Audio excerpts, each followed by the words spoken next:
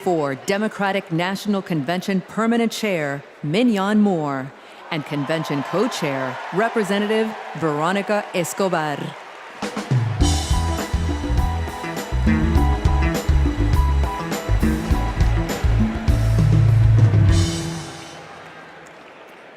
Hello, fellow Democrats.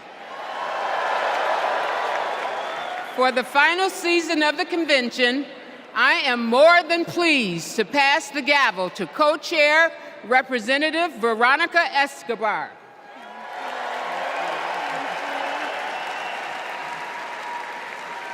Thank you, Madam Chair. The fourth season of the 49th Quadrennial National Convention of the Democratic Party will now come to order.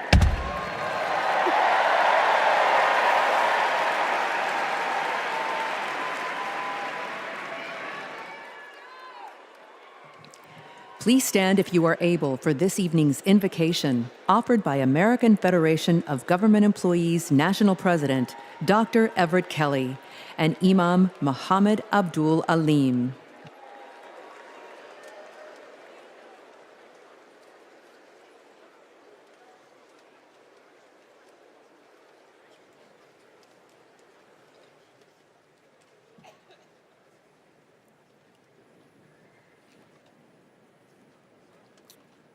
Let us pray. Eternal God, our Father, creator of the universe, help us to rise together in unity and love. The work ahead is monumental. We must heed our call to feed the hungry, heal the sick, and comfort all who suffer. We must conquer fear, injustice, and despair. Our great democracy's foundation is our knowledge that all are equal in God's eyes, that righteous truth, your gift of freedom and equality, are being questioned once again. They're what our forefathers and mothers fought and died for. They died on battlefields, in factories, on farms and picket lines. They died in chains.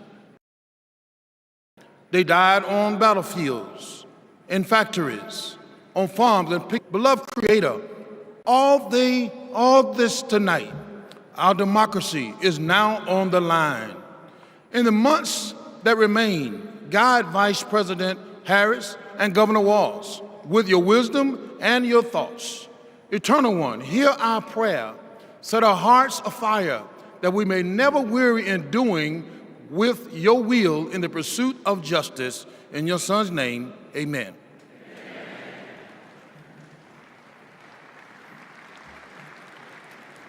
Our merciful benefactor, the Creator Redeemer, who opens the way to us to have a good conscience and life. Grant that we continue as a nation out of many one, a people of faith, taking pride in caring for our common humanity. Let us pray that this great nation inspire nations to advance social and economic progress. O God, make us among those who seek justice for all. O God, help us stand with humanity against hate. O God, bless us to approach each day with a feeling of gratitude and remembrance of you. Bless our homes and our schools. Bless us to never be without hope. Bless us in every decision, endeavor, and undertaking.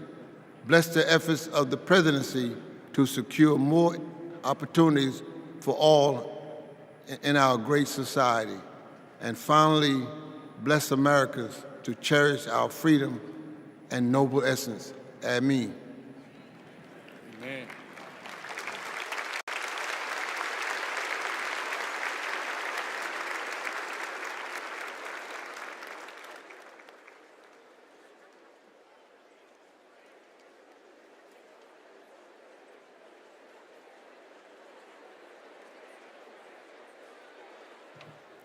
Please remain standing for the presentation of colors by the Illinois State Police Honor Guard.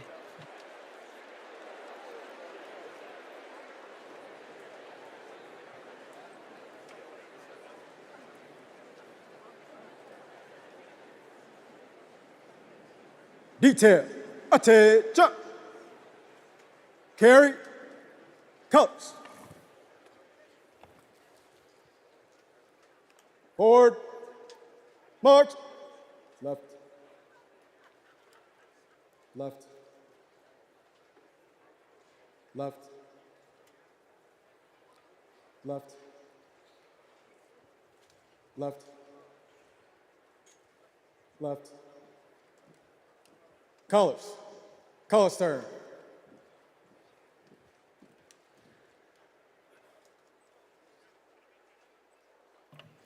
Please remain standing for the Pledge of Allegiance, led by Luna Mehring, sixth grader from Oakland, California.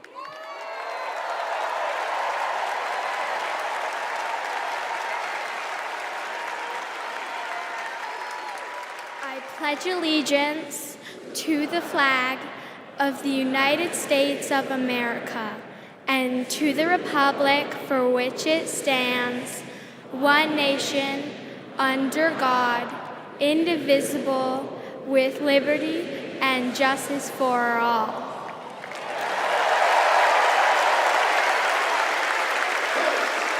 Colors turn.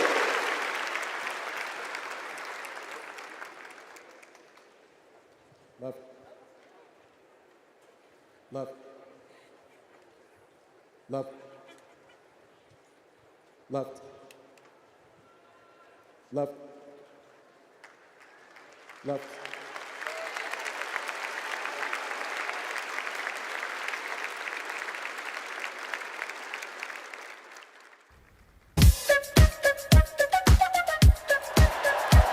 She's a fighter for the American people, committed to our values, our hopes, our dreams, bringing joy back across our nation. It's about damn time. Turn up the music. Turn down the lights. Where did this strength and passion come from in this daughter of middle-class Oakland?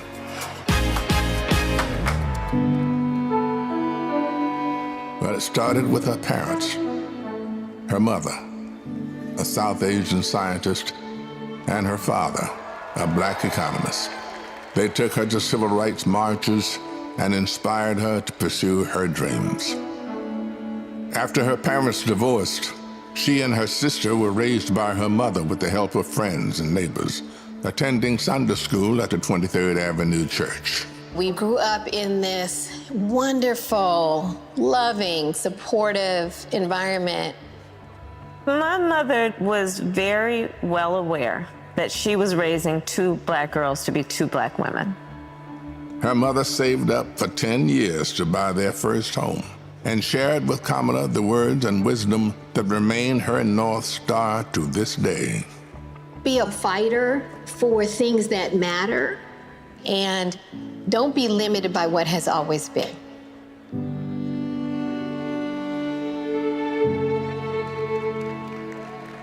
And then came a moment that changed Kamala Harris's destiny, the spark that lit the fire within.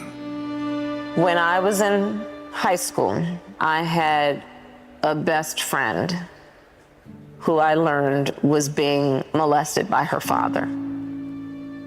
This particular day, she was like, hey, you really, really are not yourself. There's something going on. I said to her as soon as she told me, well, you have to come stay with us. As you get older, you really, really reflect on how pivotal that intervention was at that crucial point in my life. A big part of the reason I wanted to be a prosecutor was to protect people like her. And on her first day in court, she rose from her chair at the prosecutor's desk and said, Kamala Harris for the people. As a prosecutor, she put violent criminals and sexual predators in prison, leading to the highest conviction rate for serious and violent crime in 15 years, and created Back on Track, a program for first-time low-level drug offenders that became a national model. About, yeah, you did commit a crime, accept it, own up to it, and then let's talk about what we can do to change the circumstances going forward. Lowering recidivism rates for nonviolent offenders from 54% to 10%, giving people the training they needed to find a job after their sentence. I remember being so struck by having a district attorney who cared both about justice, about safety and accountability, but figuring out how to stop that crime from happening again. As California's Attorney General, she targeted transnational gangs and drug cartels, seized 10,000 kilos of cocaine and 12,000 pounds of methamphetamine, went after drug traffickers, and took 12,000 illegal guns off the streets. The new foreclosure crisis threatens to freeze up. She took on the nation's 5 largest mortgage banks that were stealing from homeowners. Prosecutors claim they've duped desperate homeowners into paying thousands of dollars to get them out of foreclosure. She played hardball and delivered a landmark $20 billion settlement. This represents one of the largest dollar amounts to come to California. And in 2016, the people of California sent her to represent them in Washington, D.C. In the Senate, she earned a reputation for taking on the tough fights on the Judiciary and Intelligence Committees. Kamala hit the ground running. She came in with confidence. She was always respectful, but she would not let a witness off easily. I wouldn't. Yes or no? And if an argument didn't hold water, she could spot that flaw and get at it. I do want you to be honest. I'm not able to be rushed this fast. It makes me nervous. And when Joe Biden went looking for his vice president, I wanted someone who was strong and who was ready to be president on day one.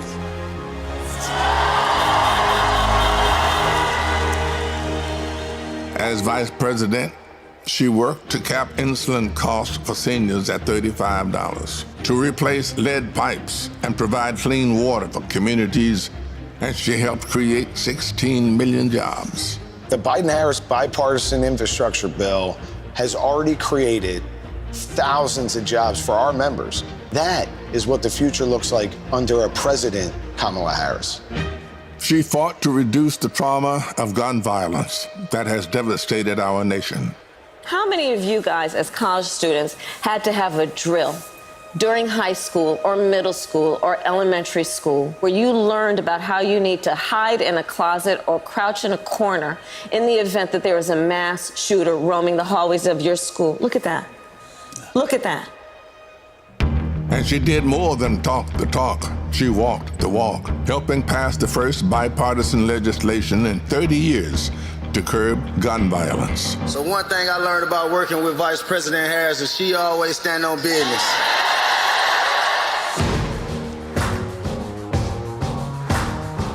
She has traveled the world to strengthen our national security and restore our global leadership, meeting with more than 150 heads of state. She stood shoulder to shoulder with our allies and stood up to dictators, helping to unite NATO behind Ukraine and impose punishing costs on Russia. She's led the fight for reproductive freedom. We have worked too hard and fought too long to see our daughters grow up in a world with fewer rights than our mothers. The first vice president to visit an abortion clinic, she built a nationwide grassroots movement to ensure that access to abortion, IVF, and birth control will always be protected. In the halls of power, she's a tough prosecutor, an effective policymaker, a powerful leader. And at home, she's the center of her family. I'm not giving up. She's the best godmother, auntie. She's honest, she's loving, incredibly reliable. She's one of the most loyal people you'll ever meet. That is why I believe she is so prepared to be our next president. This love she has for her family, being there for all of us, that's how she will lead this country, being there for everyone. She's a proud graduate of Harvard University. Hey, Jude. Her campaign is a force of nature, generating the excitement we've all been yearning for. A campaign of joy, of love, of care. I am so fundamentally inspired. Kamala Harris will be our next president because you know there's too much on the line to stay on the sidelines. Thank you, Madam Vice President. Thank you for bringing back the joy. Sometimes people will open the door for you and leave it open. Sometimes they won't. And then you need to kick that door down. We are not going back.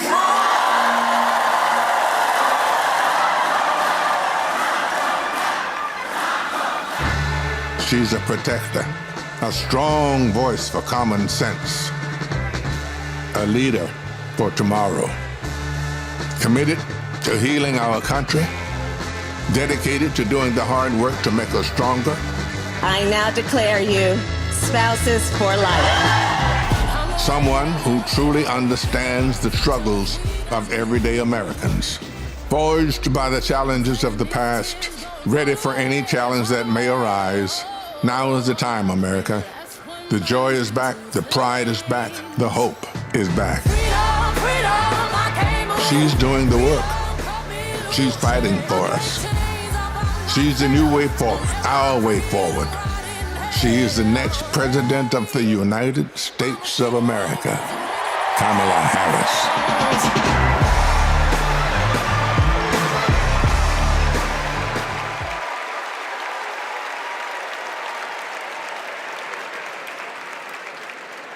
Wow.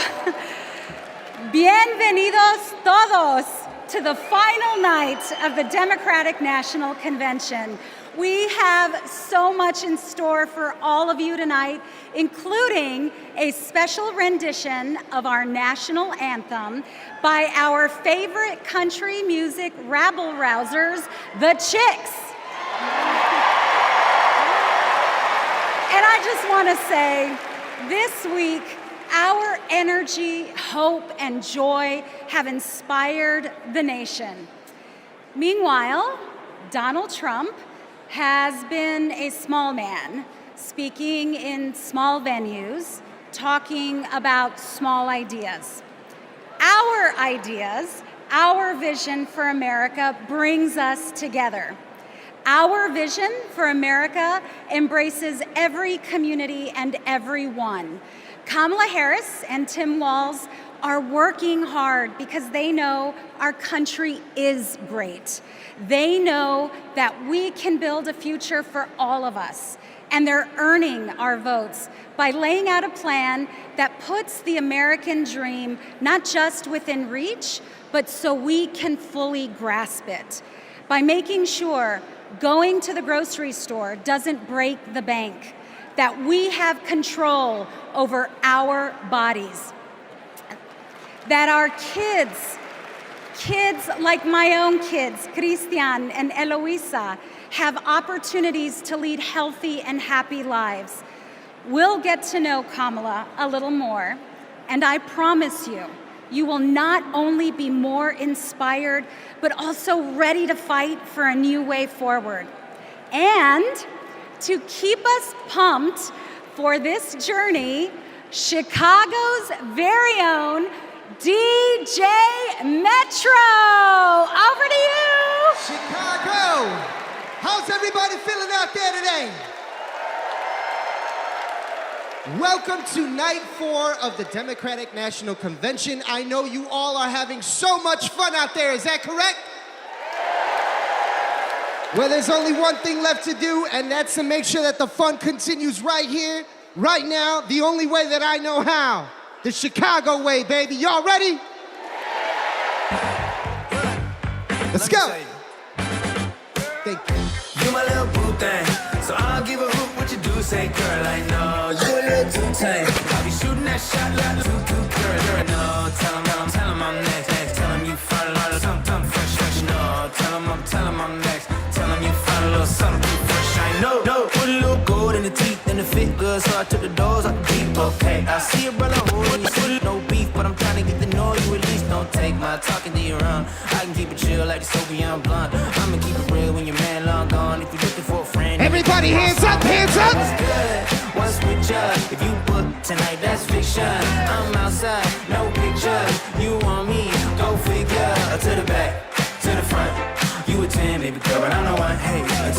One time, To the front. everybody, You a 10, hands girl, up but in I the know air, what- let's go.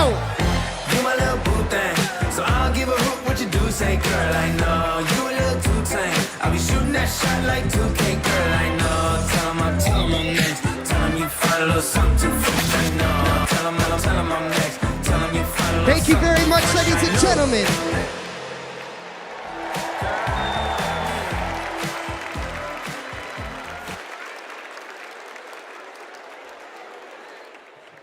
Please welcome National Education Association President Becky Pringle and American Federation of Teachers President Randy Weingarten.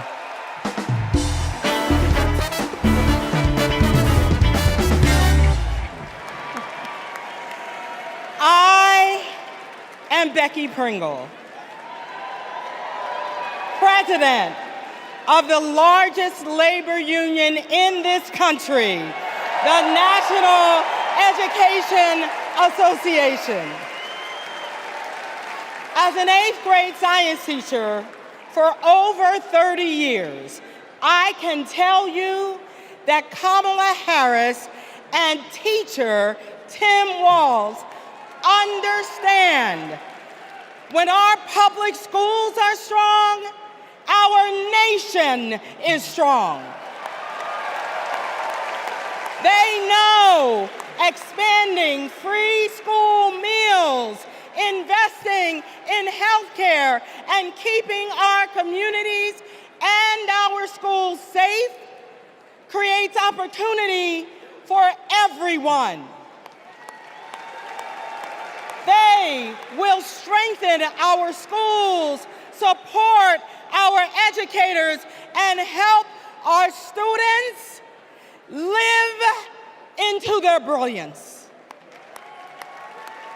Donald Trump and J.D. Vance are not just wrong, they're dangerous. It's all right there in Project 2025. They will shut down the Department of Education, end Head Start, and make educators pay a higher percentage in taxes than billionaires. But we are coming together to say, not on our watch. Not on our watch. So we will organize and we will mobilize and we will win all the things.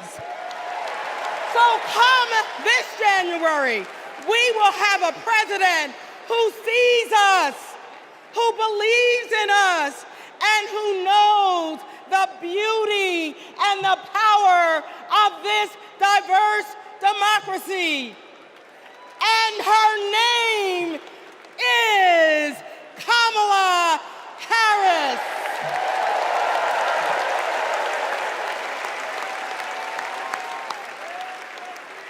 I'm Randy Weingarten, the president of the AFT and a public school teacher. One of my first lessons I taught my students was about the social contract, how both individual freedoms and mutual responsibility are essential in our democracy. This covenant underlies our commitment to public schools, where educators prepare students to spark innovations, steward the environment, create our arts, and shape our democracy. Now, one of the first lessons my students taught me was you gotta walk the walk. That means Donald Trump and J.D. Vance can't claim they're pro-child while gutting funding for public schools. That means that being pro-family means we support access to good union jobs, affordable housing, health care, and higher education. That's what Kamala Harris and Tim Walz are fighting for, and we are all in. They've spent their lives making the promise of America real in the classroom and the courtroom. America, with Kamala Harris as our president, our best days are ahead.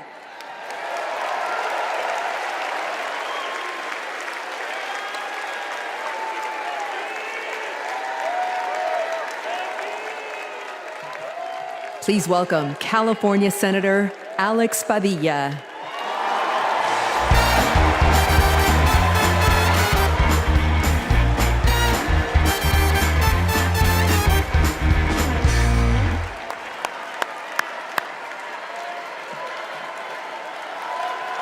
Good evening, Democrats.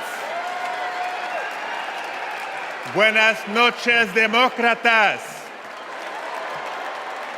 My name is Alex Padilla, and I am so proud to represent the great state of California in the United States Senate.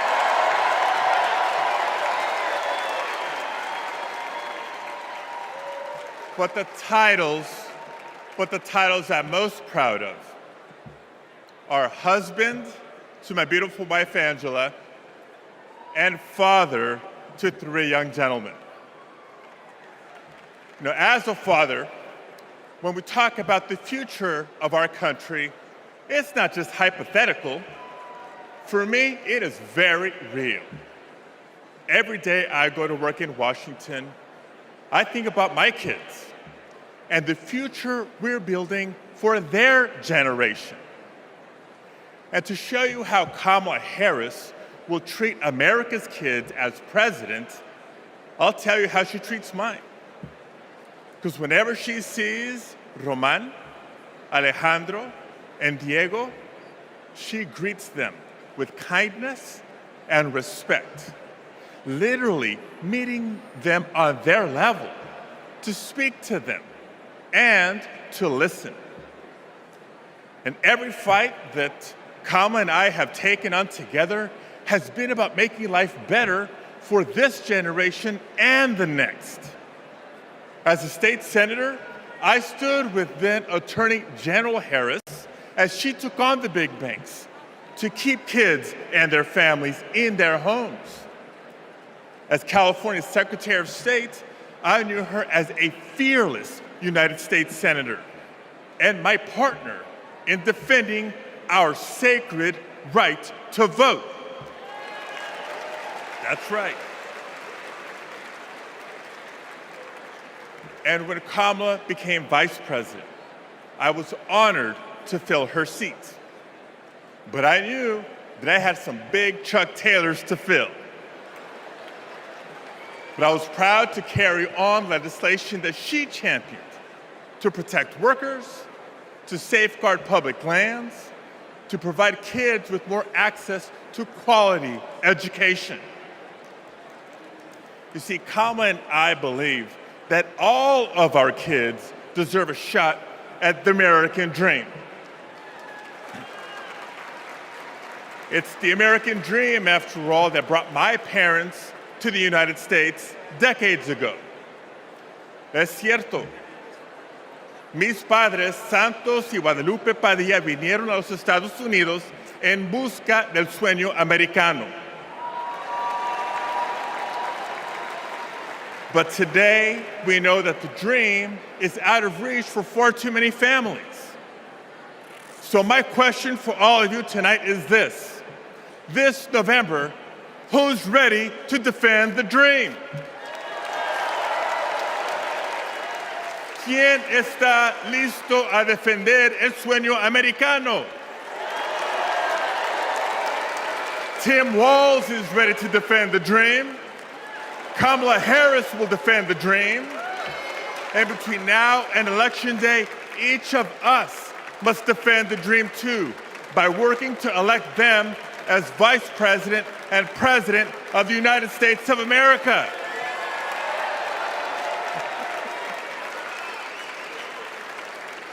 So I want to thank you, May God bless you. Now let's go win this thing.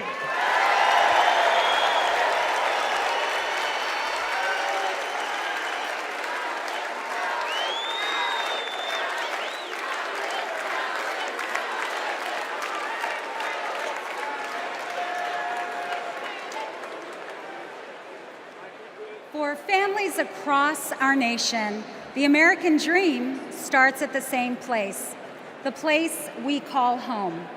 A home is more than four walls and a roof. It's the foundation of everything we hope for, the bedrock from which we build our own American dreams and write our own American stories.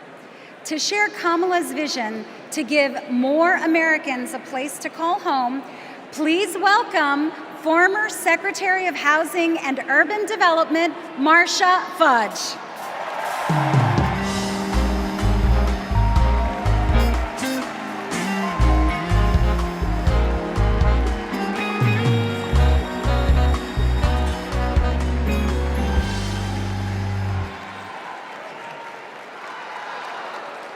OH.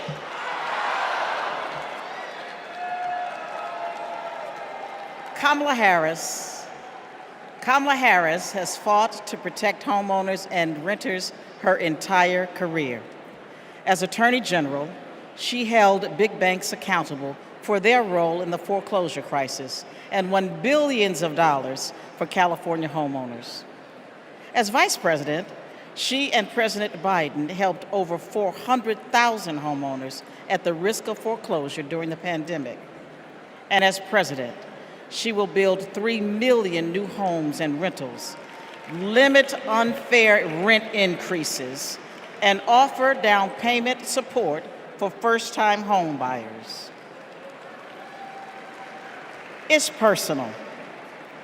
Kamala remembers her mother's pride at buying their first home after saving for 10 years. She knows housing is a human right and a pathway to the middle class. Where you live determines what schools your children go to, what health care you receive, and whether you can get a good job without spending hours commuting. Where you live too often determines how you live. Donald Trump has no idea how housing works for everyday Americans. He doesn't care. He started his career being sued for denying housing to Black families. As president, he sat by while the cost of housing skyrocketed. Now, we can hand the keys to our housing policy back to a negligent landlord, or we can elect a president who believes in safe, affordable housing for all.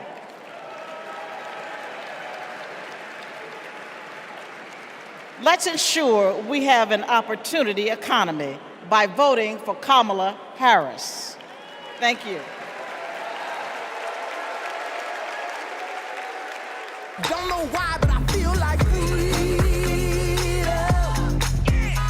I'm Matt, and I'm a former Trump voter.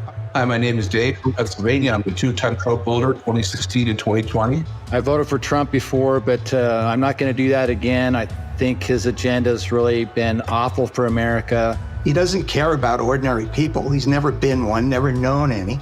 I'm extremely worried about Donald Trump getting in the White House again. People are working. All these people who weren't working under the Trump administration, they now have jobs. One thing I like about Kamala Harris is she talks about the issues. She talks about the economy. She talks about women's rights. I'm going to vote for Kamala Harris.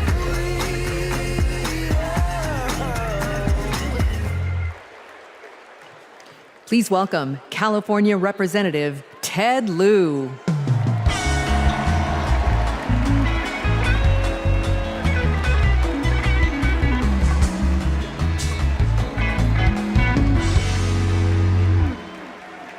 As a computer science major, I am so impressed with how large this AI-generated crowd looks tonight. I first got to know Kamala Harris during the Great Recession when I was a California state legislator. Millions of hardworking families were facing foreclosure. My constituents told me stories about predatory and unfair loan terms and about how hard they were fighting to keep the homes that they loved. Thankfully, they had someone fighting just as hard for them, Attorney General Kamala Harris. She led an investigation of the mortgage industry to root out fraud. She helped pass the Homeowners Bill of Rights, and she held the big banks accountable, bringing back $20 billion to homeowners. Since those days, I've seen her continue to fight for affordable housing as vice president, and as president, she's going to cut red tape so we can build more houses, help new homeowners afford a down payment, and take on corporations that unfairly hike up rent. Kamala Harris fights for affordable housing because she gets it. You know, when her mom was raising 2 girls, she did what so many parents do: work early hours and work late nights, pay the bills, and put on a brave face so her girls did not know how hard it really was. It shouldn't be this hard in America, and President Kamala Harris will make sure it's not. She'll fight to lower housing costs so that everyone, everywhere, can find a place to call home.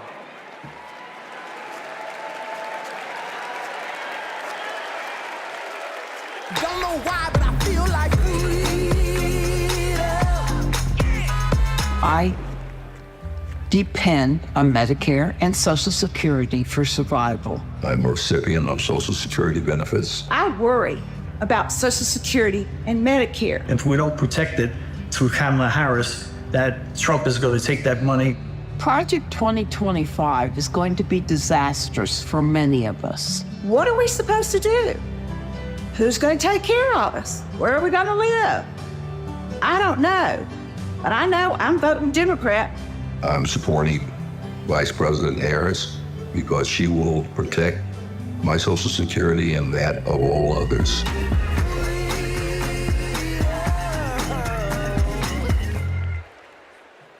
Please welcome Wisconsin Senator Tammy Baldwin.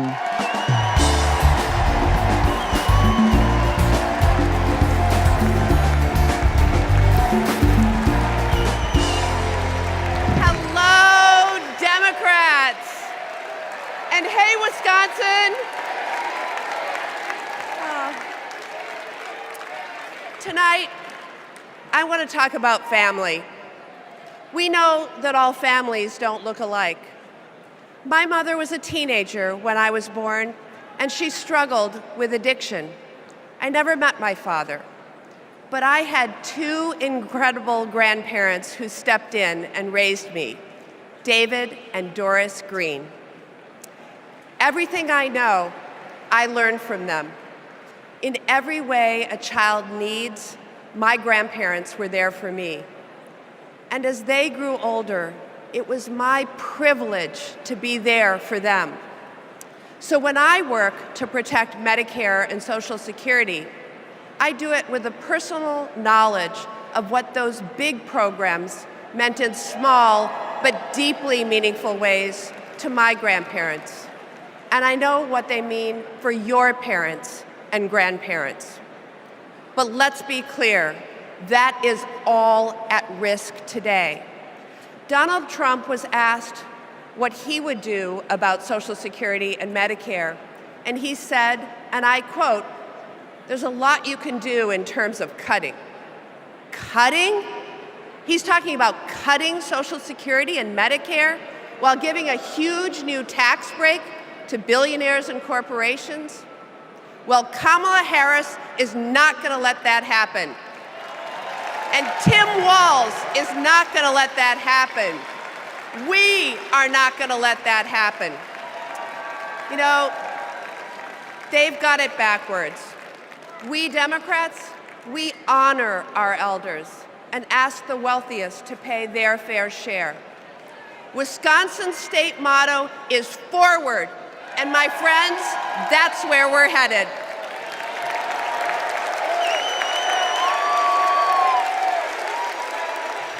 Please welcome Massachusetts Representative Catherine Clark.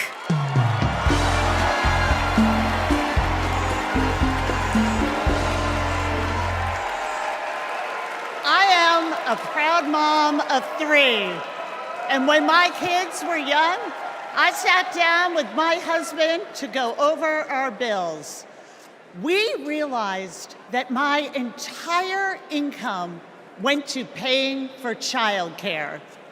We asked ourselves, how on earth will we make this work? So many parents will tell you a similar story.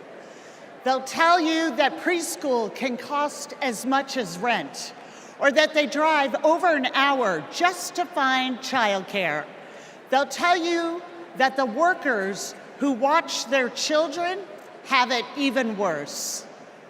When parents have to choose between their kids and their jobs, businesses are hurt too. We shut out talent. We lose the prosperity parents could create. Childcare makes our economy run. And yet, Donald Trump's Project 2025 will eliminate Head Start, close classrooms, raise the cost of care. And J.D. Vance says affordable childcare is class war against normal people. You know what normal people want? A president who understands this shouldn't be so damn hard. That's Kamala Harris. She's seen this firsthand. You've all heard Kamala talk about her mother. She was both a brilliant scientist and a devoted mom. She had to fight to make it all work, to raise her daughters, to pay the bills, to keep the career she loved. Kamala and Tim know that when everyone can find and afford childcare, our kids and our communities will thrive. Our middle class will grow. So let's put childcare at the top of the agenda. Let's build a future worthy of our children. Let's elect Kamala Harris and Tim Walz.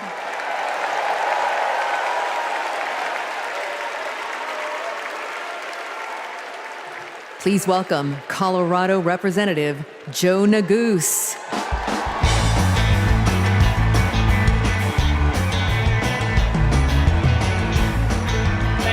Thank you. Good evening, Chicago. My name is Joe Neguse, and I represent the great state of Colorado in the U.S. Congress. My parents immigrated here from a place torn apart by war. They worked hard every day, made tremendous sacrifices, and taught me to never take for granted the educational opportunities that we have in this incredible country.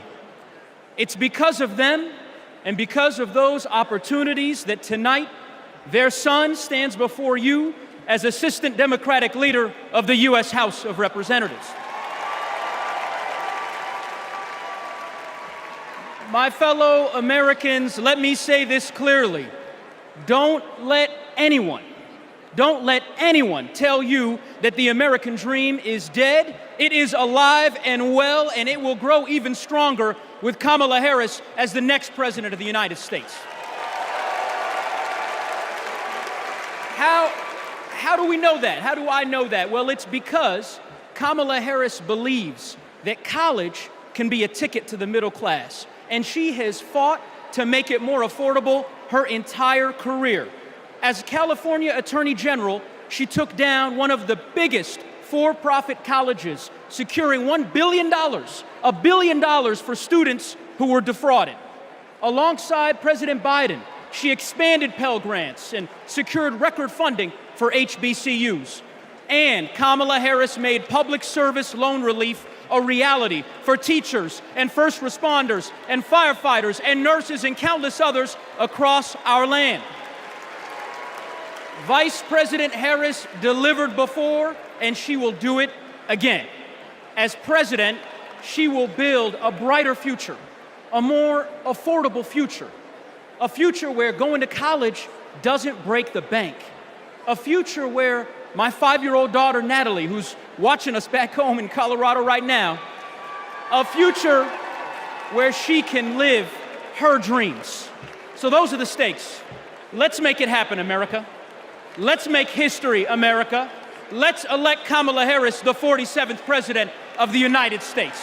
Thanks so much. God bless. Thank you.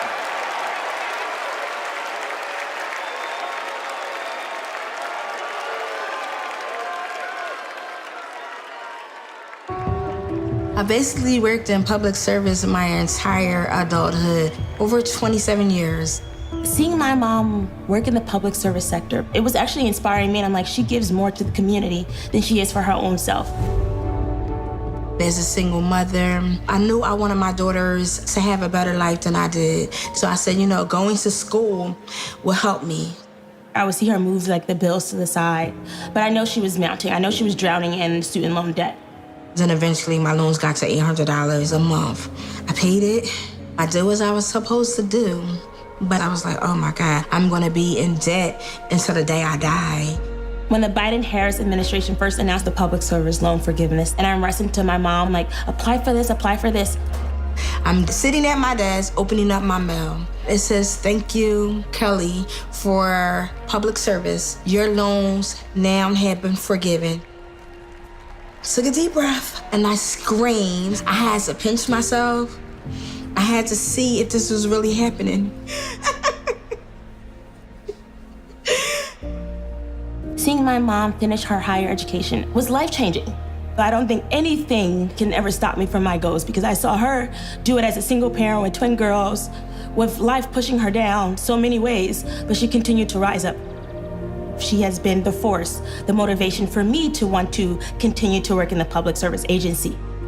With this loan forgiveness, I can plan for my future. I was able to purchase my very first home. It creates great opportunity for my daughters. It creates stability. Thank you, Vice President Harris and the entire administration. I just want to thank you again and again and again. Thank you so much.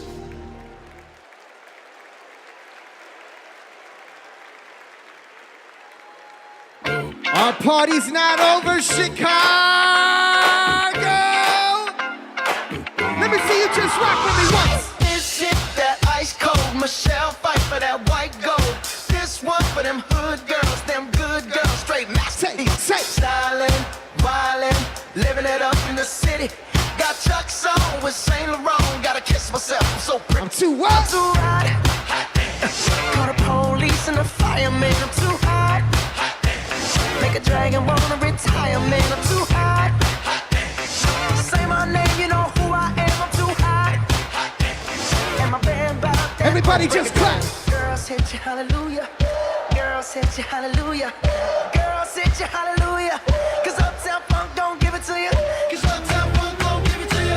Cause Uptown All right, Chicago. Let me see you just. Let me see you just. Don't believe it, just rock. Come on.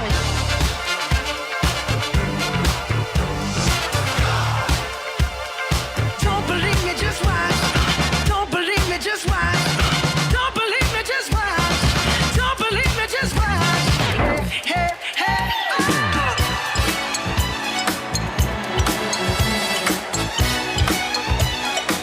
Anybody here ready to have a great time with me tonight? Let me hear you make some noise. I'm DJ Metro from Chicago. Let's go.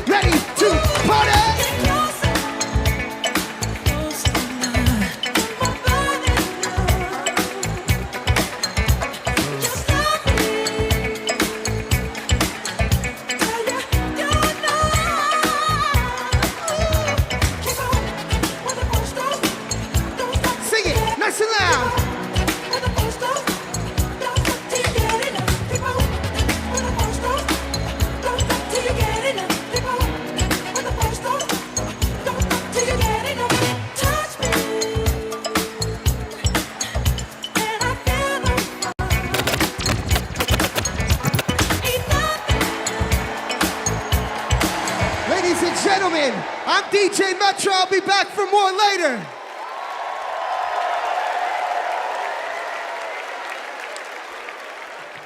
Please welcome Durham, North Carolina Mayor Leonardo Williams.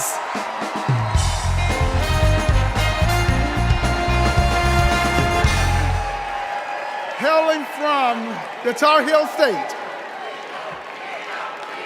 home of Duke University and North Carolina Central University, I am Mayor Leonardo Williams from Durham, North Carolina.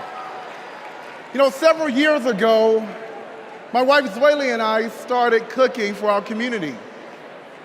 We drove to schools, doctors' offices, just to give out a few samples. And eventually our friends asked, "Where's the restaurant, y'all?"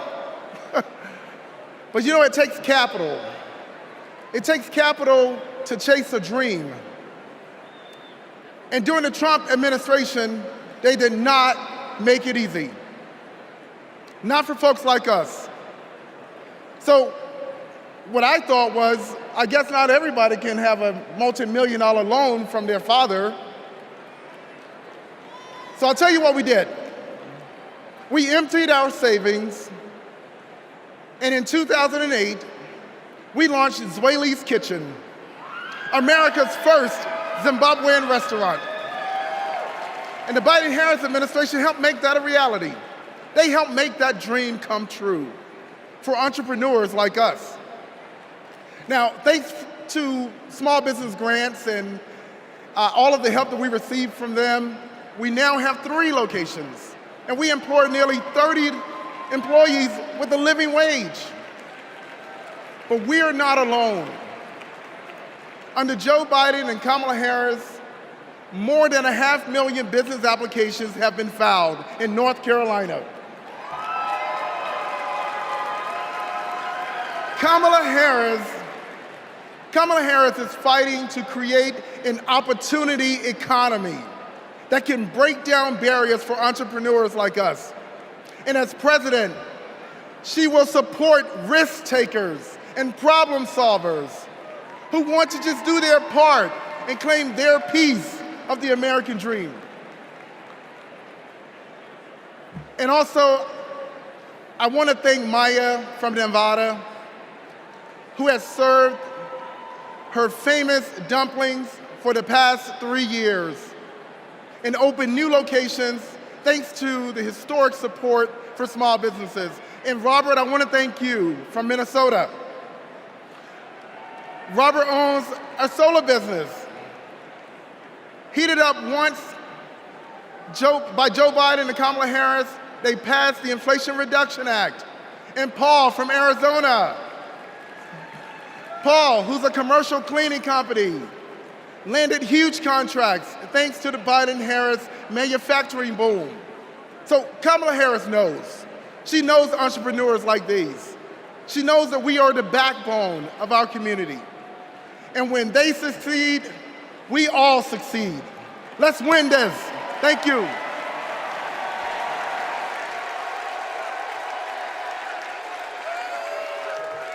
Please welcome Illinois Representative Raja Krishnamurthy.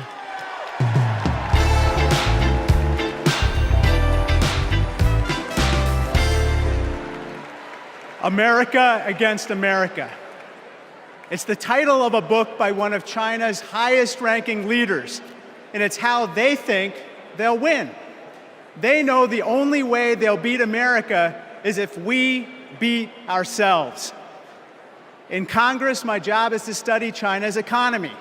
And mark my words, they want to see Donald Trump across the bargaining table, because he'll start endless trade wars that raise prices for Americans, because he'll cut programs that train workers in America.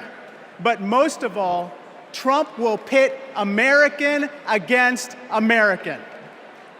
And that's what China wants, for us to fight amongst ourselves, because that's how we lose.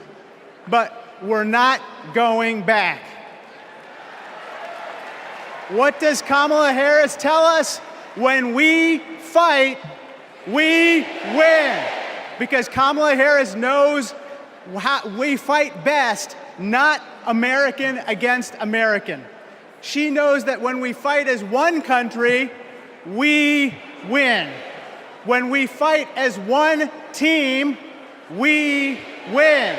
Which is why when Kamala Harris wins in November, we win. Thank you so much.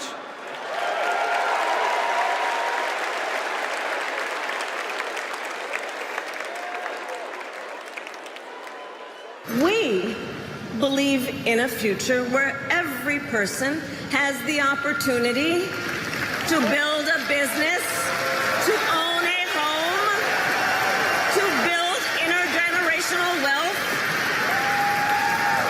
a future with affordable health care, affordable child care, paid leave.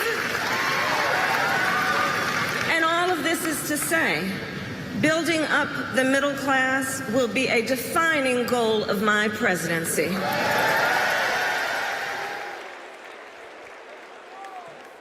Please welcome Pennsylvania Senator Bob Casey.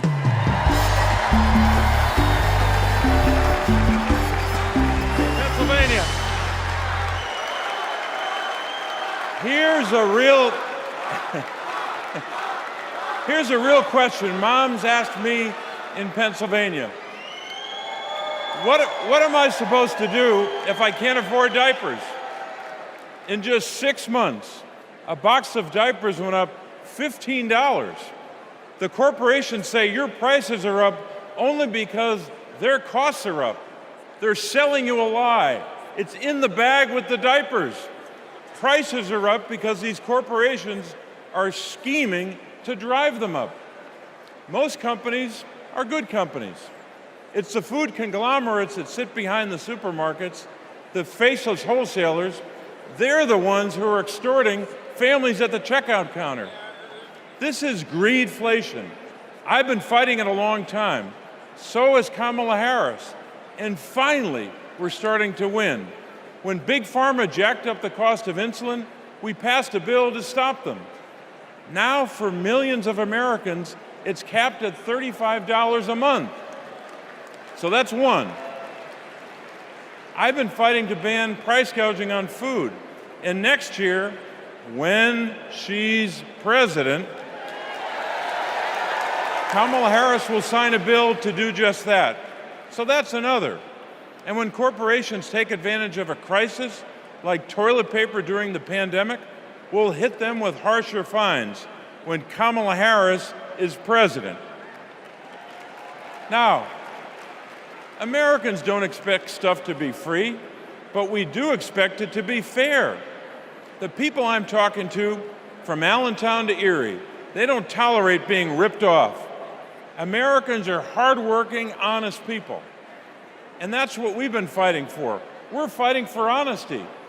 I'm fighting for it. Kamala Harris is fighting for it. Will you fight for it? All right, let's go out and win this thing. Thank you.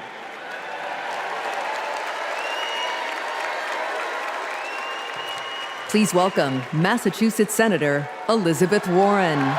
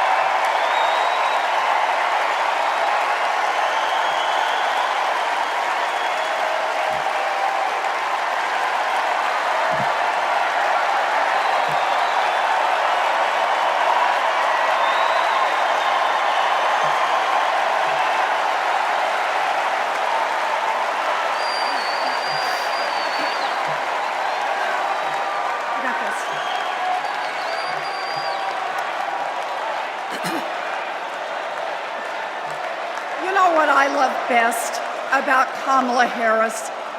Kamala Harris can't be bought and she can't be bossed around. Now, I first met Kamala in the aftermath of the 2008 financial crash.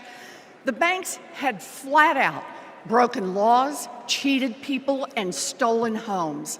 Millions of Americans had lost their jobs, their savings, their homes. Now, I was setting up the Consumer Financial Protection Bureau. Go CFPB!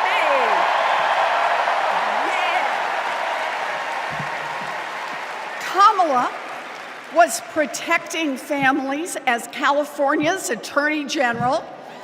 You bet. And Donald was scamming students at Trump University and trying to make money off people losing their homes. Kamala Harris stepped up. She enforced the law, she fought the giant banks, and she delivered billions of dollars of help for families.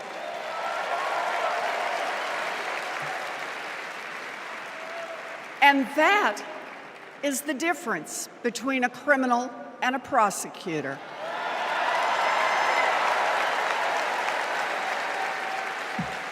You know what else I love about Kamala? She gets it. We need to make life more affordable for working people. Yeah. Donald Trump, the felon, has no plans to lower costs for families. He doesn't know how, and basically, he doesn't really care. When did he ever fill up a gas tank or worry about a grocery bill? The only bills he worries about are from his criminal defense lawyers.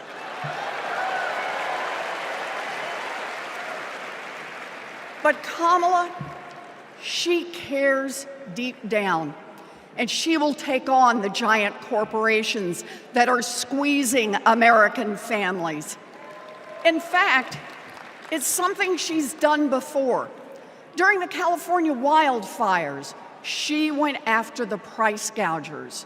During the pandemic, we worked together in the Senate to stop price gouging. And as president, she will lower costs for your family. She'll take on the Wall Street firms that buy up millions of houses and apartments and then jack up the rent. She'll take on drug companies that charge an arm and a leg for prescriptions. She'll take on corporate monopolies that rip off consumers and billionaires who don't pay taxes.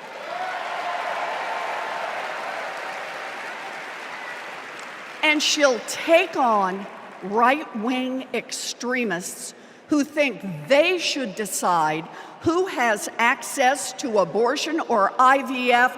Kamala will protect abortion rights nationwide. Yeah. And there it is. Groceries, gas, housing, healthcare, taxes, abortion. Trust Donald Trump and JD Vance to look out for your family? Shoot, I wouldn't let those guys, I wouldn't trust them to move my couch.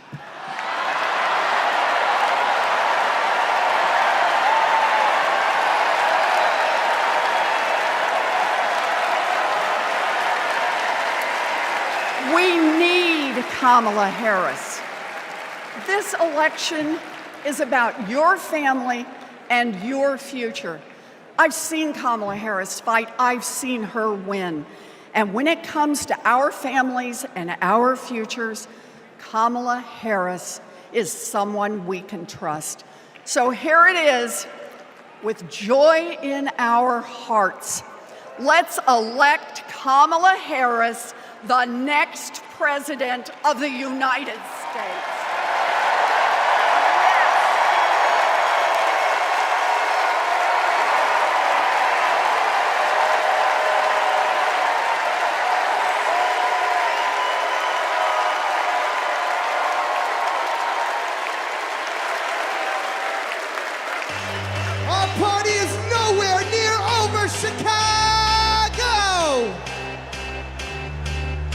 gonna do this real big because we got a good feeling about this presidency. Now let me see your hands up one time. I got a feeling that tonight's gonna be a good night. That tonight's gonna be a good night. That tonight's gonna be a good, good night. A feeling that tonight's gonna be a good night. That tonight's gonna be I wanna see everybody losing their minds. 1, 2, now everybody party. Tonight's the night. Let's live it up. I got my money. Let's spin it up. Go out and smash it. Like, oh my God. Jump out that sofa. Let's kick it off. I know that we'll have a ball if we get down and go out and just lose it all. I feel stressed out, I wanna let it go. Let's go way out, spaced out, and losing all control. Fill up my cup. Now go talk. Look at her dancing. Just take it up, up, up, up, up, up, up, up. Let me hear you shut down. Come on. Because in this nation, we're all one big family. Let me see.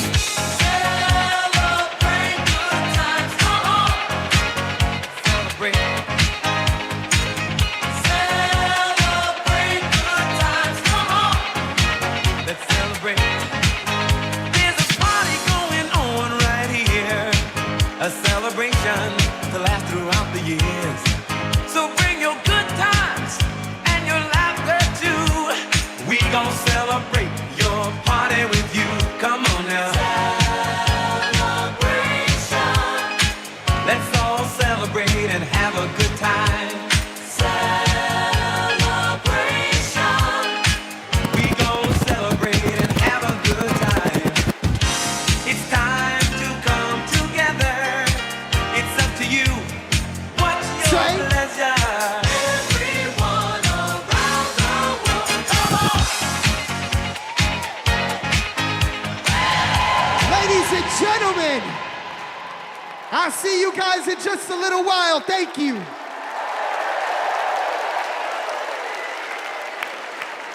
Woo! We've got ourselves a party in here, Chicago. All right, Democrats, we know that a secure future depends on strong global leadership. As Vice President, Kamala Harris has been tested on the world stage. She's faced down threats, stood shoulder to shoulder with our allies, and engaged in the serious work of safeguarding America's security. Please welcome to the stage an Army Ranger, my colleague, Congressman Jason Crow.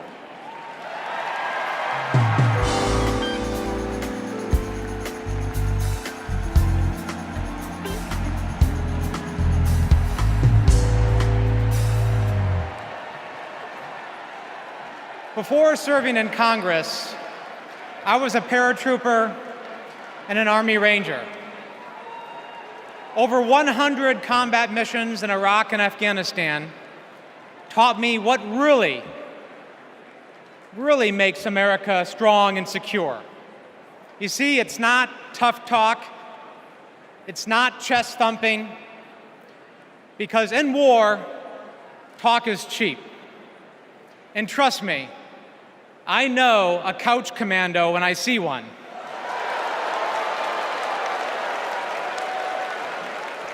Real strength and security come from our people, from our allies.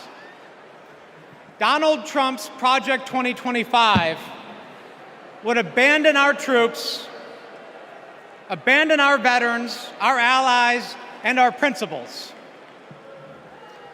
In Chapter 4, Trump plans to do Putin's bidding by abandoning Ukraine and walking away from our NATO allies.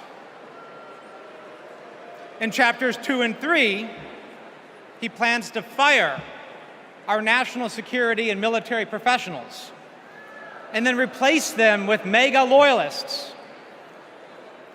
But I refuse to let Trump's golf buddies decide when and how our friends are sent to war. When we join the military, we raise our right hand and we take the oath. We know that it comes with sacrifice, but we also know that it comes with a promise that America will have our back. Trump will break that promise. In fact, in Chapter 20 of Project 2025, he plans to slash veterans' benefits and then privatize VA healthcare. As a paratrooper, we learned that the leader of the unit jumps first, and then the others follow. Leaders always go first. But Trump, he would push your son or daughter out of the plane and then abandon them when they come home. Our troops deserve a commander-in-chief who will always have their back. That leader is Kamala Harris. And together, we will make Kamala Harris our next commander-in-chief.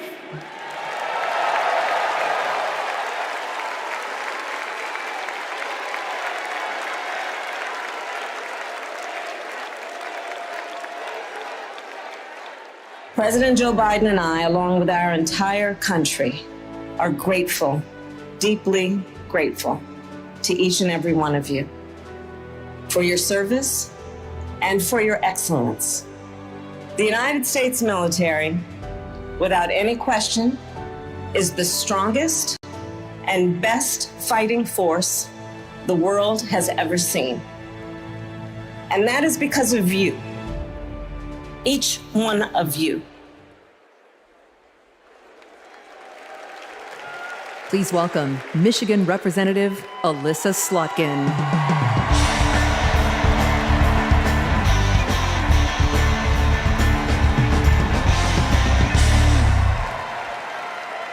Good evening. I'm Alyssa Slotkin. I am honored to be your U.S. Senate nominee from the great state of Michigan. Go blue, go green, my peeps from Michigan. My life in service began in New York City on September 11th. As the smoke cleared, I knew my career would be spent protecting the country we all love. I was recruited by the CIA and served 3 tours in Iraq alongside our military. And I worked at the White House under presidents of both parties and as an acting Assistant Secretary of Defense under President Obama. I want to talk tonight about national security because the choice in November is stark. America retreating from the world or leading the world. Trump wants to take us backwards. He admires dictators a lot. He treats our friends as adversaries and our adversaries as friends. But our vision is based on our values, the values that took us to the shores of Normandy and helped us win the Cold War. We believe America should inspire and lead at home and abroad. We recognize that it's not just about having a strong military, but about tackling global challenges like AI and climate change together. And guess what? That takes friends. You gotta have friends to do that. Vice President Harris understands our strength abroad is inextricably linked to our strength here at home. Our schools, a strong middle class, and the health of our democracy. So, for everyone here and everyone watching, I want you to proudly claim your patriotism. You are here because you love your country. Do not give an inch to pretenders who wrap themselves in the flag, but spit in the face of freedoms it represents.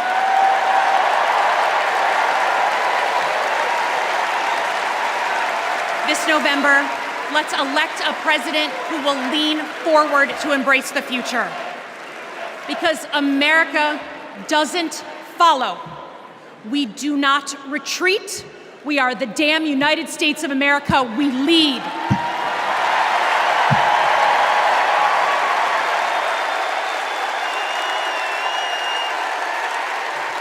Please welcome New York Representative Pat Ryan.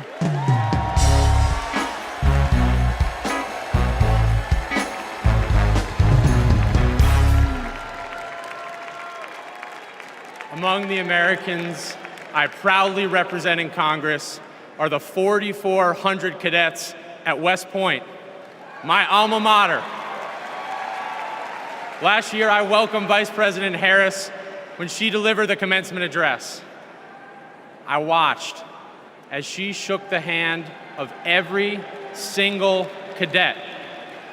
That's the thing about West Point. The day you take the oath to defend our country, you get to look the person in the eye who may one day, God forbid, send you to war, and take their measure. And every time, Kamala Harris looked back with respect, with reverence. That day, I saw our next Commander-in-Chief. At West Point, you learn the honor code. A cadet will not lie, cheat, steal, or tolerate those who do. Well, there's a candidate who has violated every word in that code. A serial liar, cheater, thief, who looked soldiers in the eye, then turned around and called fallen heroes suckers and losers, who insulted Medal of Honor recipients just last week. I tell you what I think of Donald Trump. They told me I can't say that word on TV. I'm gonna use an Army term, FUBAR. If you don't know FUBAR, Google it. These last few weeks have felt like a new day in America, when we are waking up, rising up as patriots to demand our next president be someone who not only treats our veterans with respect, but everyone with respect, with dignity, with decency, with the truth. Someone like Kamala Harris, our next Commander-in-Chief.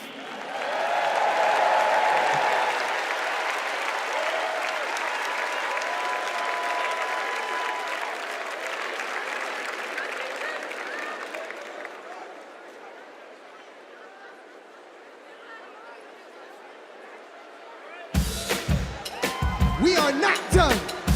I'm trying to tell you guys that I want to see you up off your seats, dancing and moving around. Get excited with me and say, I say I'm too late. Got nothing in my brain. That's what people say. That's what people say.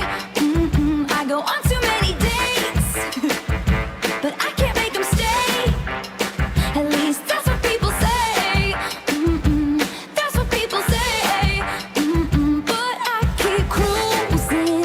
Can't stop, won't stop moving. It's like I got this music in my mind saying it's gonna be alright. 'Cause the player's gonna play, play, play, play, play. And the haters gonna hate, hate, hate, hate, hate, baby. I'm just gonna shake, shake, shake, shake, shake. Shake it off, shake it off. Heartbreaker's gonna break, break, break, break, break. And the faker's gonna fake, fake, fake, fake, fake, baby. I'm just gonna shake, shake, shake, shake, shake. Wait. Shake it off, shake it off. Hold on. Come and move that in my direction. So thankful for that. Representando para mi latino aquí conmigo esta noche. Yeah. Oh, you are my sunrise on the darkest day. got me feeling some kind of way. Make me wanna savor every moment slowly. Hold on. Slowly. Despacito. Quiero respirar tu cuello despacito. Deja que te diga cosas al oído. Para que te acuerdes si no estás conmigo. Despacito. Quiero desnudarte a besos despacito. Firmo en las paredes de tu laberinto. Y hacer de tu cuerpo todo un manuscrito. Quiero ver bailar tu pelo, quiero ser tu ritmo. Que le enseñes a mi boca tus lugares favoritos. Ladies and gentlemen, one more time, I'm DJ Metro, and I'll be back.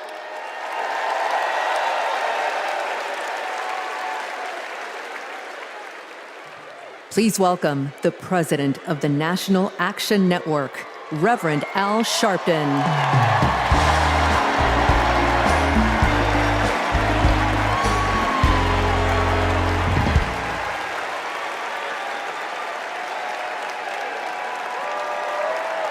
Thank you. Thank you. Thank you. Good evening.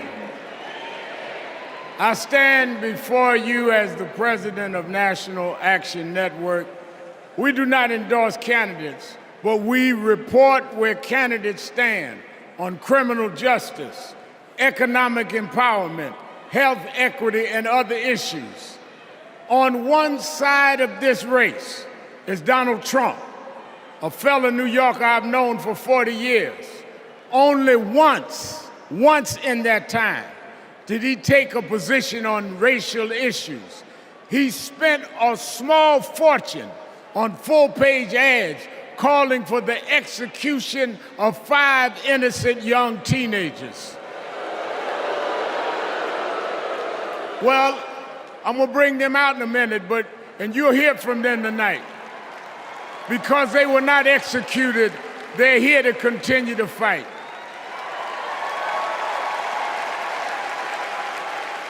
But it was there that I saw Trump love to fan racial flames. On the other side is a woman that I've walked with in Selma, Alabama to commemorate the 59th anniversary of Bloody Sunday. Kamala Harris spoke to me that day about unity and passing bills. All I ever heard from Donald Trump was how he can get an advantage. I see one candidate who wants to protect the right to vote, while the other has tried to cook up 11,000 votes in Georgia. I see a candidate who, with Joe Biden, brought leaders to the White House to confront violent hatred, running against a man who said neo-Nazis in Charlottesville were fine people. I see a candidate who has sought to reform and uphold the law, and a man who wrongly assumes his mugshot appeals to Black Americans. I've worked with Kamala Harris. In every job she's had, she has consistently committed to making government work for those of us who've been disadvantaged. All Donald Trump has been consistent about is making himself richer and sowing division to get that done. This man sat right here in Chicago a few weeks ago, refusing to apologize for claims that migrants were taking Black jobs. Well, in November, we're gonna show him when Blacks do their job.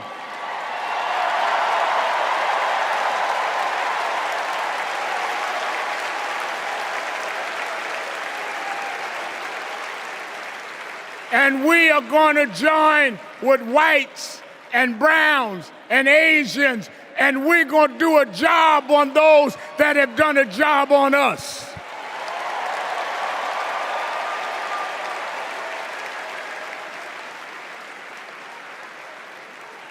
Tonight, we are going to realize Shirley Chisholm's dream.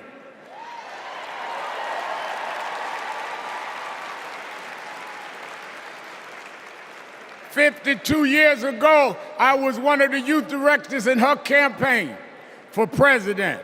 And 52 years after she was told to sit down, I know she's watching us tonight as a black woman stands up to accept the nomination for President of the United States.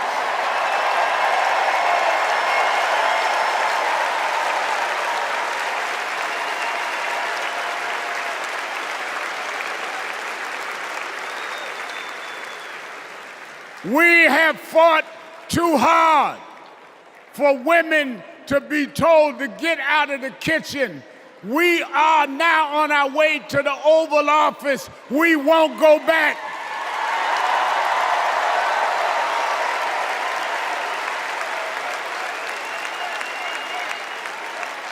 We fought hard. We fought hard for LGBTQ loved ones to get out the closet. We won't go back.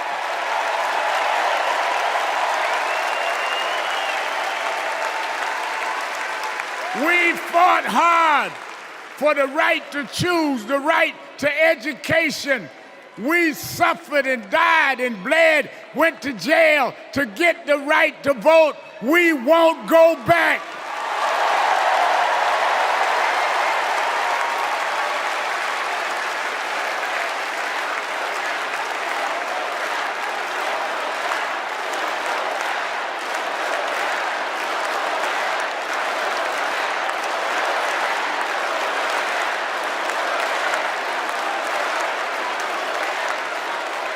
So we must be committed, no matter how the Supreme Court tries to roll back on civil rights, no matter what the amount of money they have.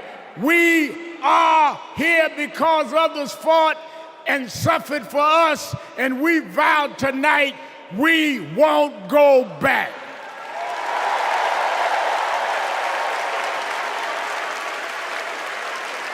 This November, we will go forward to fulfill the promise of a just and fair nation. And let me say, as we transition, I'm a preacher. And in Psalms it says, weeping may endure for a night, but joy comes in the morning. We've endured January 6th. We've endured conspiracy theories. We've endured lies and areas of darkness, but if we stay together, black, white, Latina, Asian, Indian American, if we stay together, joy, joy, joy, joy coming in the morning.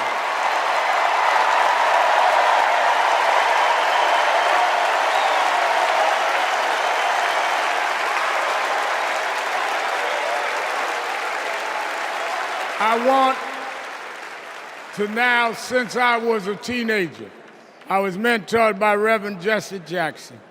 And Reverend Jackson taught us to fight for what's right. And now I want to bring out some young men that I fought for. I referred to them then, they were known as the Central Park Five. Now they are the Exonerated Five. Raymond Santana, Kevin Richardson, Yusef Salaam, Corey Weiss, the Exonerated Five.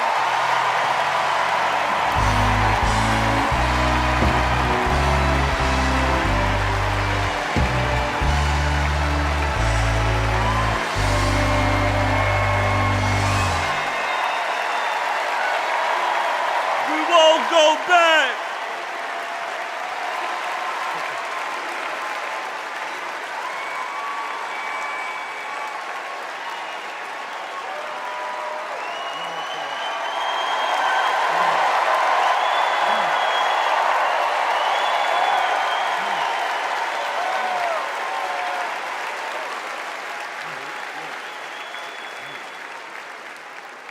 Good evening, people. My name is Corey Wise. 35 years ago, my friends and I were in prison for a crime we did not commit. Our youth was stolen from us. Every day, as we walked into courtroom, people screamed at us, threatened us, because of Donald Trump. He spent $85,000 on a full-page ad in the New York Times calling for our execution.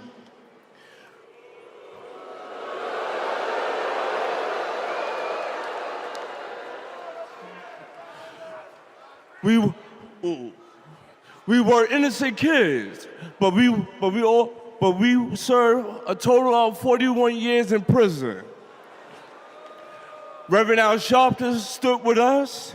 Now, I'm proud to stand with him today.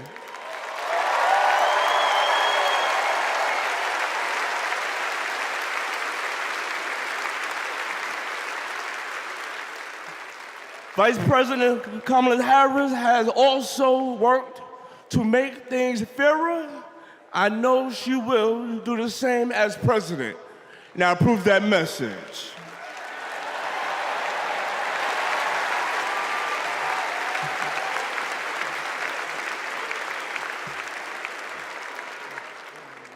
I love these guys. These are my brothers. These are my brothers. Yes, indeed. America. I am Yusef Salaam.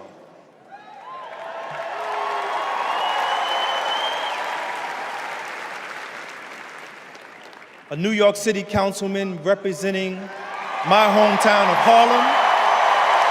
That's right.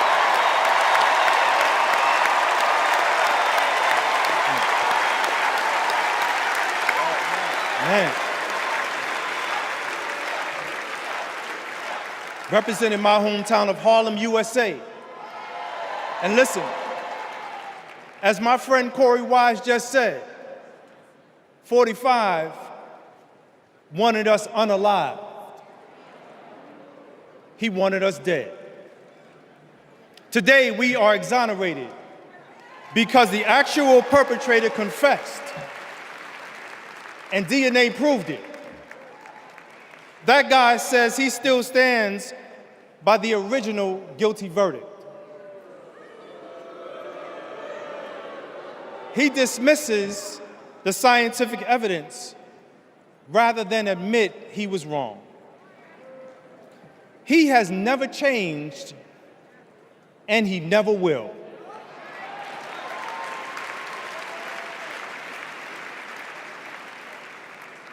That man thinks that hate is the animating force in America. It is not. We have the constitutional right to vote. In fact, it is a human right. So let us use it.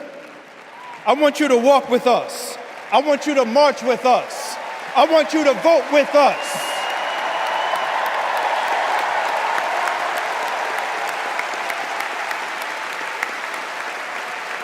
And together, and let me tell you, this is going to be so beautiful. And together, on November 5th, we will usher in Kamala Harris and Tim Walz into the White House.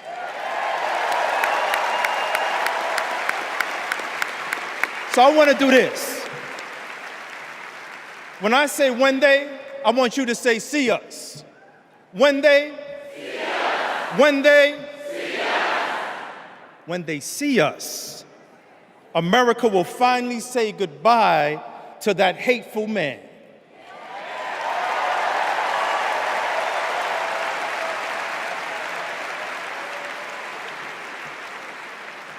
We will say what I have said after 7 long years of wrongful incarceration.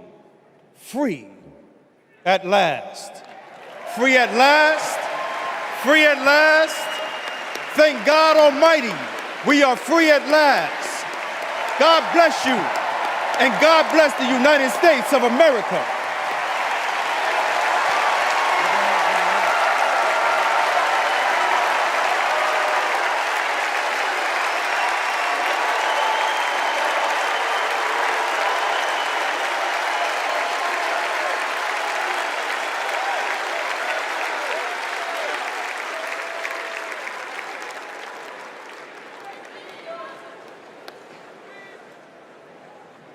Wow. Our country is built on justice, and people's lives, as we just heard, can be harmed when we fail to do justice. But Kamala Harris fights to do justice.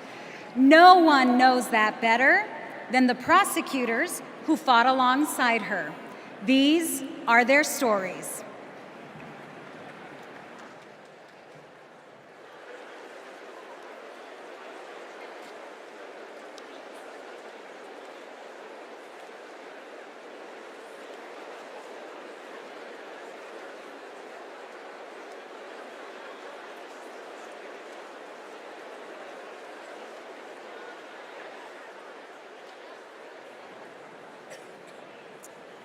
I'm Amy Resner. I was a colleague in the courtroom when my friend Kamala tried one of her first cases and made the prosecutor's promise for the people. For Kamala, practicing law was always about protecting the vulnerable and giving the victims a voice.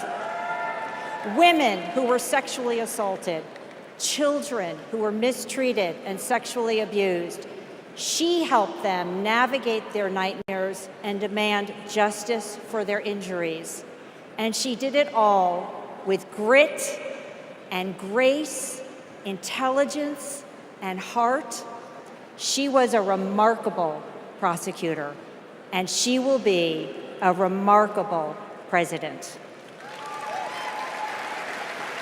Survivors of sexual assault struggle to be heard over the cacophony of voices demeaning, discrediting, and vilifying them. When powerful offenders are allowed to manipulate public opinion by attacking their victims' credibility, all victims suffer.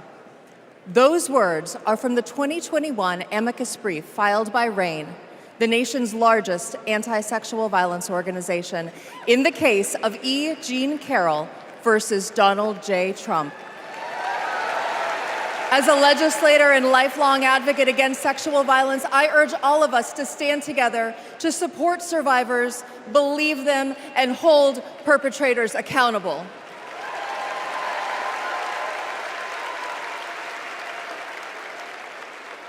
I'm Lisa Madigan, former Attorney General of Illinois.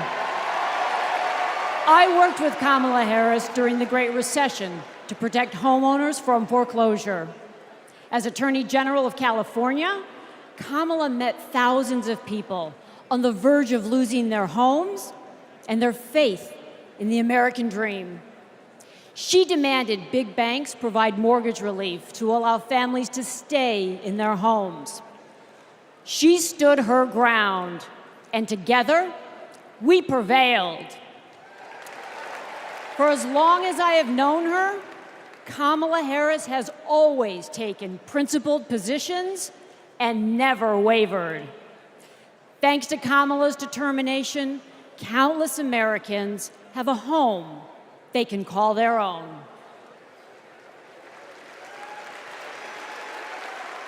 And I'm Mark Morial, civil rights leader and former mayor of New Orleans.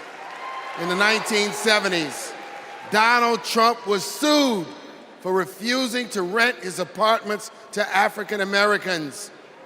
His employees were told, put those applications in a drawer and leave them there. It was straight up housing discrimination. It was racism, and civil rights advocacy put an end to it. Kamala Harris has a plan to build more housing, keep rent prices fair, and help more people own homes. Donald Trump, you denied black people the American dream, and Kamala Harris is creating a future where every family, yes, every family has a place to call home.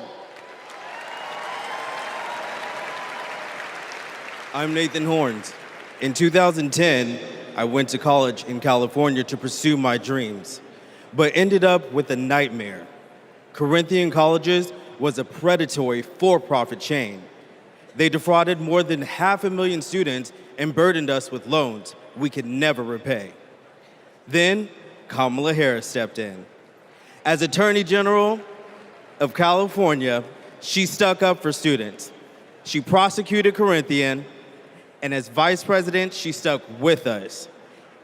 As we fought and we organized for debt relief, the Biden-Harris administration came in, canceled all Corinthian student debt, and gave us back our futures.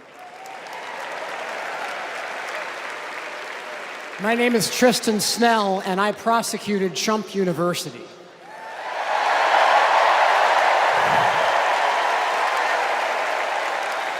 I interviewed over 100 victims of Trump's fraud, a retired police sergeant, an Iraq veteran with PTSD, a mother caring for her son with special needs.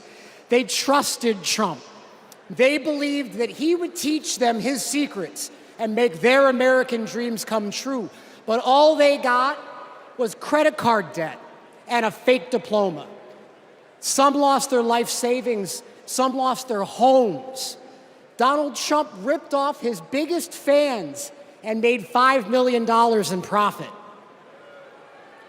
Kamala Harris fought scammers like him, and as president, she will continue to fight for you, for us, for the people.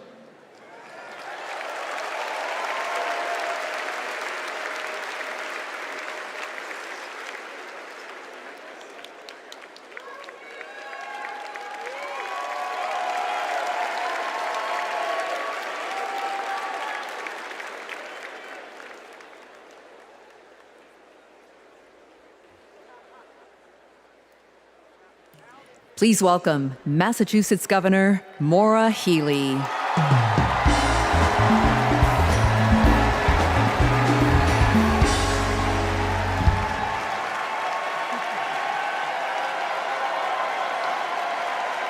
For the people. Those three words define the role of a prosecutor. To serve not only our clients in the courtroom, but our community and our country. To give people a sense of security and safeguard the principles that hold our nation together. To stand up to abusers and bullies, and stand up for the voiceless and the vulnerable. In other words, exactly what Kamala Harris has done her whole life. When she was DA, mothers of children who'd been murdered, whose cases had gone cold, would come to her office saying, "I'll only speak to Kamala," because they knew she would listen, because they knew she would help them find justice. And she did. That's the Kamala Harris I know. A few weeks ago in Massachusetts, I watched a little girl meet the vice president. Her eyes were so wide, as open as the future. Kamala asked her about the summer, her basketball camp, and what position she likes to play. The little girl said to her, "Anything but defense." Kamala put her hand on her shoulder and replied, "Me too. I love offense." That's what it means to be for the people. Kamala Harris fights for all Americans. She stays on offense and she wins. And I know that she'll fight with the same passion, the same determination as President of the United States. I can't wait to see her prosecute the case against Donald Trump on the debate stage in September. We face a stark choice in this election: a felon and con man, or a dedicated prosecutor. The contrast between Donald Trump and Kamala Harris is clear. He obstructs justice. She upholds it. He swindles people. She serves them. He thinks he's above the law. She actually understands the law.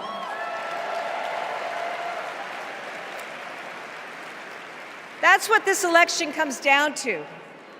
One candidate who's out for himself, or Kamala Harris for the people. It's a battle for the future of our nation. And tonight, we will prove beyond a reasonable doubt that Kamala Harris should be, she must be, the next President of the United States. Thank you.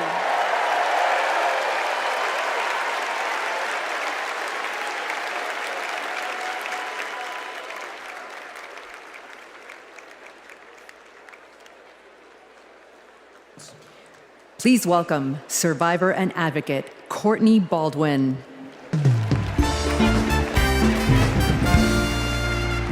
Good evening, Chicago. I'm Courtney Baldwin. In 2013, I was sold for sex in cities across California by a trafficker who controlled every aspect of my life.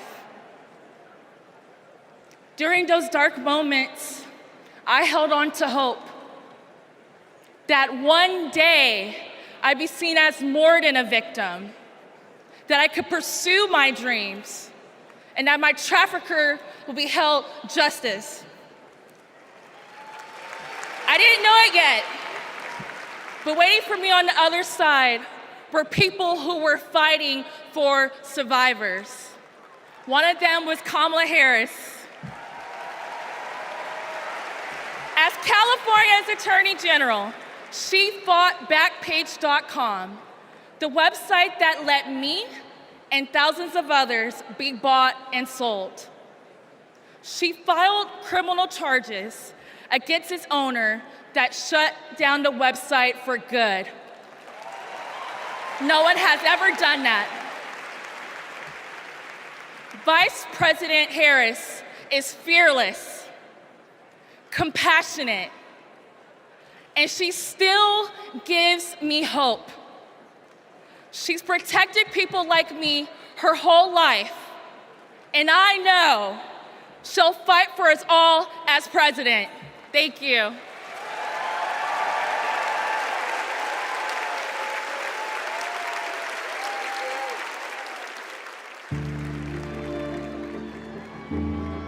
We have to wake up at 2 a.m. in the morning. It's the only way to beat the Phoenix heat. It's just like opening an oven. I work on the light rail. It's a good way to tackle the climate crisis, but the clock is ticking. Climate change is one of the greatest con jobs ever. All of this with the global warming and that, a lot of it's a hoax. It's a hoax. Hurricane Beryl is the earliest Category 5 on record. Climate change isn't a hoax, and it's not happening in the future. It's happening right here, right now. Here in Phoenix, the most consecutive 110-plus degree days in a row. Trump is pouring gasoline on the fire. He proceeded to solicit $1 billion from the fossil fuel companies because, if elected, he would roll back environmental rules and repeal regulations.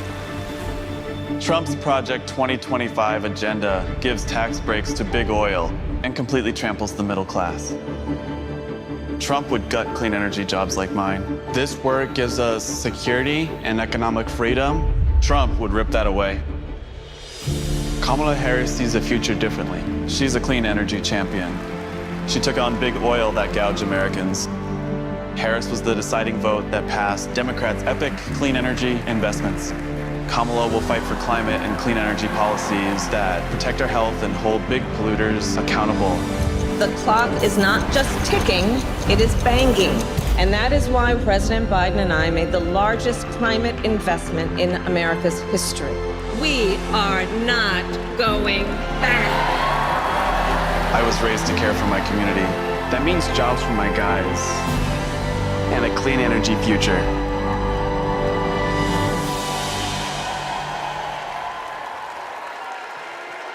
Please welcome former New Mexico Representative Deb Haaland.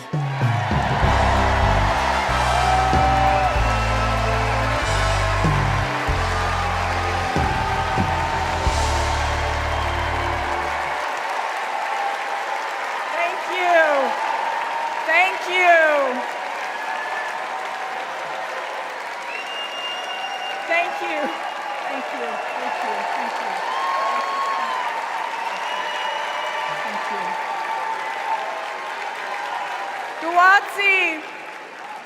Guatsi Halpa, Duhinamet Etzakwitsa Shuimi Hanu.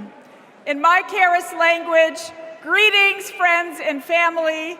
My name is Kresh Turquoise, and I'm from the Turquoise clan. 35 generations ago, my ancestors built lives in the high desert of New Mexico. I am on this stage tonight because of them. While fishing with my dad and running through the desert with my cousins, I learned that we have a responsibility to take care of our planet. Donald Trump never learned that lesson. He called the climate crisis a hoax. He made it easier for big companies to poison our air and water. An American president must lead the world in tackling climate change. We need a president who understands that assignment. That's Kamala Harris.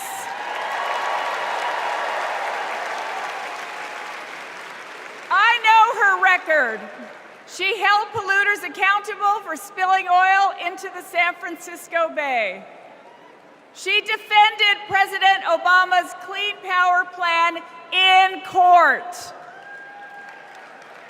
And as vice president, she cast the tie-breaking vote for the most ambitious climate action plan in our nation's history.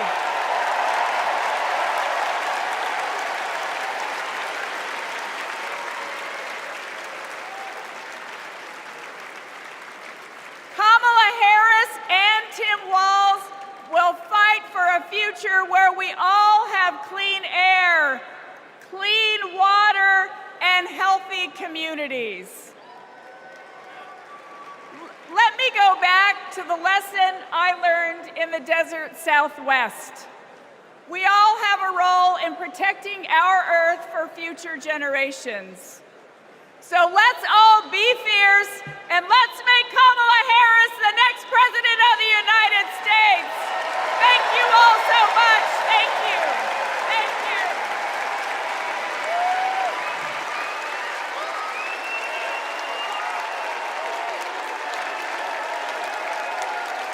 you. It's an election year, and both parties are battling to prove that they stand with workers.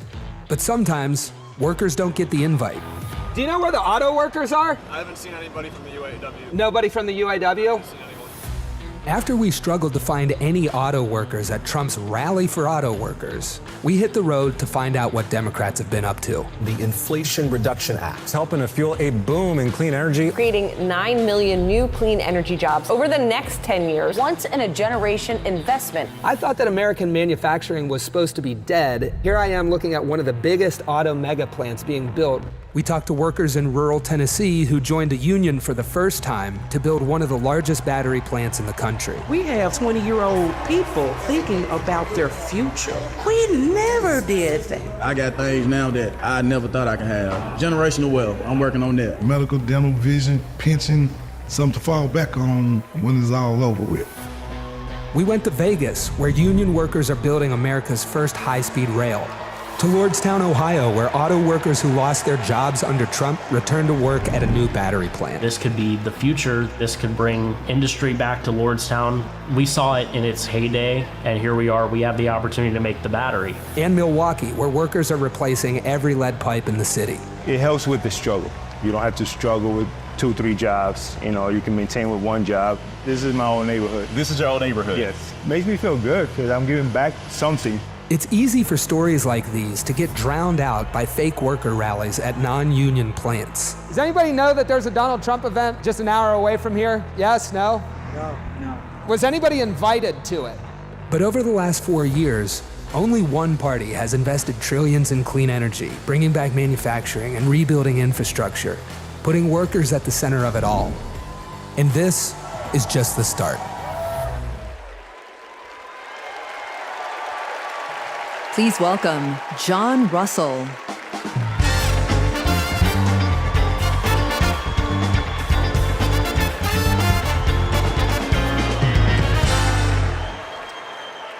Hello, America. Thank you to the workers that make this convention happen.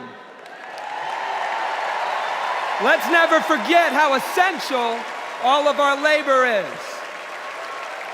I come from Appalachia. We kept the lights on in this country for generations. But the wealth made by our broken backs and our black lungs never did trickle down. And Washington listened to rich men demanding that we stick with dirty energy at any cost. Across the country, working class people are looking for a political home after years of both parties putting profit above people. Now, Trump, a billionaire, says that he'll take on the elites. But then he promises handouts to big oil, and he punches down at anyone with the guts to be different. But populism that insists we are too different to get along, is just divide and conquer by a different name. There's another sort of populism with roots in this party that we in West Virginia know well. They called us rednecks back in the 1920s because striking workers from all different races wore red bandanas around their necks as they fought and died for respect and a living wage. Their fight yesterday is our fight right now. Right now. It is our choice to build on this progress and to create a political home for the mass of working Americans fighting for control over their government, their workplaces, and their planet. And it is our moment to live up to. Let's get after it. Thank you very much.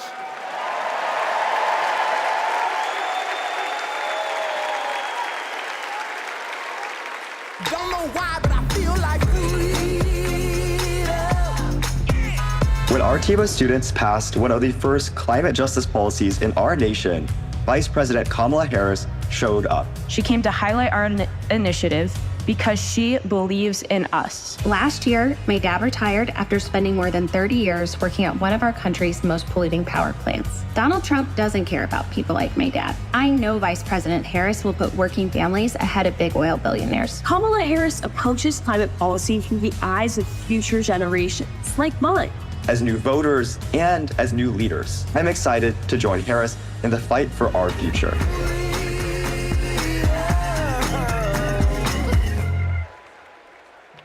Please welcome Florida Representative Maxwell Frost.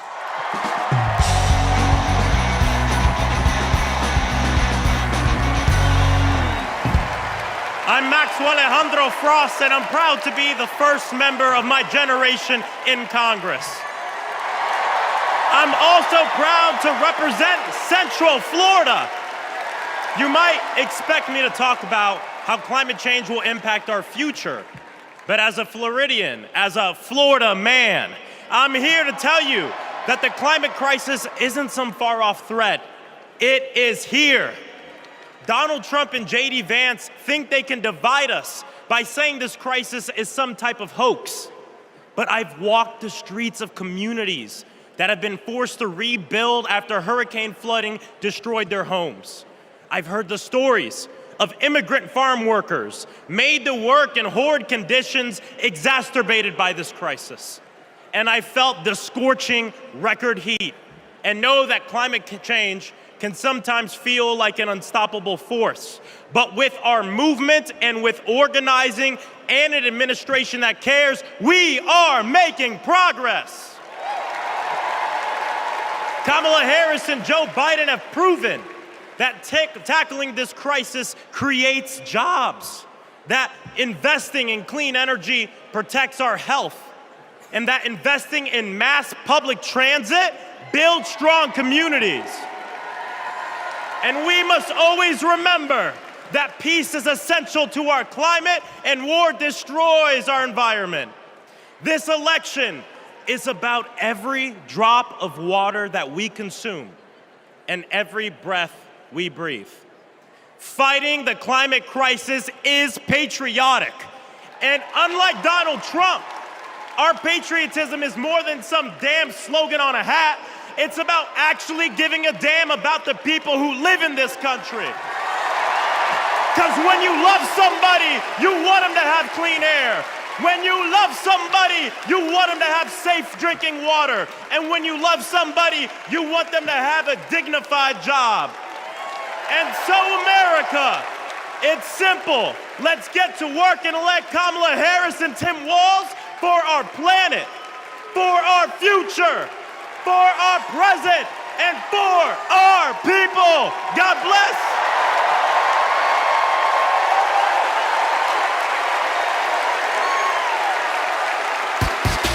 Ladies and gentlemen, if y'all are ready to send Madam Vice President and keep her in the White House, let me hear you make some noise! All I do is win, no matter what. Got money in my mind, I can never get enough. And every time I hit the building, everybody's hands go. Let me see. And they stay there, and they stay yeah, and they stay there, and they stay yeah, and they stay there. And they stay there, and they stay there, and they. I want to hear you nice and loud, Chicago. Are there any union workers here today? Make some noise.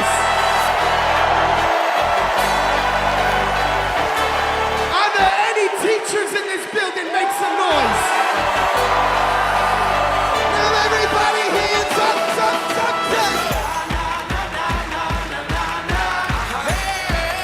Whoa. Thank you, ladies and gentlemen. I'm DJ Metro. We'll be back for more.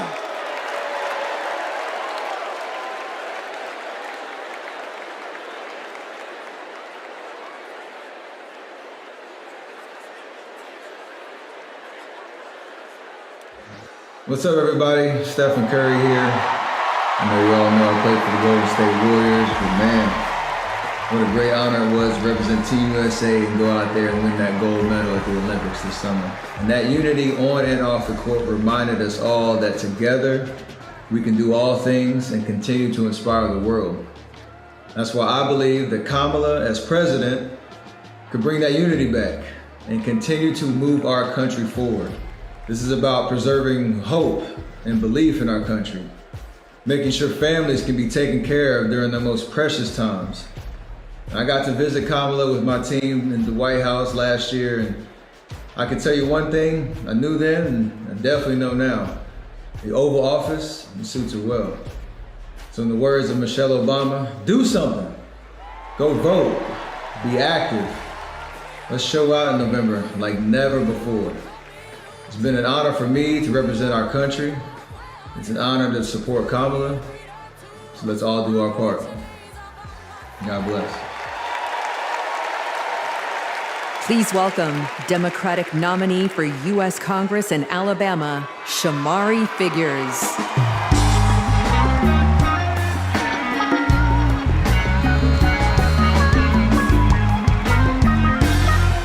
Good evening, America. And hello, sweet home, Alabama.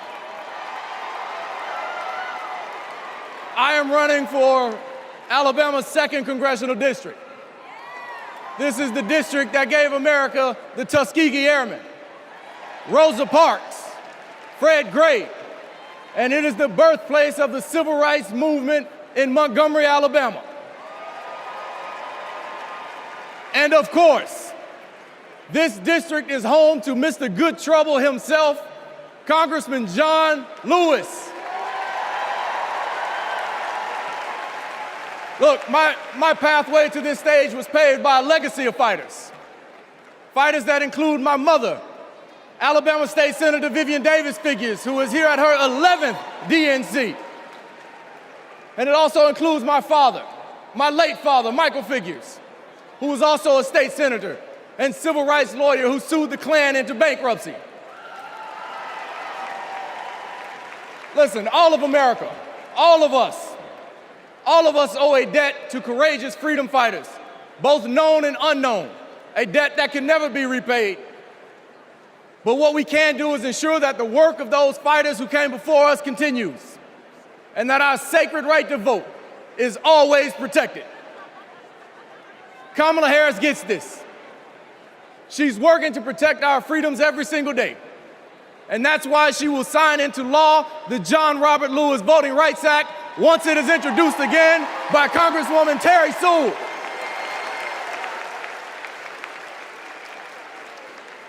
Listen, America, a California poet named Kendrick Lamar recently reminded us that sometimes we gotta pop out and show up. Well, America, it's time we pop out and vote. It's time we pop out from California to Alabama and all across America, and we show them that we are not going back. We are going forward, and we are going forward with Kamala Harris as the next president of the United States of America. Thank you. God bless you. Roll Tide. Let's go win this thing.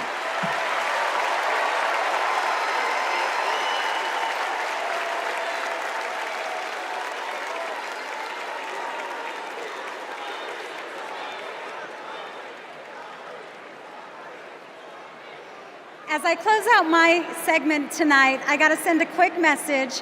Madrecita querida, I love you. Kamala Harris and Tim Walz understand what everyday Americans are going through because unlike Donald Trump, they actually grew up in families where every dollar mattered, where everything was earned and nothing was handed to them. Our next speaker knows something about that too. Please welcome my dear friend, our fellow Texan, our next senator, Representative Colin Allred.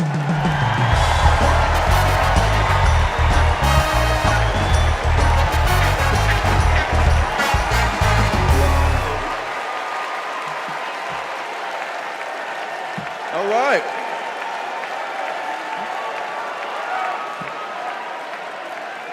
Hey everybody, I'm Colin Allred, a congressman from Dallas, dad to two perfect little boys.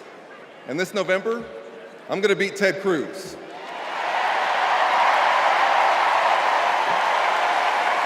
And I'm so proud to be here to support our next president, Kamala Harris. You know, like Kamala, I was raised by a single mom. Mom was a public school teacher who often worked two jobs to make ends meet. So when we talk about lowering costs, I think about the times when we went to the grocery store when I was growing up and swiped the debit card and said a little prayer. But my mom and my community in Texas gave me a chance to chase my version of the American dream.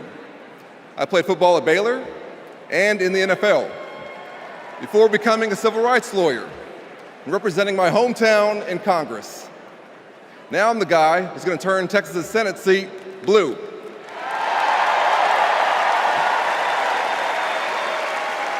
You know, in the NFL, we had a term for guys like Donald Trump and my opponent Ted Cruz. Me guys. You know the type. Talk a big game, only care about themselves, but you don't want to be stuck with them at a barbecue. The truth is, America has never been about me. As President Obama said, the single most powerful word in our democracy is the word we. We the people. We shall overcome. Yes, we can. And we've got a message for the me guys. We is more powerful than me. We will protect and restore reproductive freedom. We will secure the border. We'll protect Medicare and Social Security. And we'll turn the page and write a new chapter for this country and elect Kamala Harris to be the next president and beat Ted Cruz. Thank y'all so much. God bless you, and may God bless Texas.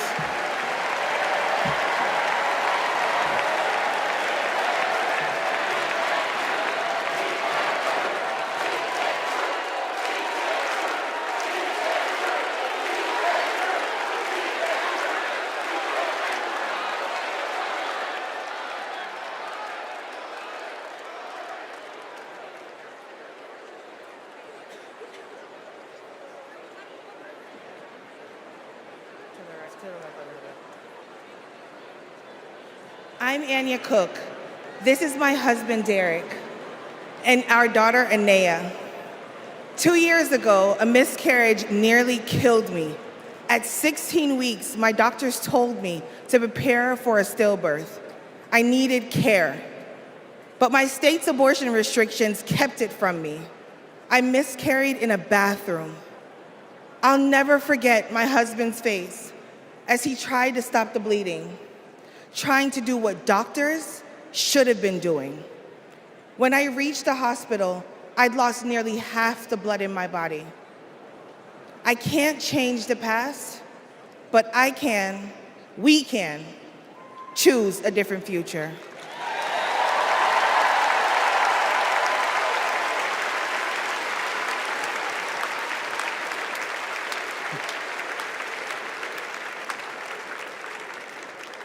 I'm Craig Sicknick, and this is my mother, Gladys.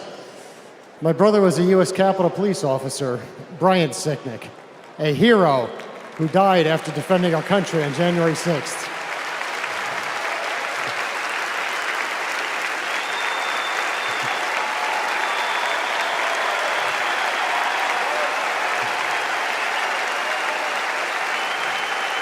My family knows how dangerous Trump is. He incited the crowd while my brother and his fellow officers were putting their lives at risk. We need a real leader, not an autocrat who is stuck in the past. Brian, we miss you every day.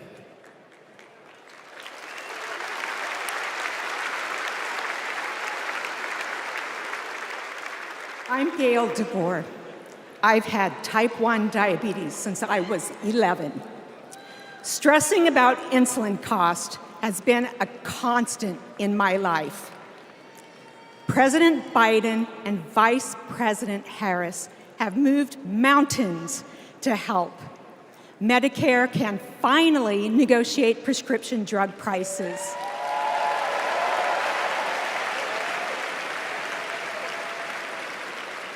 Insulin is capped at $35 for Medicare recipients. And when elected, Kamala Harris plans to extend that cap to the rest of us. That's the future I want. That's the future I am voting for.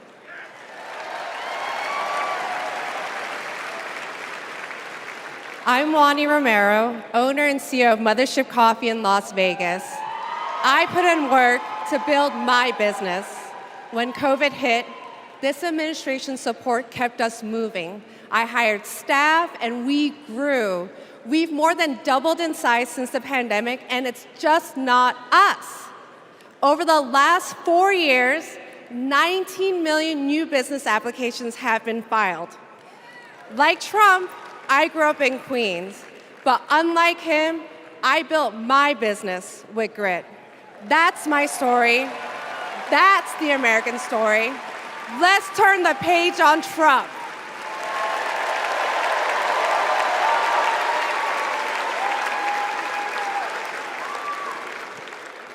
I'm Eric Fitz, and these are my sons, Christian and Carter.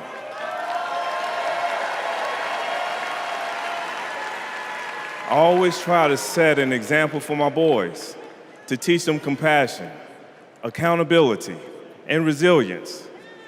I want those values to be reflected in our leaders.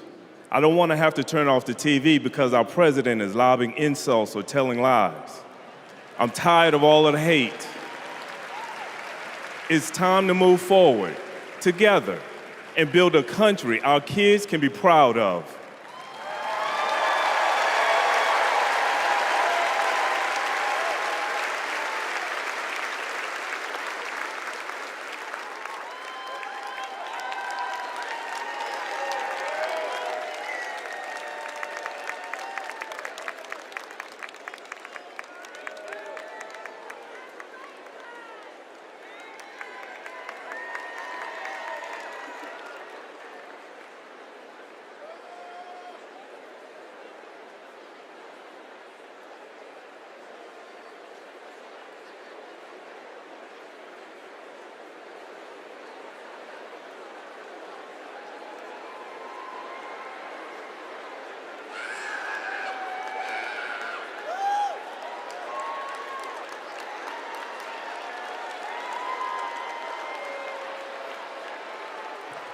Please welcome the Bulls' official drumline, Chicago's own Pack Drumline.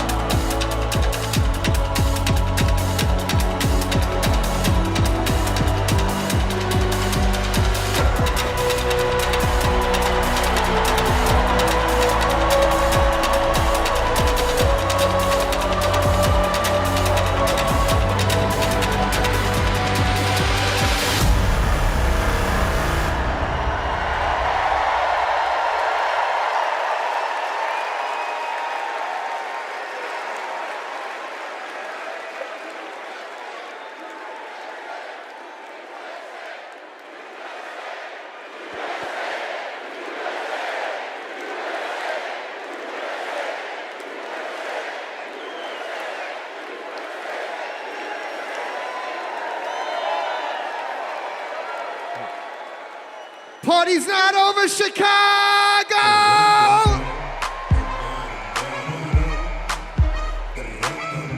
What I want to see is those flags and those hands up in the air. Help me sing it out nice and loud. Y'all ready to get down and party with me one time? DNC say. 369, damn, fine. Tell me one more time and go. Get low, get low, get low, get low, get low, get low. To the window, to the wall, to the wall. To the sweat drop down my body.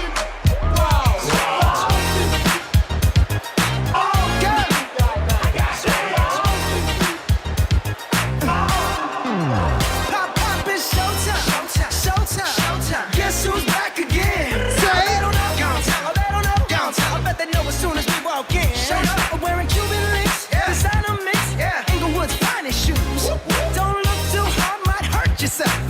Let me hear you say, oh.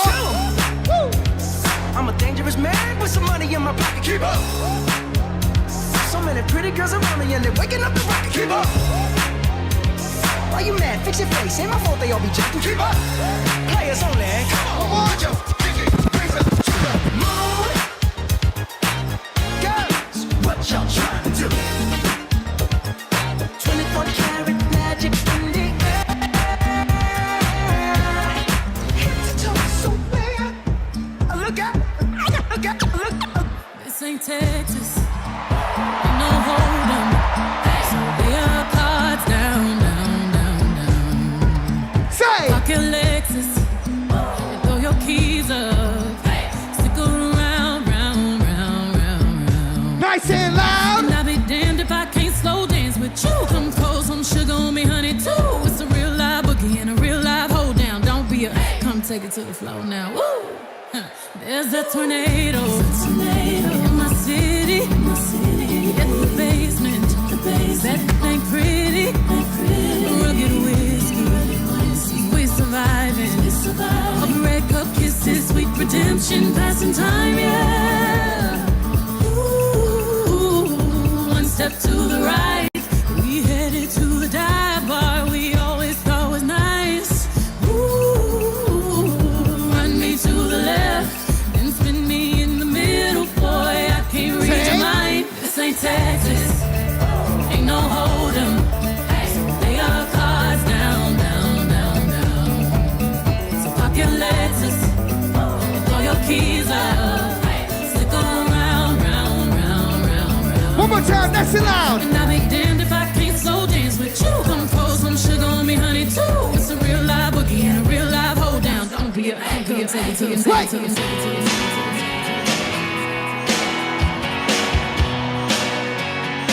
If you've been with me all 4 days, let me see you make some noise right now.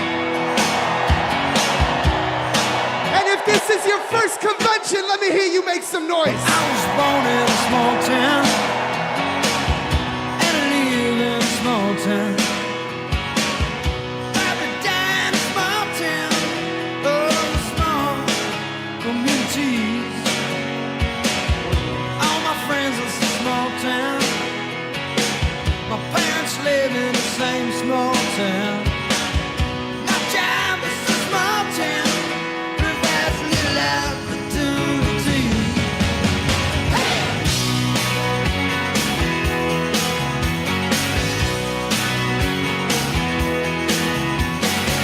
Educated in a small town.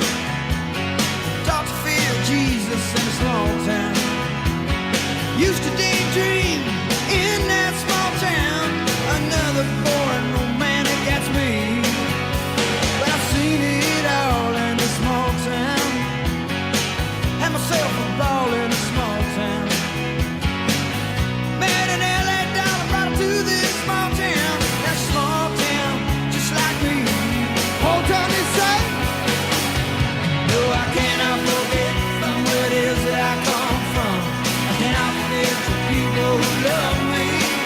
Yeah, I can be myself here in this small town. And people let me be just what I want to be.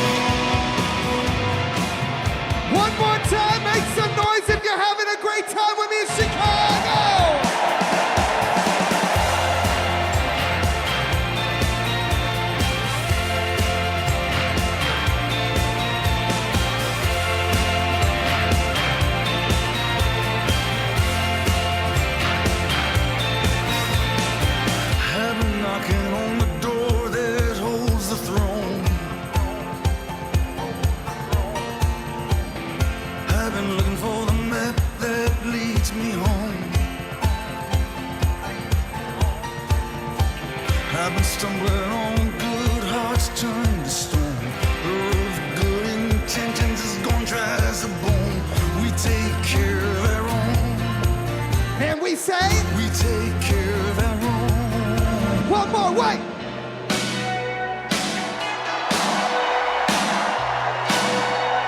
Cause if you're proud of your country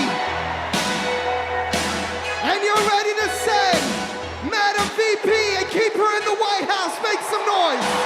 Born down in a dead man's town, the first kick that took us when I hit the ground. End up like a dog that's been beat too much, till you spend half your life just to cover it up now. Born in the USA. Sing it. In the USA. Loud. Born in the USA. Born in the USA now. Got in a little hometown jam, so they put a rifle in my hands. Sent me off to a foreign land to go and kill the yellow man. Born in the USA. Born in the USA. Born in the USA. Come back home to the refineries. How a man said, son, if it was up to me.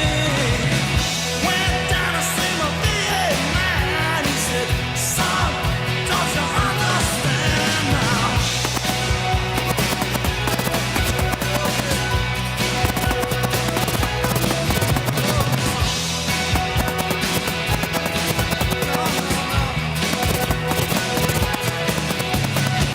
I had a brother I can't solve, fighting off our Vietcong. But still there.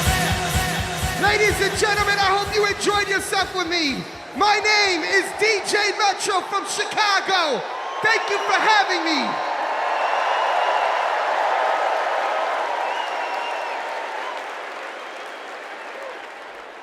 Here we go.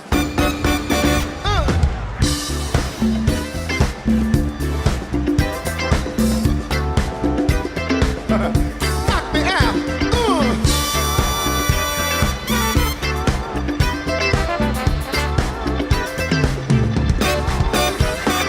Superhighway, coast to coast, easy to get anywhere. On the transcontinental overload, to slap behind the wheel. How does it feel? There's no destination. Too far and somewhere on the way. You might find out who you are, living in America. Eye to eye, station to station, living in America. Hand in hand, across the nation, living in America. I got to have a celebration. Rock my soul, yeah.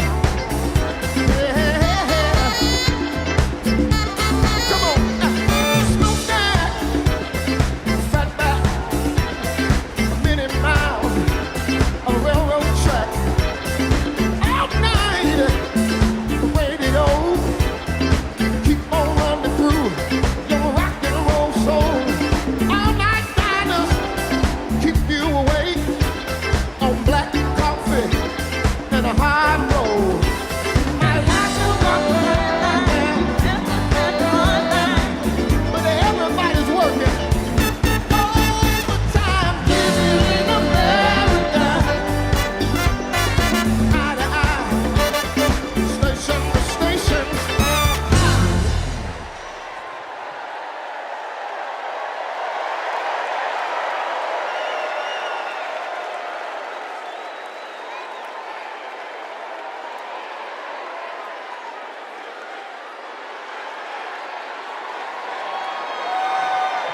Please stand if you are able and welcome winners of 13 Grammy Awards and the biggest selling U.S. female group of all time, the Chicks.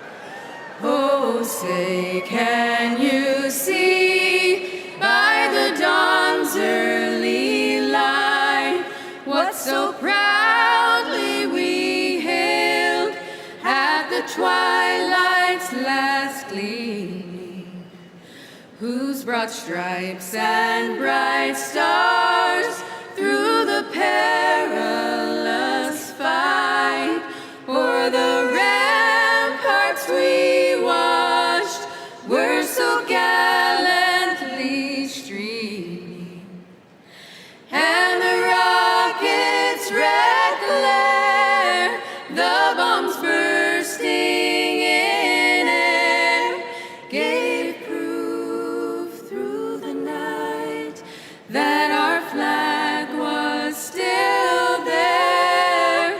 Oh, say does that star-spangled banner yet wave?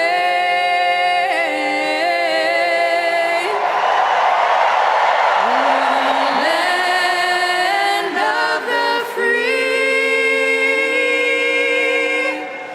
and the home of the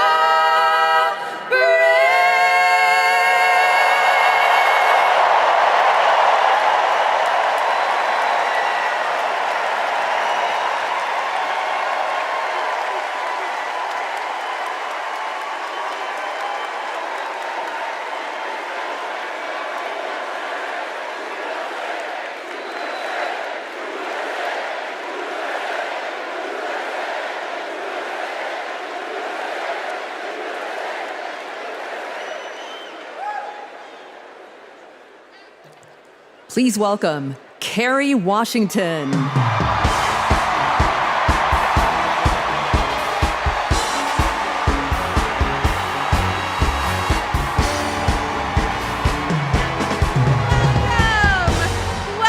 to the final night of the Democratic National Convention. The last 3 nights have been extraordinary, and tonight we hear from our next president, Kamala Harris. Now, as I stand here, I know that there are folks on social media already saying, go back to your TV show, shut up and act. But I am not here tonight as an actor. I am here as a mother, as a daughter, as a proud union member. I am here as the granddaughter of immigrants, as a black woman descended from enslaved people. I am here tonight because I am an American and because I am a voter and because we, the people, are stronger when all our voices are heard. Look, I know that I am the one standing on this stage, but I am not the lead character in this story.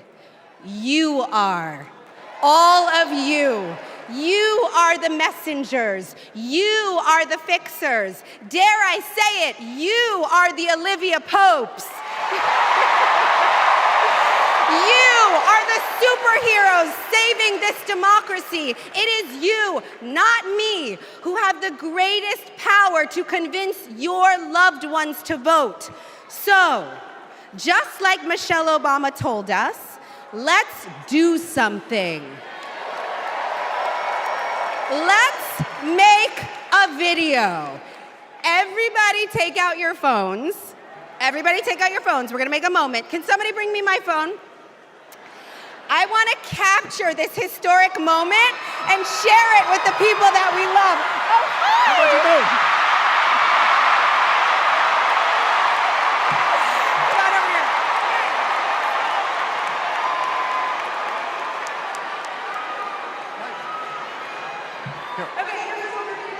You're gonna take this video, guys. We're all gonna take it together. We're gonna post it to social media, text your friends, send this message out into the world. When I say when we fight, you're gonna say? Are you ready? Okay, let's record. We're recording. You ready, Tony? Yep, I'm ready. Okay, ready? When we fight, when we fight, when we fight, are you ready for Kamala Harris to win?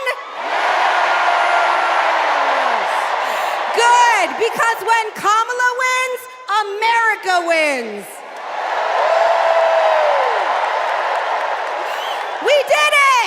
We did it, Joe.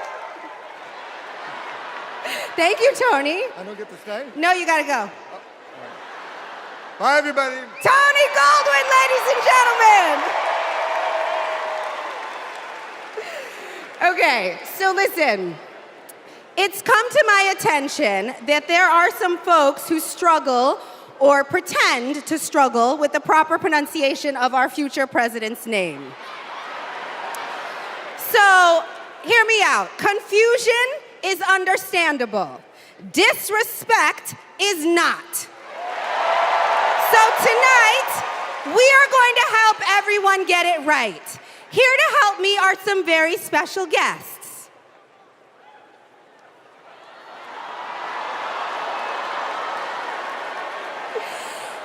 Thank you, ladies. Can you tell us your names?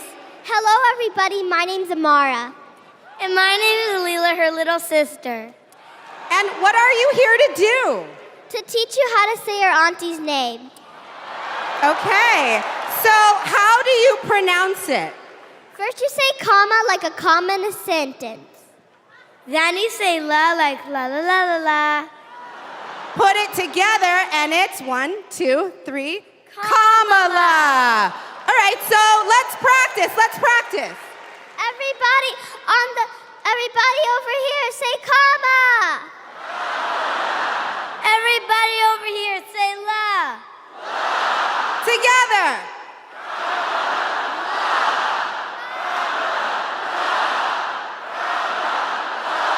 For president!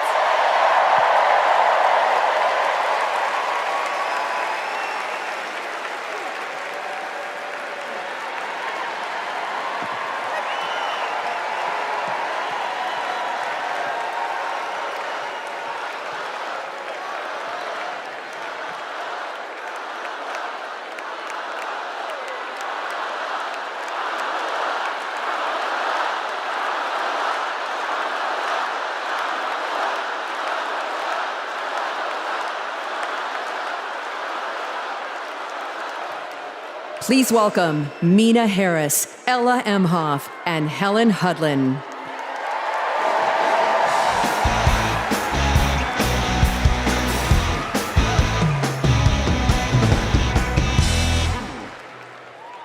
Hi, I'm Mina.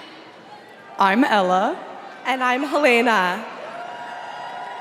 I grew up in Oakland, California, in a house full of extraordinary women.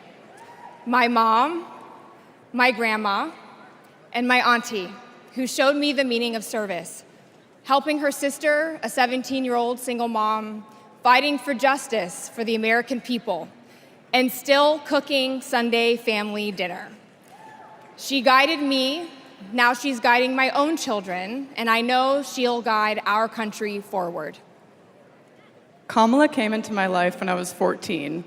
Famously a very easy time for a teenager. Like a lot of young people, I didn't always understand what I was feeling. But no matter what, Kamala was there for me. She was patient, caring, and always took me seriously. She's never stopped listening to me, and she's not gonna stop listening to all of us.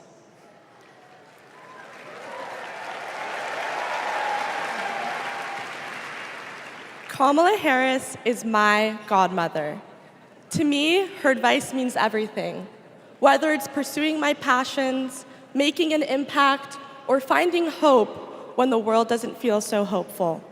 She taught me that making a difference means giving your whole heart and taking action. She's fighting for economic opportunity, LGBTQ+ equality, and reproductive freedom, because we are not going back. She's fighting for social justice, health justice, environmental justice, and she isn't alone. We're all in this fight together. So let's keep up the fight, let's keep up the joy. And let's elect this extraordinary woman as our next president.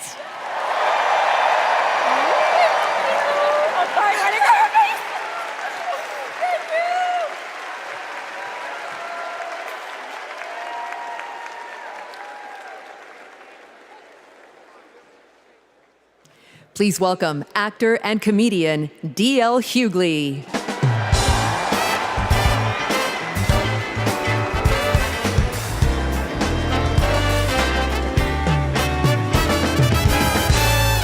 Hey now, hey Chicago, how y'all doing?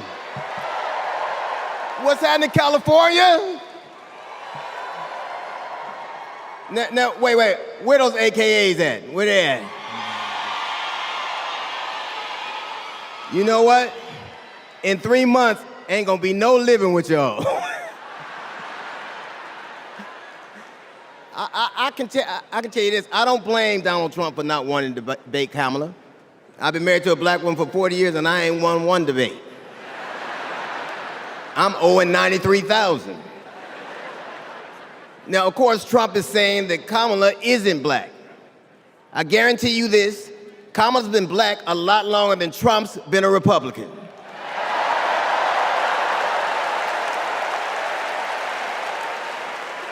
And if he keeps sliding in the polls the way he is, the only way he can keep Kamala out of the White House is if he buys it and refuses to rent it to her.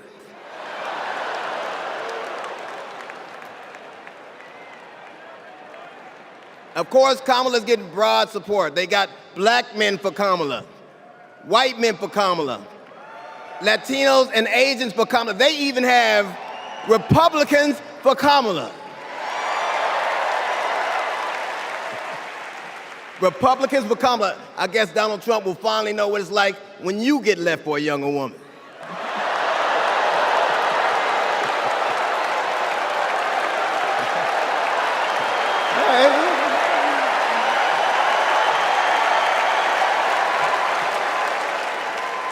But seriously, Kamala knows the truth about the American dream, that hard work is not enough. Hard work alone is not enough to succeed. That you need access and information and opportunity. And she knows that some folks are often denied those very things. As president, she will give each and every one of us a fair shot in life. But I have to admit, I didn't always believe that.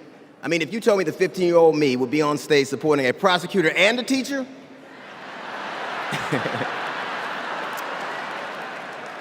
there is no way that I would have believed you.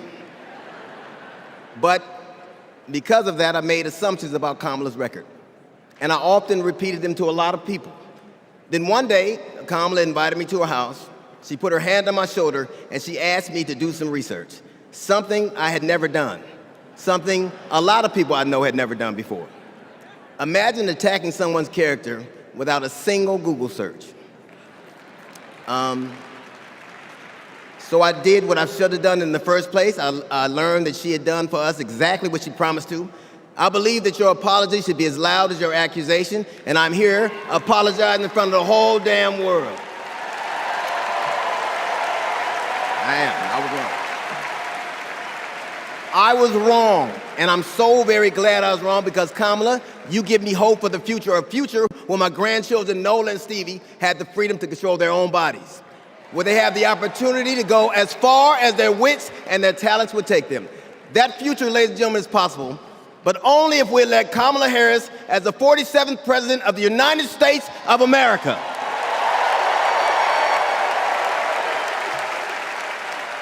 I will say this to you. The best piece of advice I've ever gotten in my entire life is you don't have to know what you will do, just know what you won't. And we won't go back.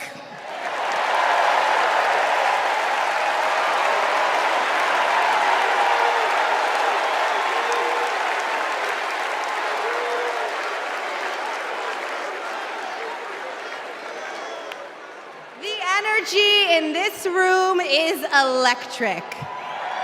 And you can feel it everywhere, all over the country. In the coming weeks, I want us to find ways to maintain this energy and this joy and this commitment, because there will be days when the work ahead seems impossible.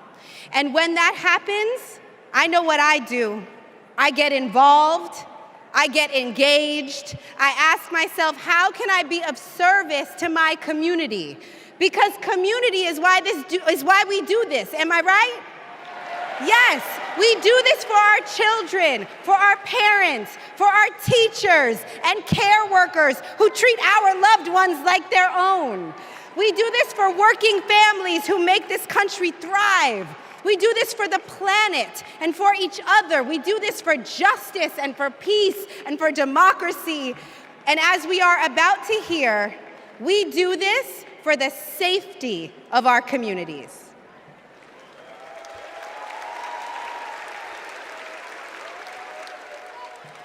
Please welcome Genesee County, Michigan Sheriff Chris Swanson.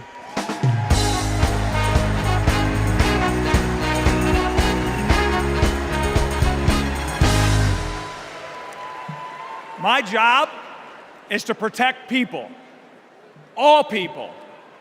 In 2020, righteous anger spilled over into the streets of Flint, Michigan. One bad decision from either side, and there would have been bloodshed. But that didn't happen. We laid down our riot gear, and we embraced the community, and instead of hate, we chose hope.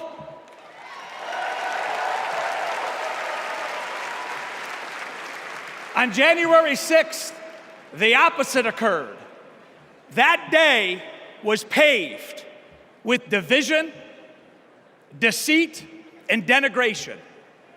Police officers were attacked that day. It could have been stopped. We need a leader who will embody what's affixed to all three sides of my sheriff patrol cars: protect, serve, and unify. Kamala Harris is that leader. As a prosecutor, Kamala Harris protected us by putting violent criminals and sex offenders behind bars. If I was in a courtroom, she's exactly the tough prosecutor that I'd want to see. As vice president, she served America by keeping us safer.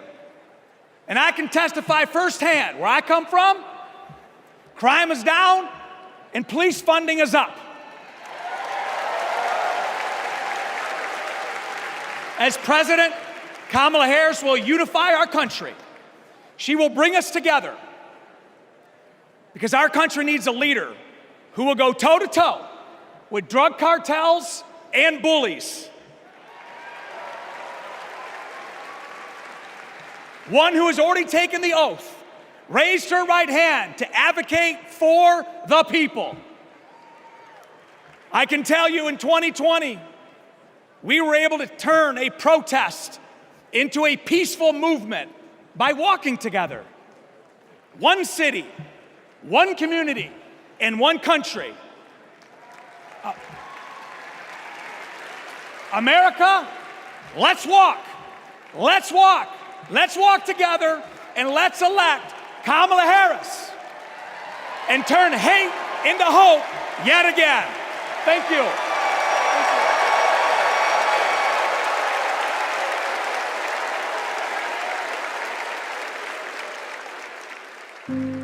We were contemplating adopting, and then out of nowhere, I got pregnant.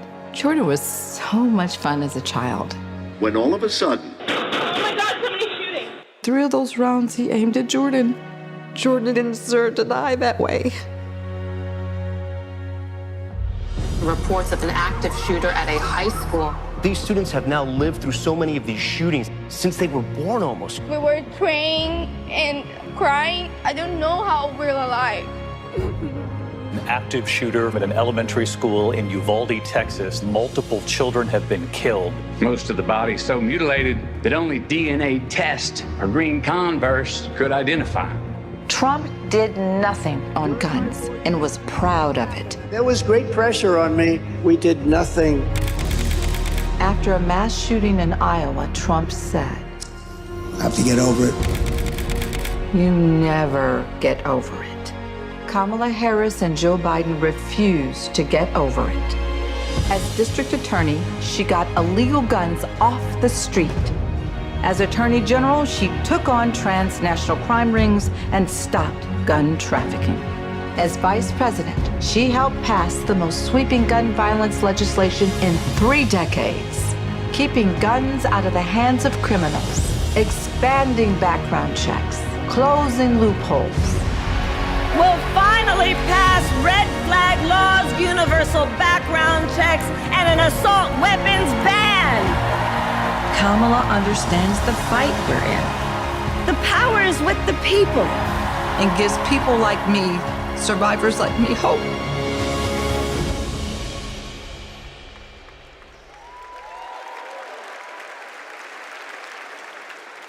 When I worked for Every Town Please for Gun welcome Safety. Georgia Representative Lucy McBath.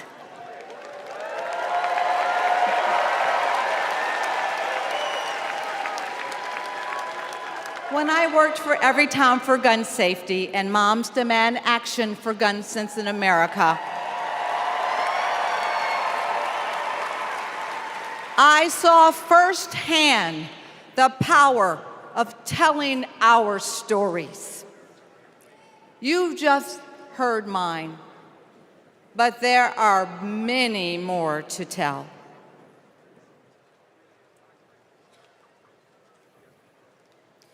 On December 14th, 2012, I walked into Sandy Hook School.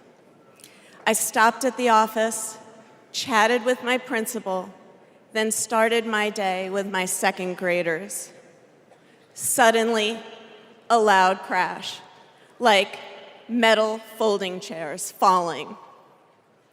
154 gunshots blaring. Hiding in the coats, trying to sing with my students, trying to read to them, trying to drown out the sounds. Terror, crying, running. I carry that horrific day with me.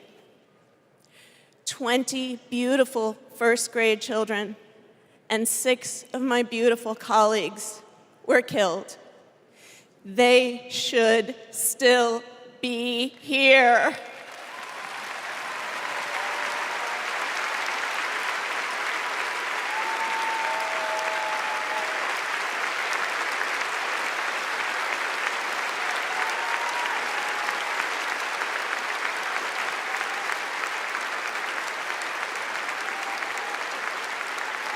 It's 10:30 a.m. at Robb Elementary in Uvalde.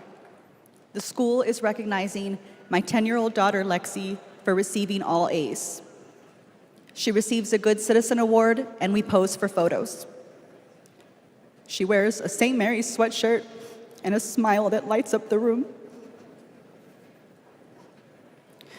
30 minutes later, a gunman murders her, 18 classmates, and 2 teachers. We are taken to a private room where police tell us she isn't coming home. Uvalde is national news. Parents everywhere reach for their children. I reach out for the daughter I will never hold again.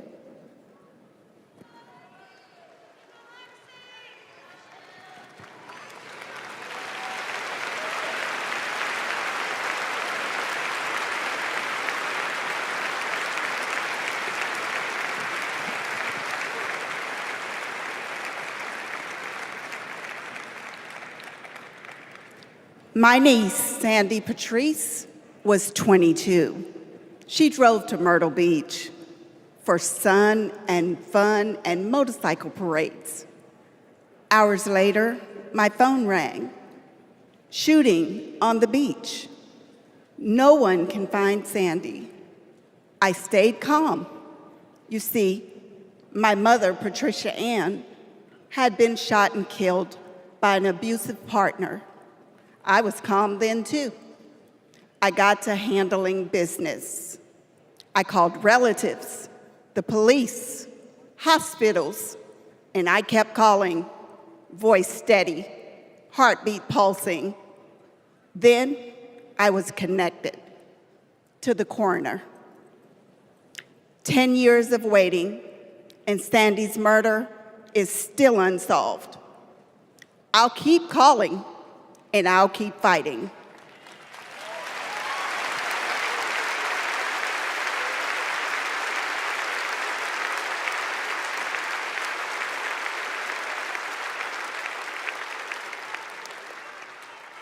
I was in high school when my classmate got shot. It changed my story. Instead of worrying about taking a test, I started worrying about living to take another test. They say schools are for learning, and I did learn a lot that day. I learned how to run, how to hide and drop, that what happens in the news can happen to me. But I learned something else too, that we can write and must write a new story if we choose to.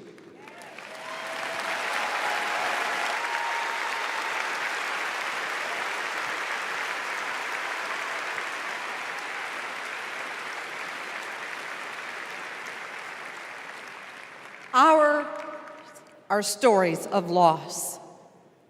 But make no mistake, our losses do not weaken us. They strengthen our resolve. We will secure safer futures that we all deserve. We will organize. We will advocate. We will run for office.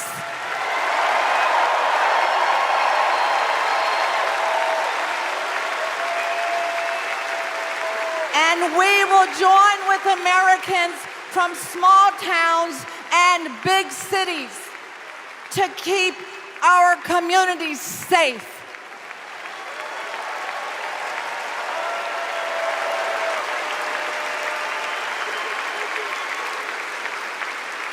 And we will elect leaders like Kamala Harris, who won't just empathize, but will act.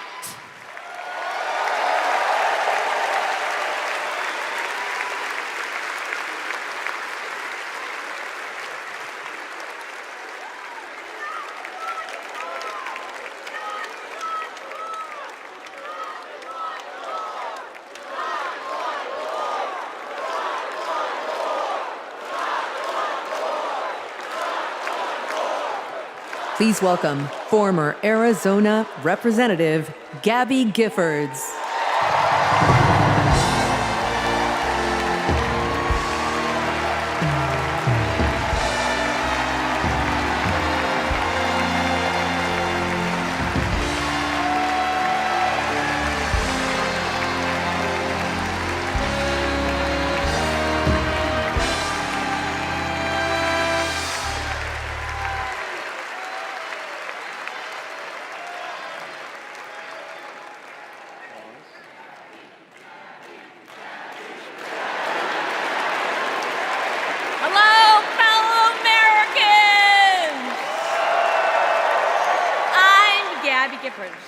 I was born in the great state of Arizona. I was born with grit. I grew up racing motorcycles, mucking stalls, and exploring the beautiful desert. I fell for an astronaut.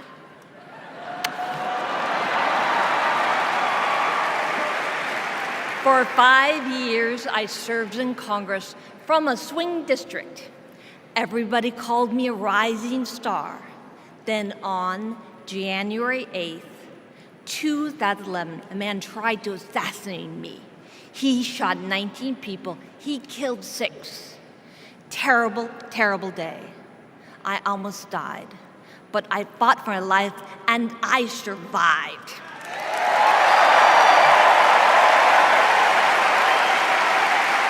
I learned to walk again, one step at a time.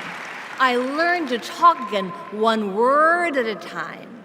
So many people helped me as I worked hard to recover, including a decent man for Delaware who always checked in. He still does. Thank you, Joe Biden. Thank you for everything.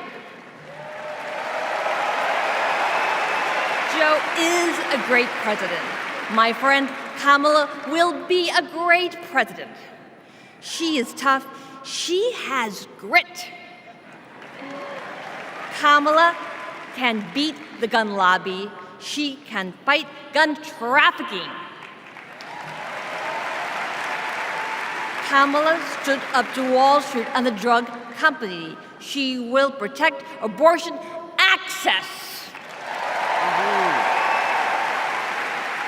She will defend our freedom. She saved lives. Join me in voting for Kamala Harris. Bravo! Thank you.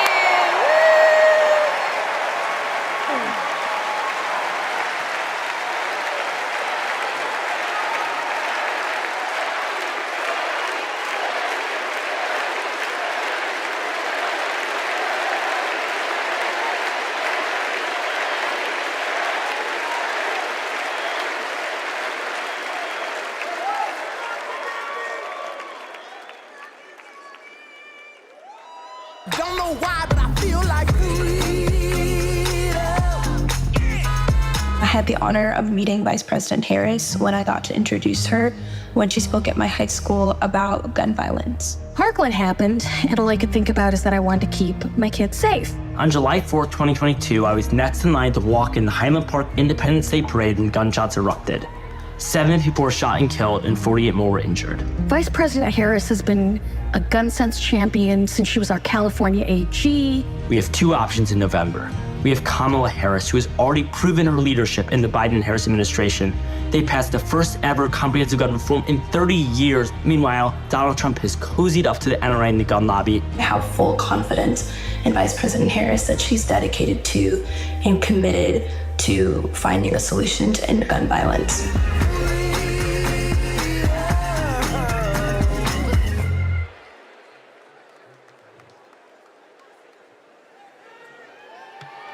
Please welcome 3-time Grammy-winning singer-songwriter and global pop icon, Pink.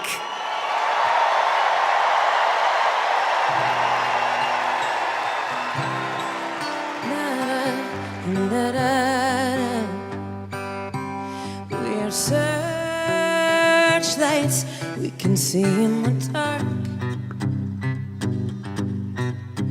We're rockets pointed up at the stars.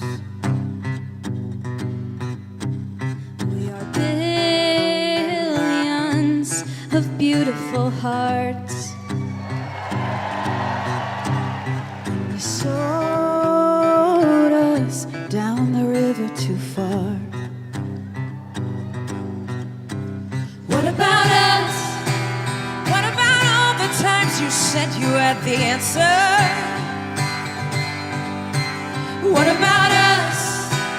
What about all the broken happy ever afters? Oh, what about us? What about all the plans that ended in disaster? What about love? What about trust? What about us? We're problems that want to be solved. We are children that need to be loved. We were willing, we came when you called. But man, you fooled us. Enough is enough. Oh, what about us? What about all the times you said you had the answers? What about us? What about all the broken happy ever afters? What about us? What about all the plans that ended in disaster? What about love? What about trust? What about us? Sticks and stones, they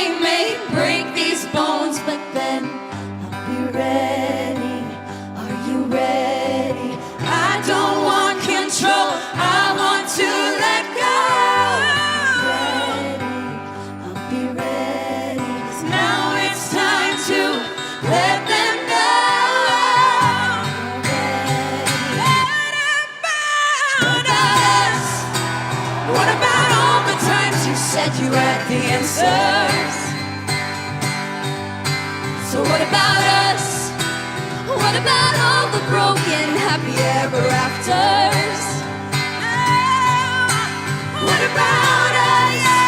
What about all the plans that ended in disaster? What about love? What about trust? What about us? What about us? What about us? What about us?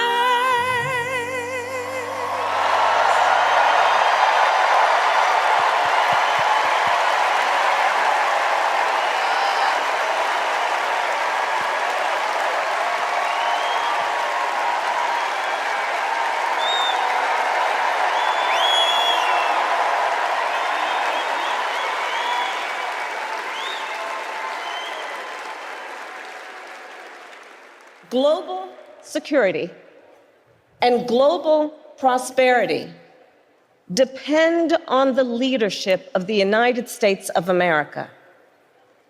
And a strong America remains indispensable to the world. Our democratic ideals of freedom and liberty inspire billions, and our military is the strongest in the world. Our military is a force that underwrites global stability and our national security.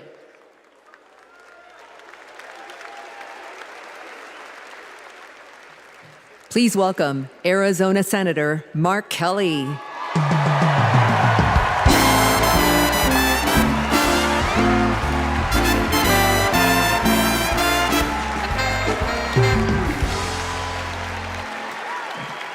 Hello, Chicago. Hello, Democrats.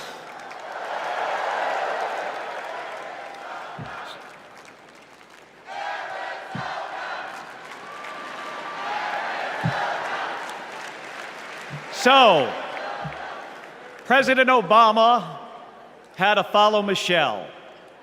I had to follow Gabby and Pink. Gabby amazes me every single day. She was able to walk out and address you tonight because she's a fighter. And thanks to a team of doctors, nurses, and especially her speech therapist. We all need a team. I've flown into space 4 times. I've flown into combat nearly 40 times. Not once did I do that by myself. It took a team to accomplish a mission. It always does. I flew in the Navy during the first Gulf War.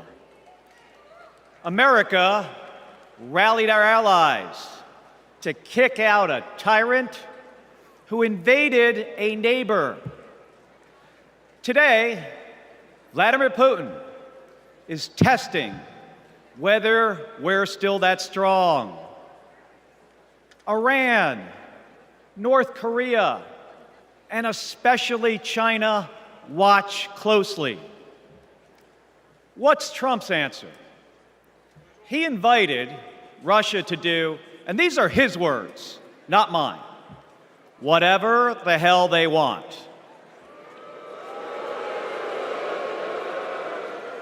Vice President Harris has always championed America's support for NATO, for Ukraine, and for the Ukrainian people. On the Senate Intelligence Committee, she investigated Russian interference in our election. She defends free and fair elections everywhere. You already know how Trump feels about those. Donald Trump skipped his intelligence briefings. He was too busy sucking up to dictators and dreaming of becoming one himself. Trump thinks that Americans who have made the ultimate sacrifice are suckers and losers. If we fall for that again and make him the commander-in-chief, the only suckers would be us.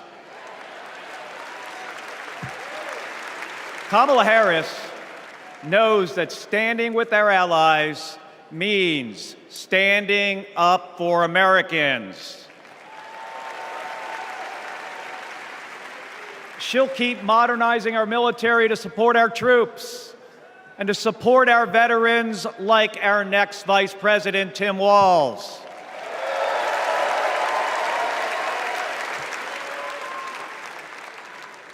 The world laughs at Trump, literally. But folks, it is not funny. When he was president, that meant the world was laughing at us. The threats we face are too serious. The sacrifices our service members make are too sacred. The alliances we've spent decades building are too critical.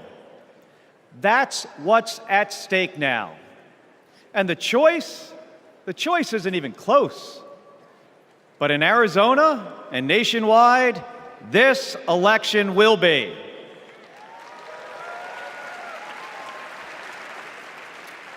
We'll win in the same way we launch rockets into space and land fighter jets on an aircraft carrier as one team on one mission. State by state, voter by voter, coming together.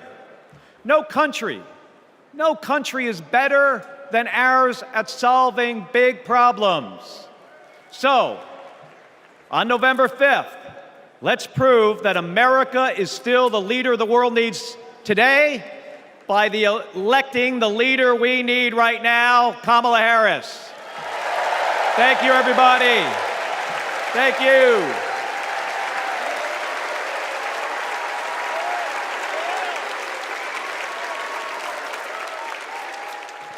Please welcome former Secretary of Defense Leon Panetta.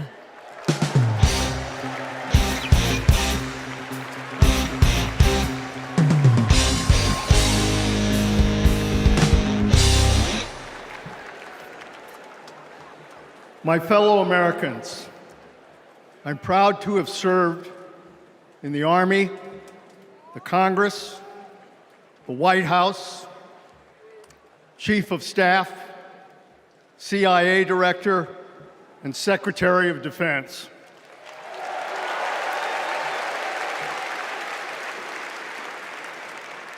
I've looked into the eyes of our warriors and deployed them into battle. I gave the order directing our Special Operations Forces to fly 2 helicopters 150 miles into Abbottabad at night. And by the time the sun rose, Osama bin Laden was dead.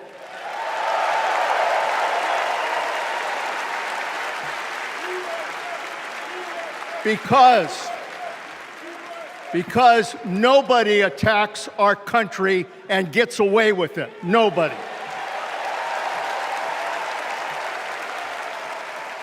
That's what our warriors do. That's what our warriors do. Our warriors need a tough, cool-headed commander-in-chief to defend our democracy from tyrants and terrorists. We need Kamala Harris behind the resolute desk. She knows a tyrant when she sees one. And our allies know a leader when they see one. On the Senate Intelligence Committee and as vice president, she worked with more than 150 world leaders. She's looked our allies in the eye and said, America has your back. Trump would abandon our allies and isolate America. We tried that in the 1930s. It was foolish and dangerous then, and it's foolish and dangerous now.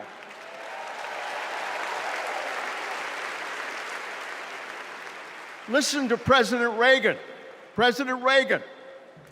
Isolationism never was and never will be an acceptable response to tyrannical governments. Never.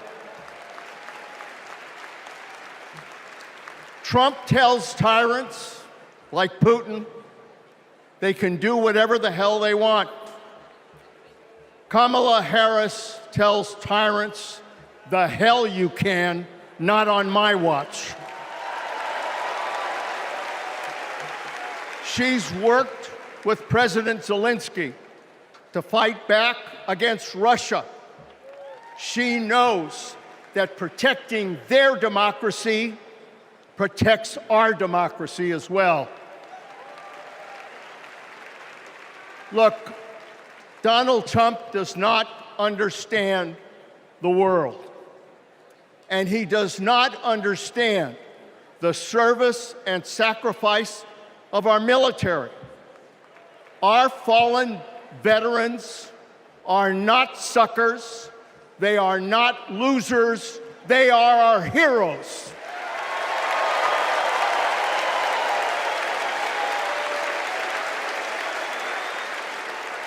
Kamala Harris will honor our veterans.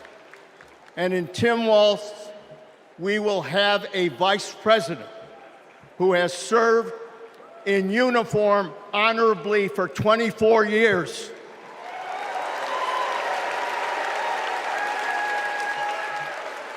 Kamala Harris understands this moment. It is a moment of danger and a moment of opportunity. She'll keep America's military the strongest in the world, the strongest ever known. And she understands what our military is for. The role of our military is to defend us from foreign enemies. It is not to threaten Americans, and it sure as hell isn't to put immigrants in camps.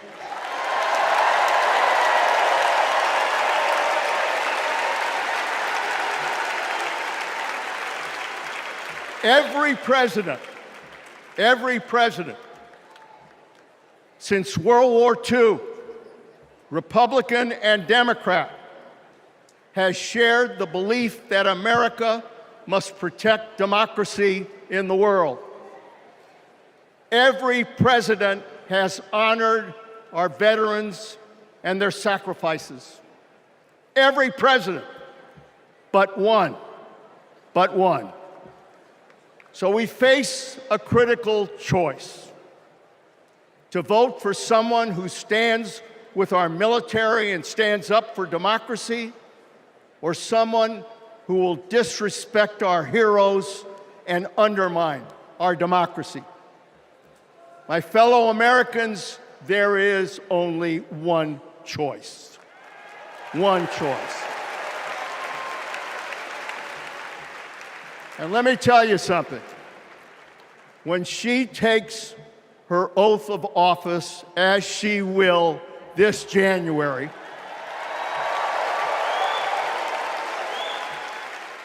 our allies will cheer, our enemies will fear, and we will have a commander-in-chief that we can trust. God bless our veterans, and God bless our country.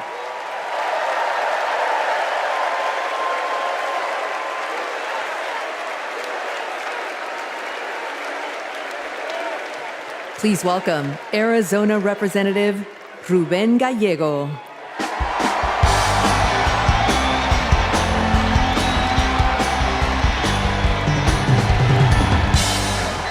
a dad, husband, congressman, and the proudest Arizonan you'll ever meet. But I am even prouder to be a Marine. Rah! My mom raised us alone on a secretary's salary. I slept on the floor. I worked every job I could: meat packing, construction, making pizzas.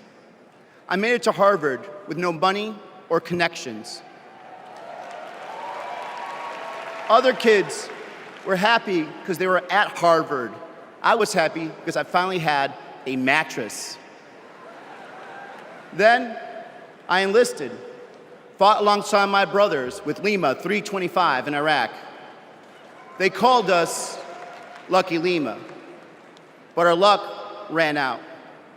We saw some of the heaviest combat of the war. And when we got home, the government failed to help us readjust. We have a duty to care for our patriots who serve our nation.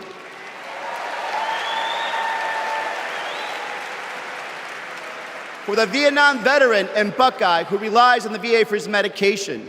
For the Afghan veteran in Pittsburgh who finally got treatment for his PTSD. For the Marine in Milwaukee who relies on the benefits she earned. For my Navajo brothers and sisters who serve in the Marines with me, I remember you too.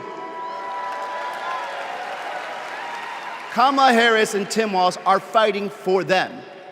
Kamala Harris has delivered more benefits to more veterans than ever before, and has achieved the lowest veterans unemployment rate in history. Vice President Harris has stood up for us and our families always. Tim Walz served for 24 years. His passion for veterans earned him respect on both sides of the aisle, and he stands with us too.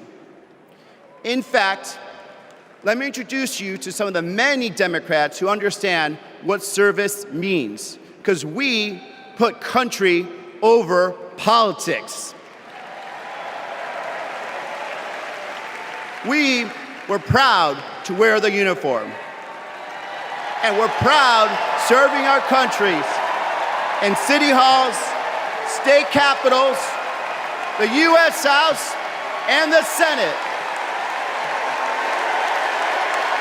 These veterans represent the best of our country. We stand united as veterans, Democrats, and patriots to fight for everyone who serves.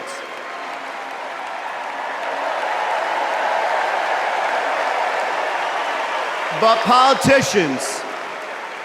politicians like Donald Trump, they don't stand with us. They call patriots like Senator McCain losers. John McCain was an American hero.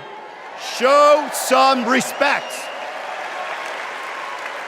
Trump's Project 2025 will slash veteran benefits and force VA hospitals to close across the nation. Show some respect. So, for the 18-year-old who decides to enlist, for the families like mine who prayed every night that their loved one would come home, for our troops stationed thousands of miles away, for my Marines of Lima Company, let's elect Kamala Harris and Tim Walz, who don't just respect our service, but revere it. Because the veterans who defended this country aren't just the reason we can sleep at night. They're the reason we can dream. And together, we'll fight for our veterans and everyone who served our country. Thank you.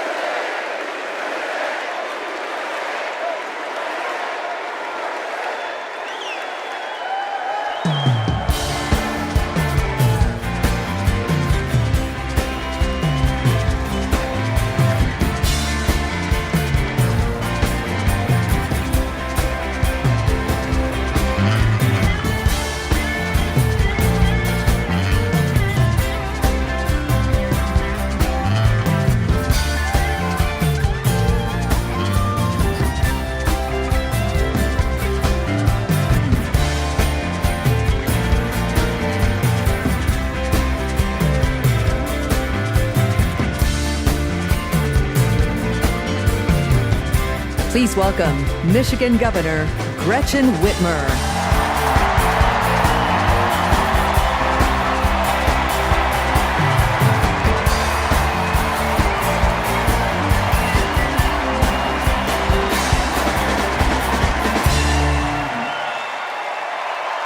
I'm Governor Gretchen Whitmer.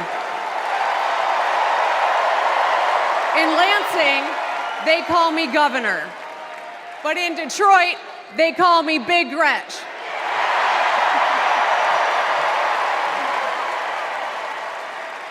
Donald Trump called me that woman from Michigan as an insult. Being a woman from Michigan is a badge of honor.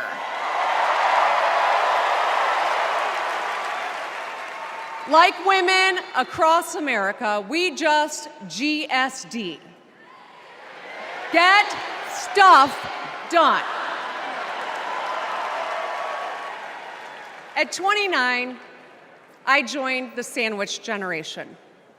Sandwiched between working and raising my newborn and caring for my mom, who was dying from brain cancer.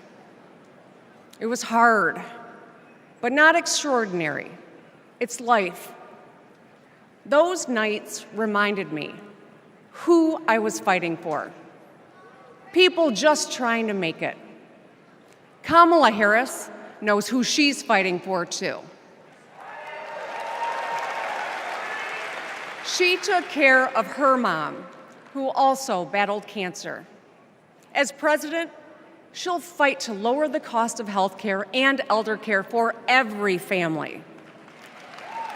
She's lived a life like ours.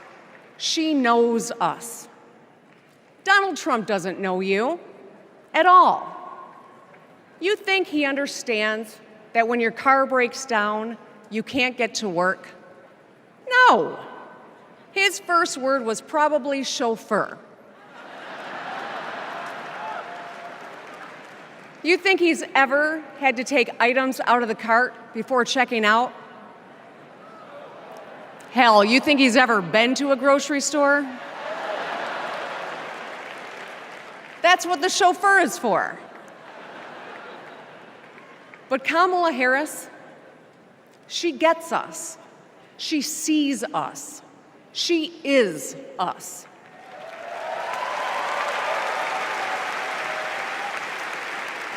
Look, we've all lived through a lot of history over the past few years. Floods and fires, an attempted coup, a plot, and a pandemic. It's exhausting. We don't know what the next 4 years will bring. But what we do know is this. Through it all, your life won't stop. You're going to have to get to work, pick up the kids, and pay your bills. And then one day, when you're just trying to get everyone out the door, a news alert goes off. Something happened. Something hit the fan. You'll ask, is my family going to be okay? And then you'll ask, who the hell is in charge? What if it's him? What if it's that man from Mar-a-Lago?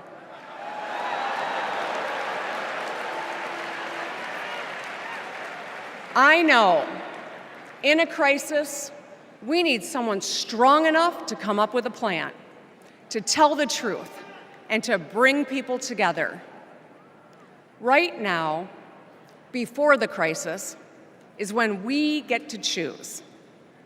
Why wouldn't we choose the leader who's tough, tested, and a total badass?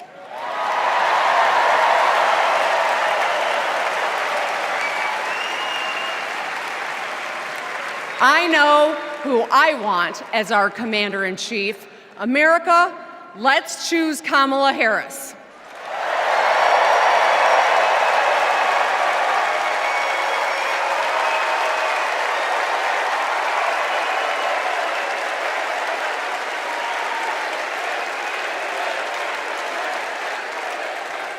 Please welcome actress, director, and philanthropist, Eva Longoria.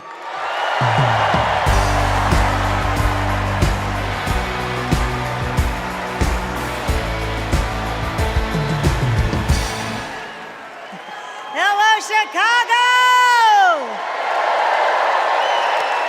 Yes!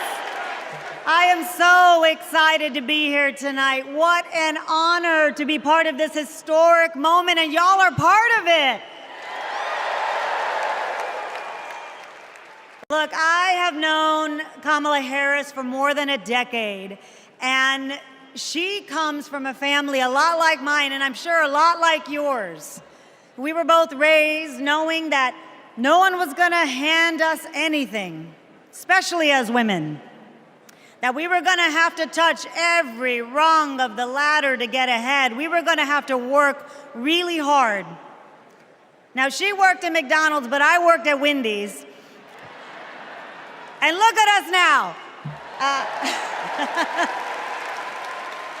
You see, Kamala and I were able to see beyond the horizon because our families supported our big dreams. Well, guess what? As Americans, we're all part of one big family. Somos familia. And as familia, we have to have each other's back. We have to support each other's dreams because Kamala's success is our success. And she supports us to dream big too. So let me tell you, in the Latino community, in our community, we have a saying, sí se puede, which means yes. It means yes, we can. But tonight, I'm here to tell you, yes, she can. So we're going to say, she se puede. So when someone asks you, is she ready to lead this country forward? We're going to say, she se puede. When somebody says, is she qualified for the job? We're going to say, she se puede. When somebody asks, is she going to be the first female president of the United States? We're going to say, she se puede. Our voices, our vote, we're going to decide this election. And let me tell you, the energy tonight isn't just here in Chicago, it's all across the country. People are gathered at watch parties everywhere to celebrate Kamala Harris. Say hello. Yes. All right. We know how to work, so let's get to work. Let's turn all of this enthusiasm and joy into action between now and November 5th. Let's go. She se puede. She se puede.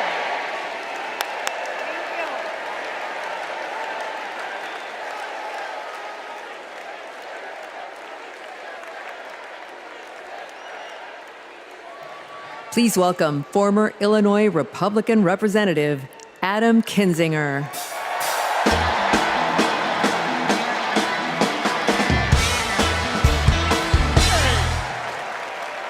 Hey, good evening. Good evening.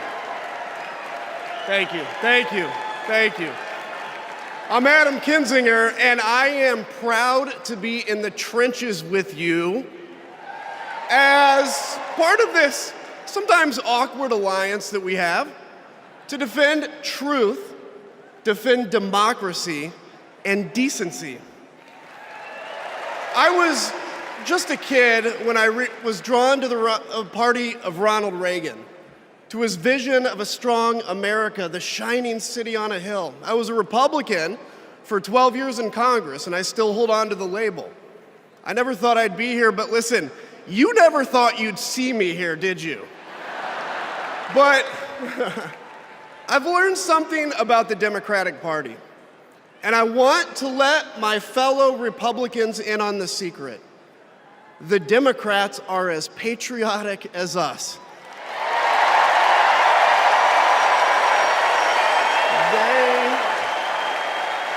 They love this country just as much as we do.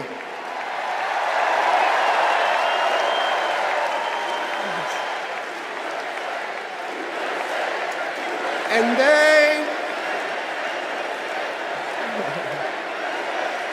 And they are as eager to defend American values at home and abroad as we conservatives have ever been. I was relieved to discover that because I've learned something about my party too, something I couldn't ignore. The Republican Party is no longer conservative. It has switched its allegiance from the principles that gave it purpose to a man whose only purpose is himself. Donald Trump is a weak man pretending to be strong. He is a small man pretending to be big. He's a faithless man pretending to be righteous. He's a perpetrator who can't stop playing the victim. He puts on, listen, he puts on quite a show, but there is no real strength there. As a conservative and a veteran, I believe true strength lies in defending the vulnerable. It's in protecting your family. It's in standing up for our Constitution and our democracy. That is the soul of being a conservative. It used to be the soul of being a Republican, but Donald Trump has suffocated the soul of the Republican Party. His fundamental weakness has coursed through my party like an illness, sapping our strength, softening our spine, whipping us into a fever that has untethered us from our values. Our democracy was frayed by the events of January 6th, as Donald Trump's deceit and dishonor led to a siege on the United States Capitol.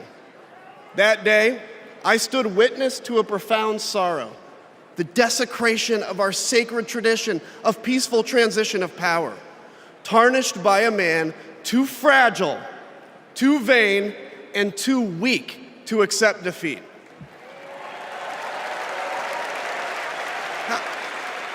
How can a party claim to be patriotic if it idolizes a man who tried to overthrow a free and fair election?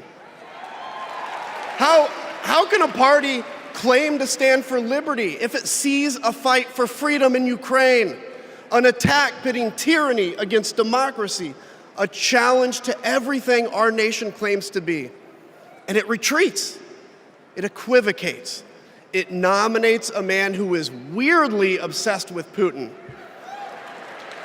And his running mate who said, quote, "I don't care what happens in Ukraine." Yeah, and he wants to be vice president. Yeah. How can a party claim to be conservative when it tarnishes the gifts that our forebears fought for? Men like my grandfather, who served in World War II, who believed in a cause bigger than himself, and he risked his life for it behind enemy lines. To preserve American democracy, his generation found the courage to face down armies. Listen, all we're asked to do is to summon the courage to stand up to one weak man.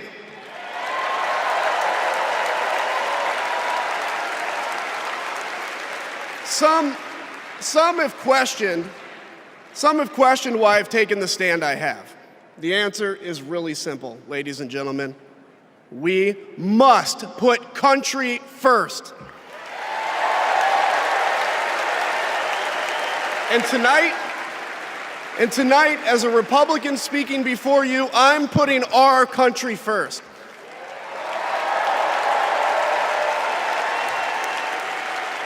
Because the fact is, I do belong here. I know Kamala Harris shares my allegiance to the rule of law, the Constitution, and democracy.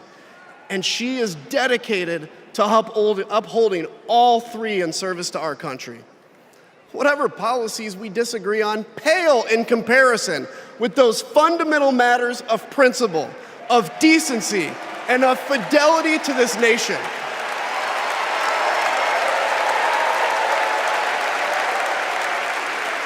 Listen, to my fellow Republicans, if you still pledge allegiance to those principles, I suspect you belong here too. Because Because democracy knows no party. It's a living, breathing ideal that defines us as a nation. It's the bedrock that separates us from tyranny, and when that foundation is fractured, we must all stand together, united, to strengthen it.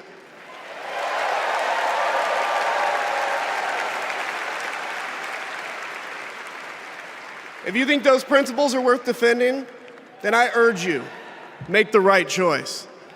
Vote for our bedrock values and vote for Kamala Harris. God bless you.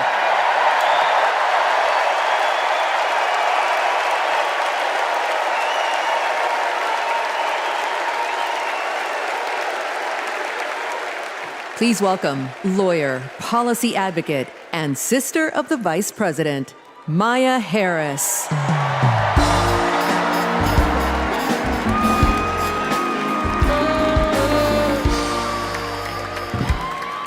Hello, Chicago.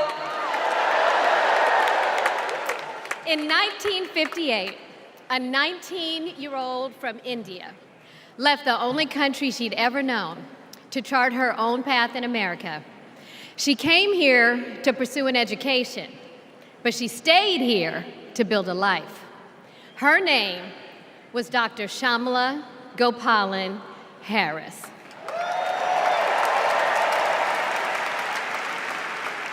But we called her Mommy. Mommy was so many things to so many people. A civil rights activist, a scientist, a devoted mother to her 2 little girls. But most of all, Mommy was a trailblazer who defied the odds and defined herself. And when it came to Kamala and me, Mommy had great expectations for us, but she had even greater expectations of us. She raised us to believe that we could be and do anything. And we believed her. You see, Mommy understood the power and the possibility that come with knowing and showing who you truly are. She knew we could be the authors of our own stories, just as she'd been the author of her own. Mommy's journey and the opportunity that she wanted for Kamala and me, that's a distinctly American story.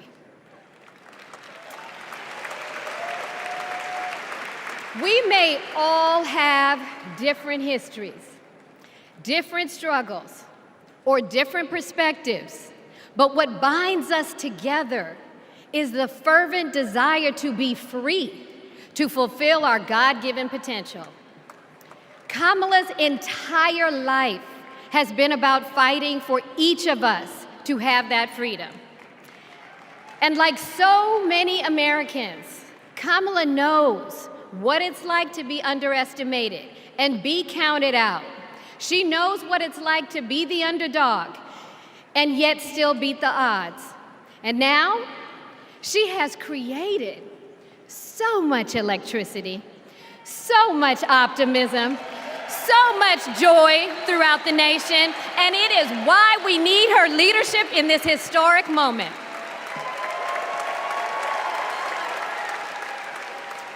We are living in a time when some are trying to divide us, to separate us in ways that make it difficult for us to come together. Well, look, my sister rejects that view. Where others push darkness, Kamala sees promise. Where others feel detachment, Kamala fosters connection. Where others want to drag us back to the past, my sister says, hold up now, we are not going back.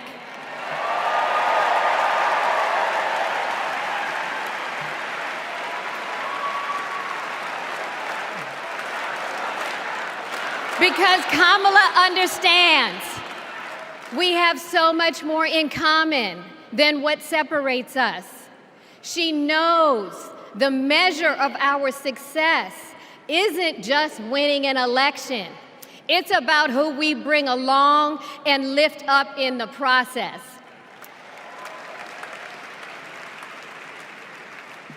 And so as I look out at all of you today and take in this incredible moment, I so wish that Mommy could be here tonight. I can just see her smiling, saying how proud she is of Kamala. And then, without missing a beat, she say, "That's enough, you got work to do." She would tell all of us to roll up our sleeves and get to work, to elect a leader who sees the potential in each of us, a leader who cares for all of us, a leader who fights for every one of us.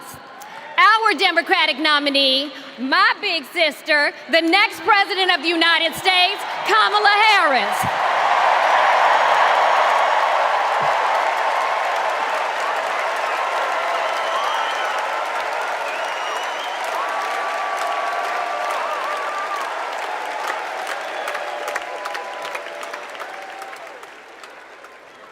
Please welcome North Carolina Governor Roy Cooper.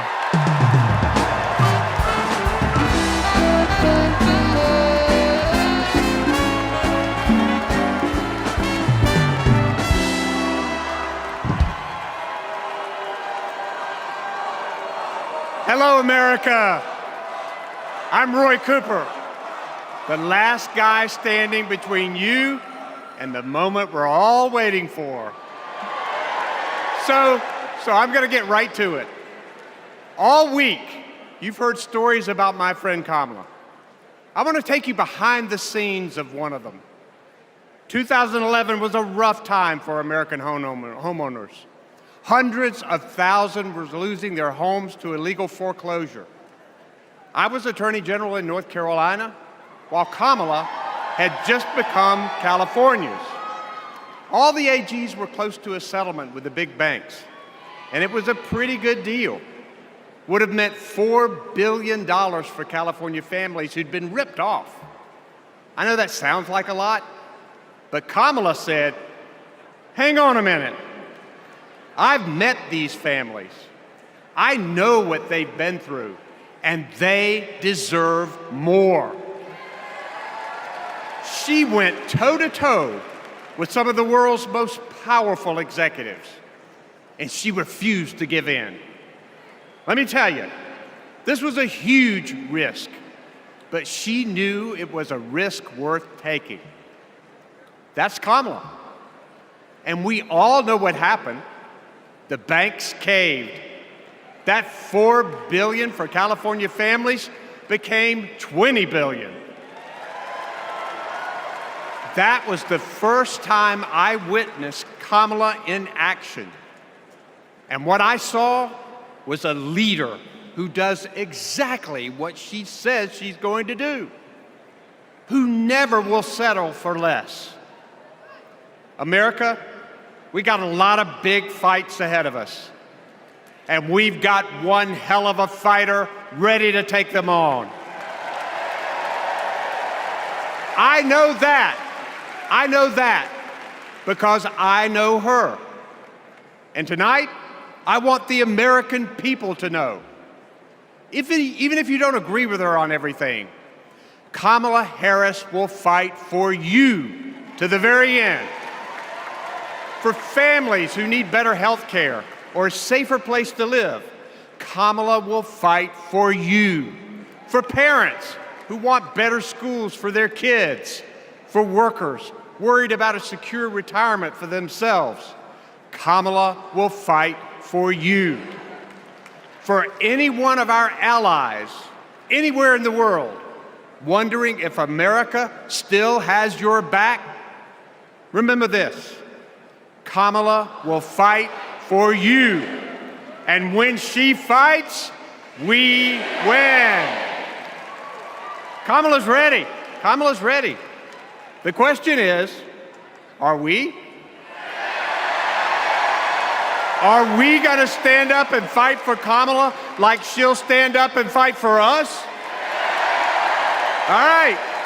If you're ready, my home state of North Carolina, stand up. Stand up, Pennsylvania. Stand up, Michigan. Stand up, Wisconsin.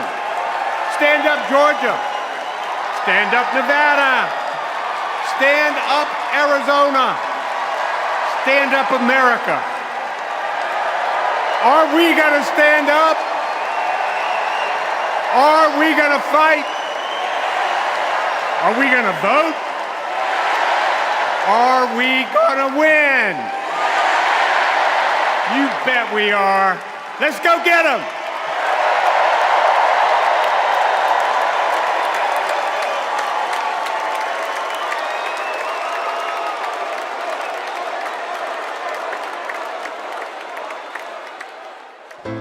She grew up in a tight-knit neighborhood. It was the kind of place where your neighbor would look after you when school let out, where your first grade teacher would show up at your law school graduation. It's where Kamala Harris learned what it means to be in the middle class, making every paycheck count. She was raised by a working mom who taught her about standing up for what's right and protecting the people you love. Kamala carries the lessons of our mother, the fighting spirit of our mother, the compassion. She was all of 5 feet tall. If you met her, you would have thought she was 7 feet tall. And our mother, if I'd ever come home complaining about anything, she wouldn't have it. The first thing she'd say is, well, just stop the complaining. Just tell me what you're going to do about it. And since she was a young girl, Kamala Harris has been fighting for families like the ones she grew up with. That is Kamala. She can't help herself from standing up for people and standing up for what she thinks is right. She has been that way our whole lives. Being a protector is what led her to become a prosecutor. Looking back now, I could say it was her calling. As a courtroom prosecutor, she went after predators who targeted women and children, and fraudsters who ripped off working families. And she put dangerous gang members and human traffickers behind bars. We didn't have partnerships with DOJ or FBI or DEA or any of those law enforcement agencies. Now, we all work collaboratively. She was the person who built the foundation in how we do criminal justice in America. As Attorney General of California, she held the big Wall Street banks accountable for fraud, winning $20 billion for California families. She took on one of the largest for-profit colleges that was scamming students. And in the Senate, she fought for her constituents with the determination of a prosecutor, standing up for reproductive freedom. Can you think of any laws that give the government the power to make decisions about the male body? I'm not thinking of any right now, Senator. She fought to keep our children safe from the terror of gun violence. How many of you guys had to have a drill where you learned about how you need to hide in a closet or crouch in a corner in the event that there was a mass shooter? Look at that. Look at that. On the Intelligence Committee, she defended our nation against foreign adversaries. And in 2020, she made history as the first woman to be elected Vice President of the United States. She cast the tie-breaking vote to deliver urgent relief to the American people during the pandemic. She beat Big Pharma to lower prescription drug costs and cap the cost of insulin, and led the fight to restore reproductive rights after Roe v. Wade was overturned. We have worked too hard and fought too long to see our daughters grow up in a world with fewer rights than our mothers. Because she's never been afraid to stand up to powerful interests. Sometimes people will open the door for you and leave it open, sometimes they won't. And then you need to kick that door down.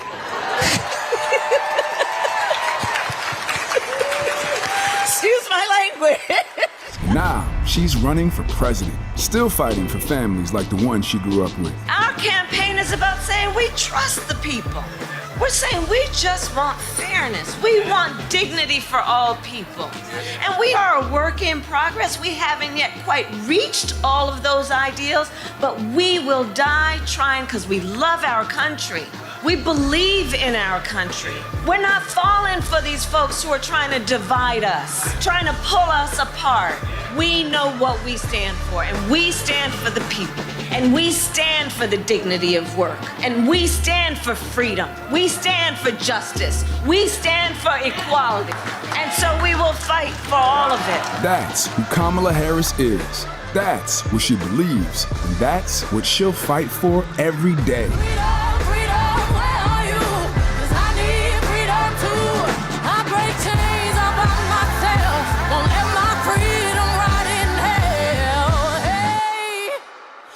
Keep on running, cause the winner don't quit on themselves.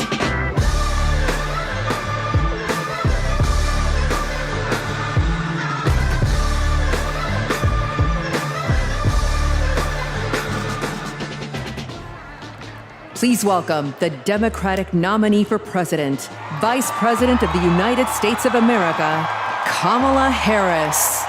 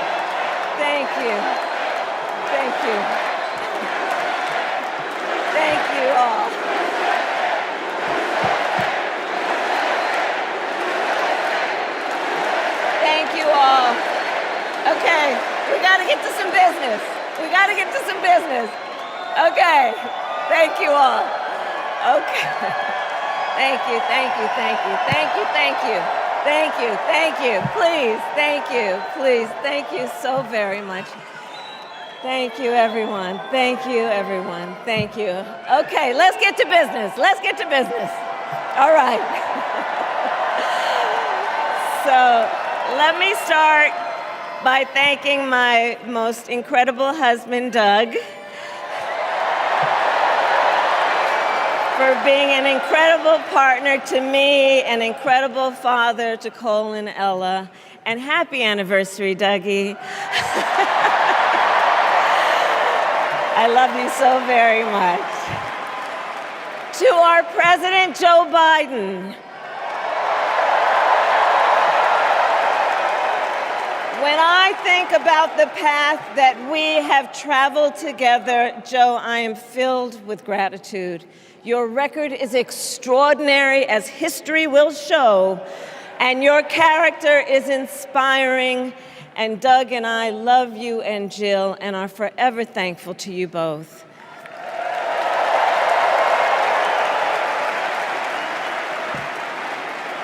And to Coach Tim Walz,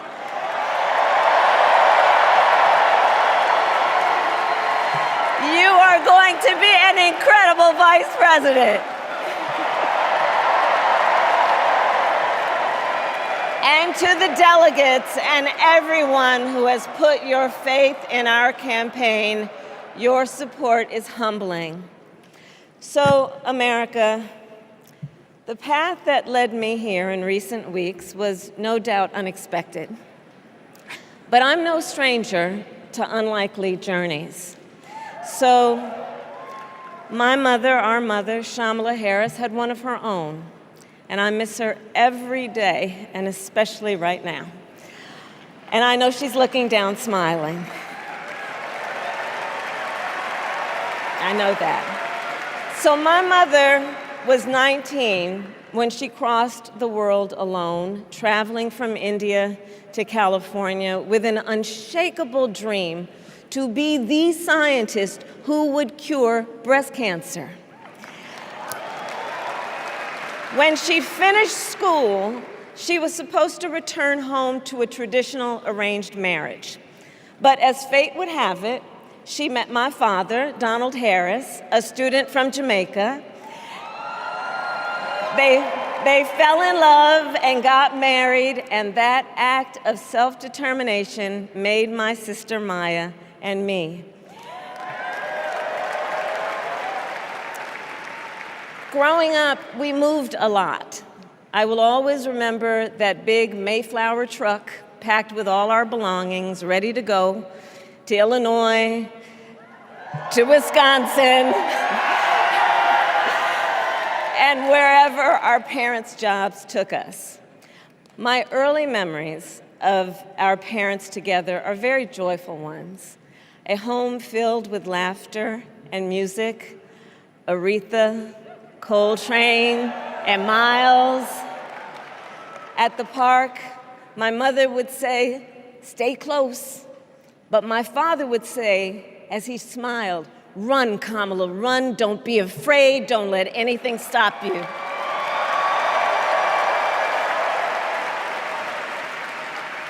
From my earliest years, he taught me to be fearless. But the harmony between my parents did not last.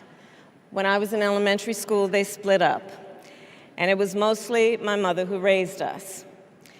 Before she could finally afford to buy a home, she rented a small apartment in the East Bay.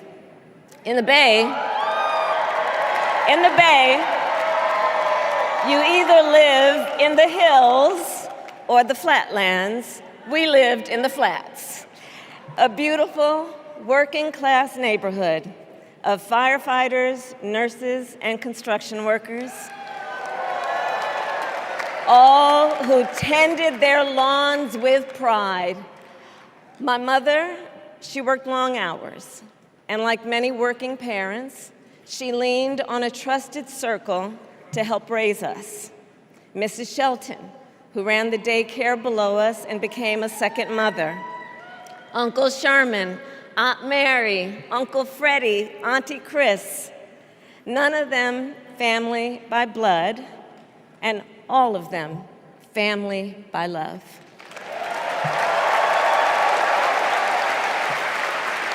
Family who taught us how to make gumbo, how to play chess, and sometimes even let us win. Family who loved us, believed in us, and told us we could be anything and do anything. They instilled in us the values they personified: community, faith, and the importance of treating others as you would want to be treated, with kindness, respect, and compassion. My mother was a brilliant, 5-foot-tall, brown woman with an accent. And as the eldest child, As the eldest child, I saw how the world would sometimes treat her. But my mother never lost her cool. She was tough, courageous, a trailblazer in the fight for women's health, and she taught Maya and me a lesson that Michelle mentioned the other night. She taught us to never complain about injustice, but do something about it. Do something about it. That was my mother. And she taught us, and she also taught us, and never do anything half-assed. And that is a direct quote. A direct quote. I grew up immersed in the ideals of the civil rights movement. My parents had met at a civil rights gathering, and they made sure that we learned about civil rights leaders, including the lawyers like Thurgood Marshall and Constance Baker Motley, those who battled in the courtroom to make real the promise of America. So at a young age, I decided I wanted to do that work. I wanted to be a lawyer. And when it came time to choose the type of law I would pursue, I reflected on a pivotal moment in my life. You see, when I was in high school, I started to notice something about my best friend, Wanda. She was sad at school, and there were times she didn't want to go home. So one day I asked if everything was all right, and she confided in me that she was being sexually abused by her stepfather. And I immediately told her she had to come stay with us, and she did. This is one of the reasons I became a prosecutor, to protect people like Wanda, because I believe everyone has a right to safety, to dignity, and to justice.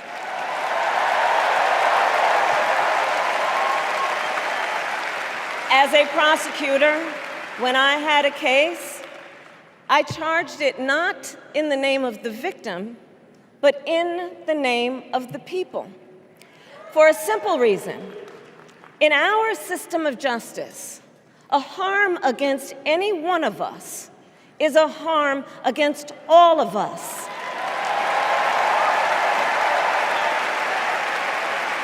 And I would often explain this to console survivors of crime, to remind them no one should be made to fight alone. We are all in this together. And every day in the courtroom, I stood proudly before a judge and I said 5 words: Kamala Harris for the people.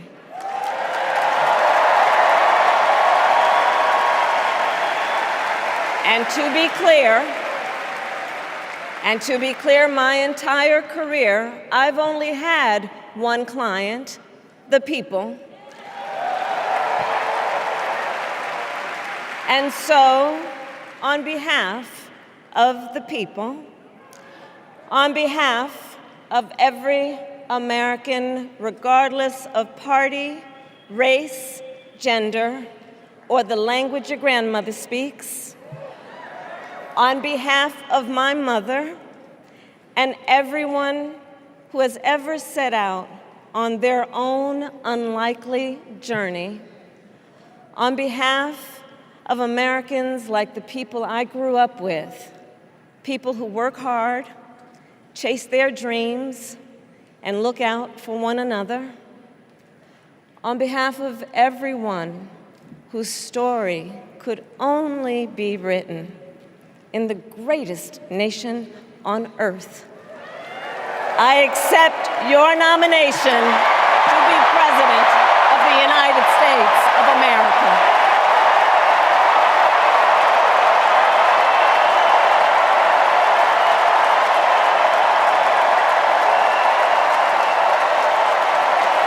And with this election,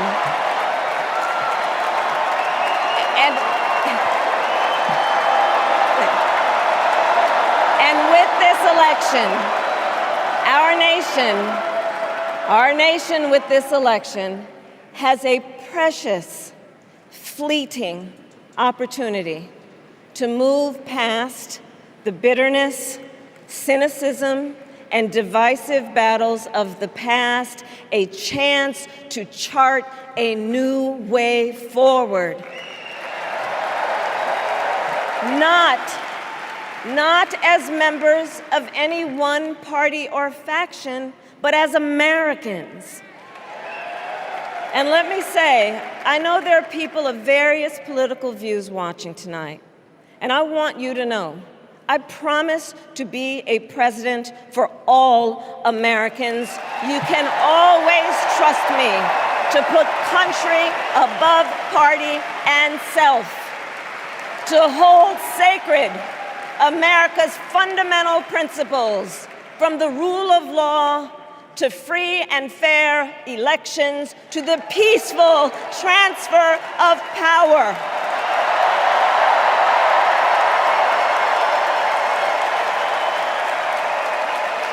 I will be a president who unites us around our highest aspirations, a president who leads and listens, who is realistic, practical, and has common sense, and always fights for the American people. From the courthouse to the White House, that has been my life's work. As a young courtroom prosecutor in Oakland, California, I stood up for women and children against predators who abuse them. As Attorney General of California, I took on the big banks, delivered $20 billion for middle-class families who faced foreclosure, and helped pass a homeowner Bill of Rights, one of the first of its kind in the nation. I stood up for veterans and students being scammed by big for-profit colleges, for workers who are being cheated out of their wages, the wages they were due, for seniors facing elder abuse. I fought against the cartels who traffic in guns and drugs and human beings, who threaten the security of our border and the safety of our communities. And I will tell you, these fights were not easy. And neither were the elections that put me in those offices.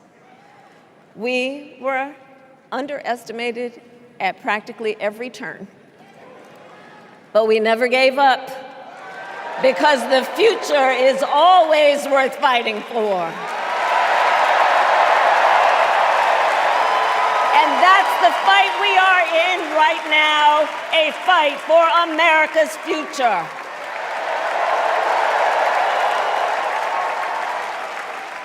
Fellow Americans, this election is not only the most important of our lives, it is one of the most important in the life of our nation. In many ways, Donald Trump is an unserious man. But the consequences of putting Donald Trump back in the White House are extremely serious. Consider not only the chaos and calamity when he was in office, but also the gravity of what has happened since he lost the last election. Donald Trump tried to throw away your votes. When he failed, he sent an armed mob to the United States Capitol, where they assaulted law enforcement officers. When politicians in his own party begged him to call off the mob and send help, he did the opposite. He fanned the flames. And now, for an entirely different set of crimes. He was found guilty of fraud by a jury of everyday Americans and separately found liable for committing sexual abuse. And consider what he intends to do if we give him power again. Consider his explicit intent to set free violent extremists who assaulted those law enforcement officers at the Capitol. His explicit intent to jail journalists, political opponents, and anyone he sees as the enemy. His explicit intent to deploy our active duty military against our own citizens. Consider the power he will have, especially after the United States Supreme Court just ruled that he would be immune from criminal prosecution. Just imagine Donald Trump with no guardrails, and how he would use the immense powers of the presidency of the United States, not to improve your life, not to strengthen our national security, but to serve the only client he has ever had, himself.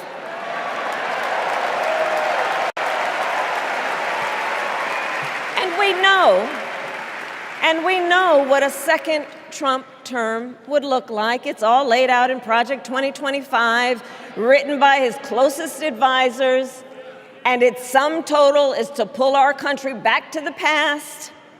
But America, we are not going back. We are not going back. We are not going back. We are not going back to when Donald Trump tried to cut Social Security and Medicare.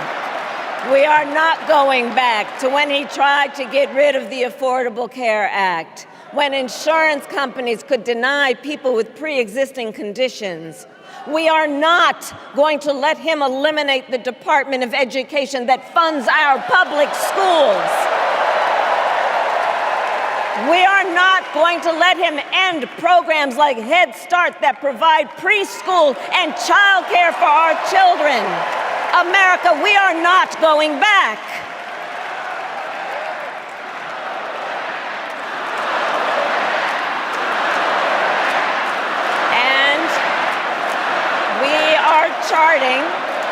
And we are charting a new way forward. Forward to a future with a strong and growing middle class, because we know a strong middle class has always been critical to America's success. And building that middle class will be a defining goal of my presidency.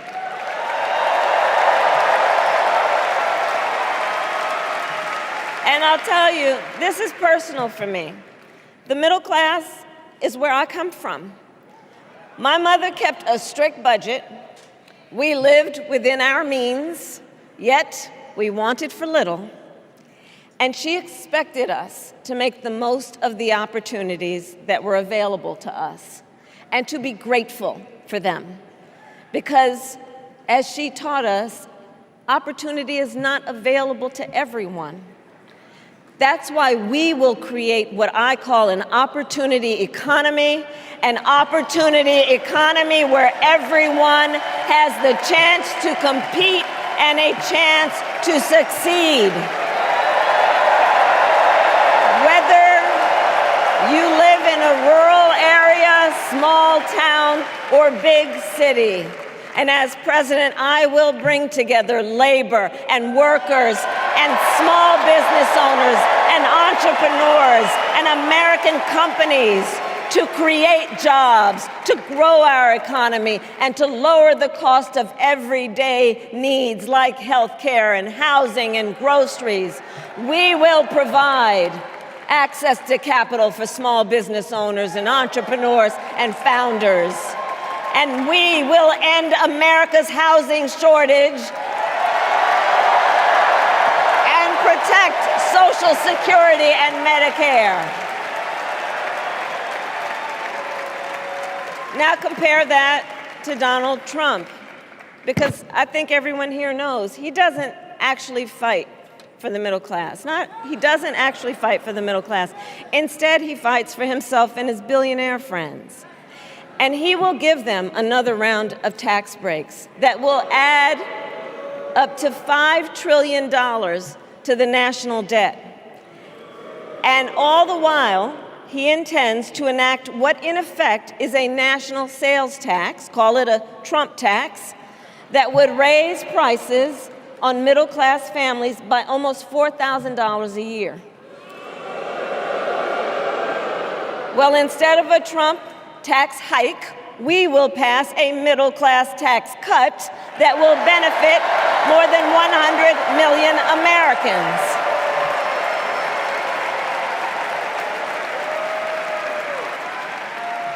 Friends, I believe America cannot truly be prosperous unless Americans are fully able to make their own decisions about their own lives, especially on matters of heart and home. But tonight, in America, too many women are not able to make those decisions. And let's be clear about how we got here. Donald Trump handpicked members of the United States Supreme Court to take away reproductive freedom. And now he brags about it. In his words, quote, "I did it and I'm proud to have done it," end quote. Well, I'll tell you, over the past 2 years, I've traveled across our country, and women have told me their stories. Husbands and fathers have shared theirs. Stories of women miscarrying in a parking lot, developing sepsis, losing the ability to ever again have children, all because doctors are afraid they may go to jail for caring for their patients. Couples just trying to grow their family, cut off in the middle of IVF treatments.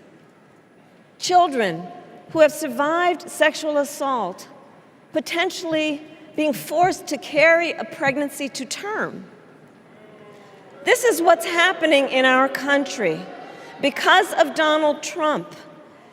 And understand, he is not done. As a part of his agenda, he and his allies would limit access to birth control, ban medication abortion, and enact a nationwide abortion ban with or without Congress. And get this, he plans to create a national anti-abortion coordinator and force states to report on women's miscarriages and abortions. Simply put, they are out of their minds.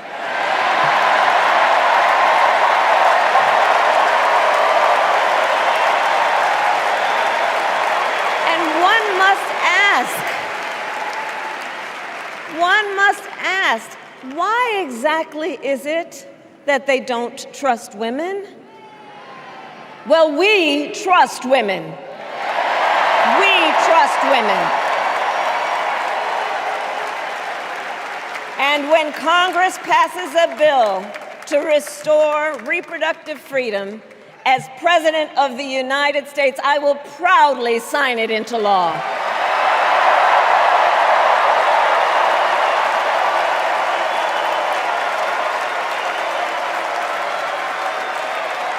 In this election, many other fundamental freedoms are at stake. The freedom to live safe from gun violence in our schools, communities, and places of worship. The freedom to love who you love openly and with pride. The freedom to breathe clean air and drink clean water and live free from the pollution that fuels the climate crisis. And the freedom that unlocks all the others, the freedom to vote. With this election, we finally have the opportunity to pass the John Lewis Voting Rights Act and the Freedom to Vote Act.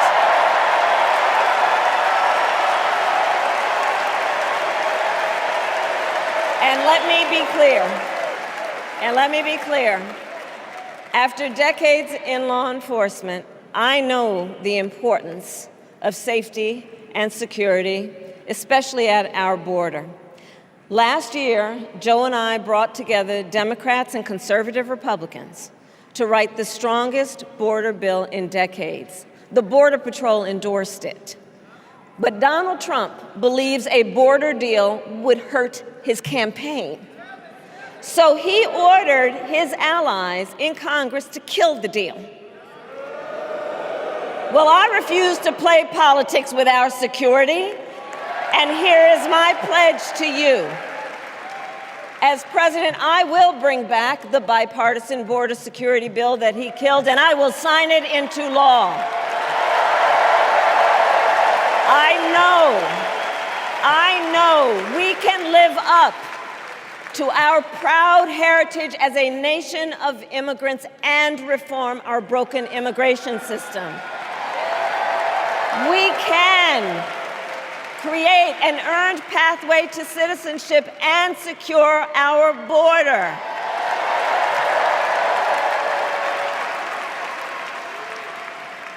And America, we must also be steadfast in advancing our security and values abroad. As Vice President, I have confronted threats to our security, negotiated with foreign leaders, strengthened our alliances, and engaged with our brave troops overseas. As Commander-in-Chief, I will ensure America always has the strongest, most lethal fighting force in the world. And I will fulfill our sacred obligation to care for our troops and their families, and I will always honor and never disparage their service and their sacrifice.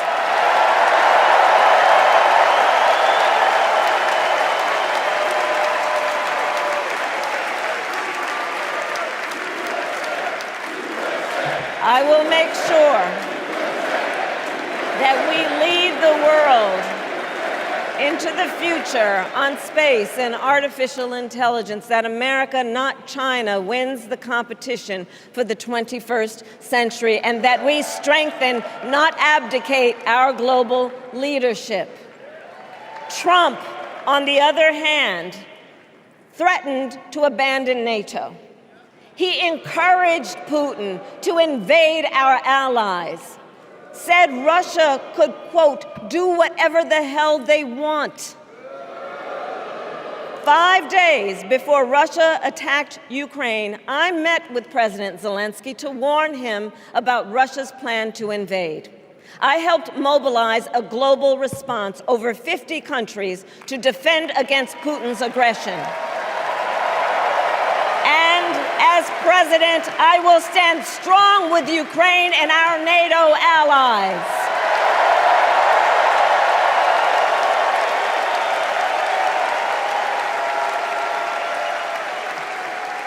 With respect to the war in Gaza, President Biden and I are working around the clock, because now is the time to get a hostage deal and a ceasefire deal done.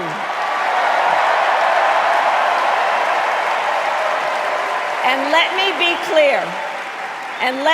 clear, I will always stand up for Israel's right to defend itself And I will always ensure Israel has the ability to defend itself, because the people of Israel must never again face the horror that a terrorist organization called Hamas caused on October 7,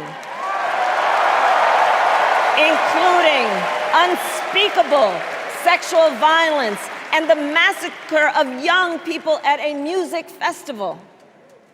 At the same time, what has happened in Gaza over the past 10 months is devastating.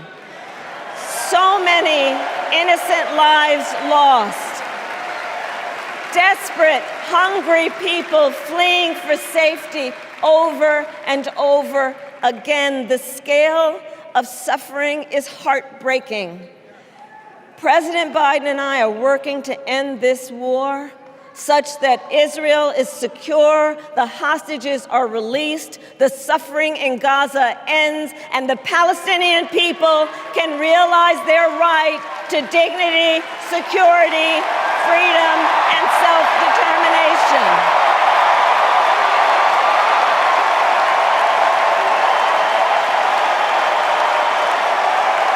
And know this, I will never hesitate to take whatever action is necessary to defend our forces and our interests against Iran and Iran-backed terrorists. I will not cozy up to tyrants and dictators like Kim Jong-un, who are rooting for Trump,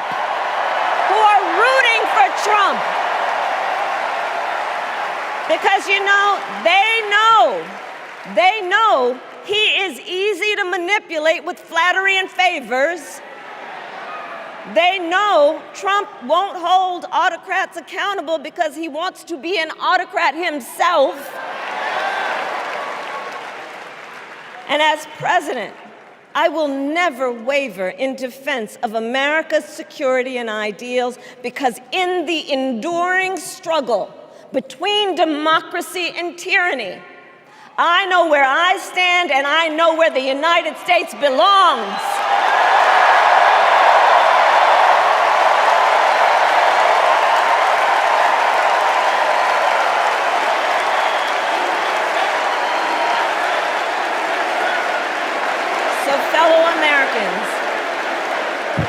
Fellow Americans, I love our country with all my heart. Everywhere I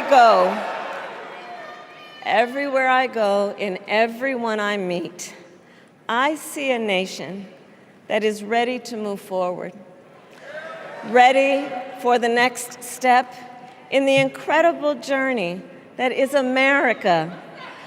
I see an America where we hold fast to the fearless belief that built our nation and inspired the world, that here in this country, anything is possible, that nothing is out of reach.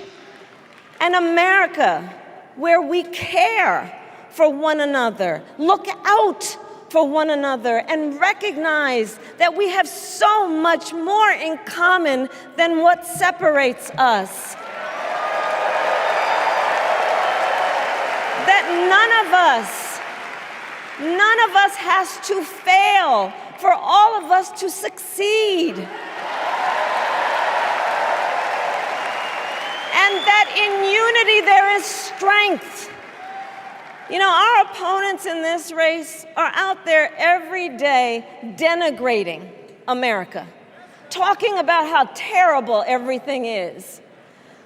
Well, my mother had another lesson she used to teach. Never let anyone tell you who you are. You show them who you are. America, let us show each other and the world who we are and what we stand for. Freedom, opportunity, compassion, dignity, fairness, and endless possibilities.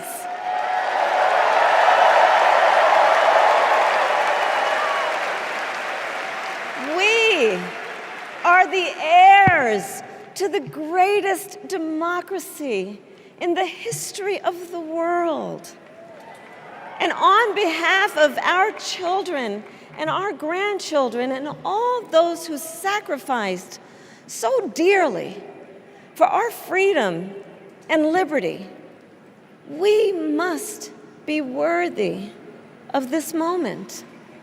It is now our turn to do what generations before us have done, guided by optimism and faith, to fight for this country we love, to fight for the ideals we cherish, and to uphold the awesome responsibility that comes with the greatest privilege on earth, the privilege and pride of being an American.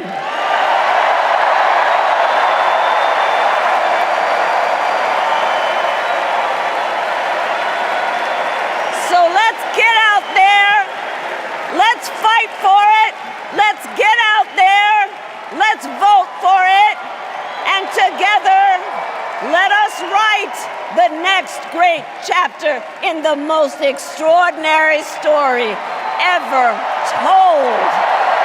Thank you. God bless you, and may God bless the United States of America. Thank you all.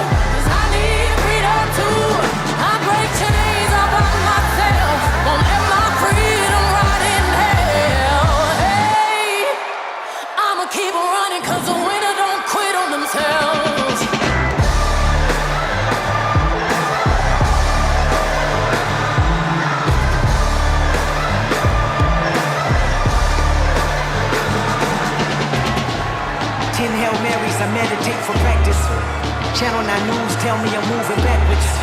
8 blacks left, death is around the corner. 7 misleading statements by my persona. 6 headlights waving in my direction. 5-0 asking me what's in my possession. Yeah, I keep running. jumping the aqueducts, fire hydrants and hazardous smoke alarms on the back of us. But mama don't cry for me, rap for me, try for me, live for me, breathe for me, sing for me, honestly guiding me. I can be more than I gotta be, stole from me, lied to me, nation hypocrisy, code on me, driving me wicked. My spirit inspired me like yeah. Open correctional gates in high desert. Open our mind as we cast away oppression. Open the streets and watch our beliefs. And when they carve my name inside the concrete, I pray it forever. Freedom, freedom, I can't move. Freedom, cut me loose. Freedom, freedom, where are you? 'Cause I need freedom too.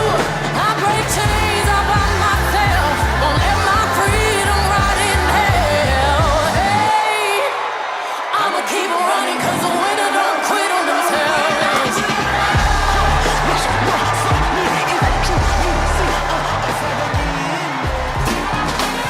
When I move my body just like this,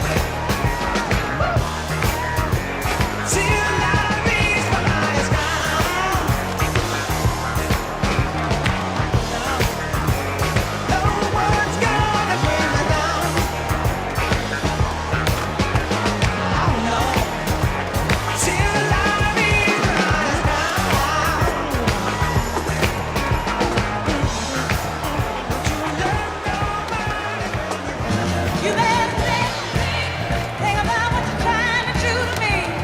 Think, let your mind go, let yourself be free. Let's go back, let's go way on, way back when. I didn't even know you, you couldn't have been too much more than 10. I ain't no psychiatrist, I ain't no doctor with degrees, but it don't take too much time to see what you're doing to me. You better think about what you're trying to do to me, yeah. Let your mind go, let yourself be free. Oh, freedom, freedom, freedom, oh, freedom, yeah, freedom, freedom, freedom, freedom, freedom, oh, freedom.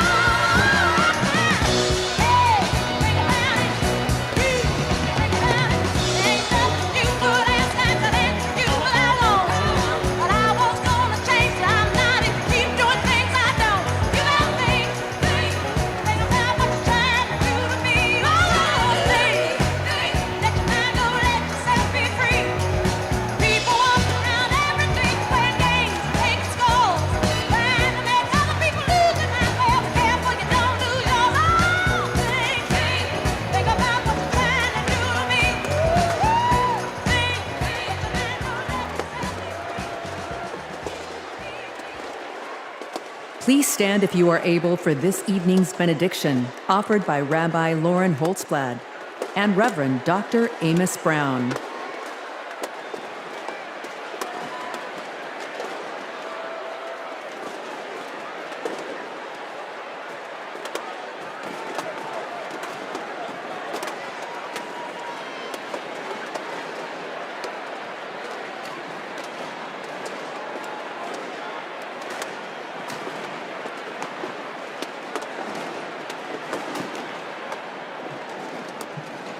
America, let us pray. God brought us out of the narrow place of oppression to freedom. Let's remember the treacherous road our ancestors traveled to freedom, their sacrifice and resolve to bring a better, more inclusive world. We stand on their shoulders to declare, we are not going back. God who notices the downtrodden, give us the courage to imagine the world as you do, where everyone has the opportunity to thrive, where diversity brings strength, not weakness, and where all have the right to make the choices for their own bodies. God of strength, guard Vice President Harris and Governor Walz with your sheltering presence as they carry on with courage and conviction to build a better future for all Americans. Shine a light on them so that they may continue to pursue justice, equity, and reproductive freedom. An America free from gun violence that safeguards free and fair elections, with less vitriol and more joy, not afraid to face its past, to grow a brighter future where every child can look to their leaders and see themselves and know that someday they too can lead. May we all be blessed with the ability to see the humanity in each other. America, let's make history. Amen.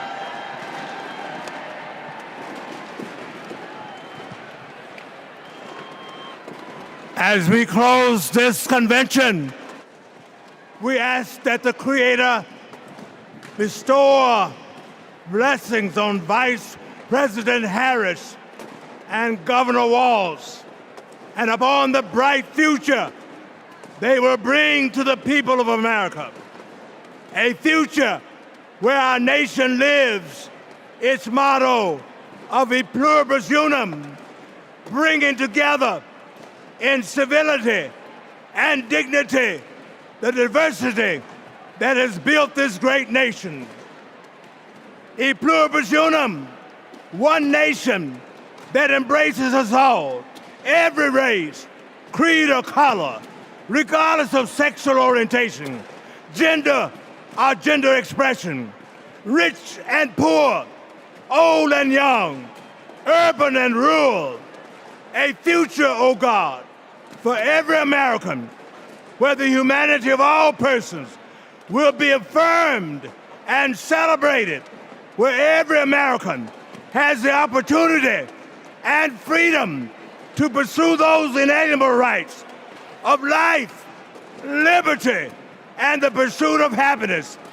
A future, O God, where we live in peace and joy, where we set aside our rancor and division, where we heal our differences and celebrate our common purposes as one nation, one American community, that great city on a hill that serves as a beacon for all the people and all the nations. This is a journey we begin today, and we pray that the Almighty God will guide us on this path today, tomorrow, and for all the generations to come. Amen and amen.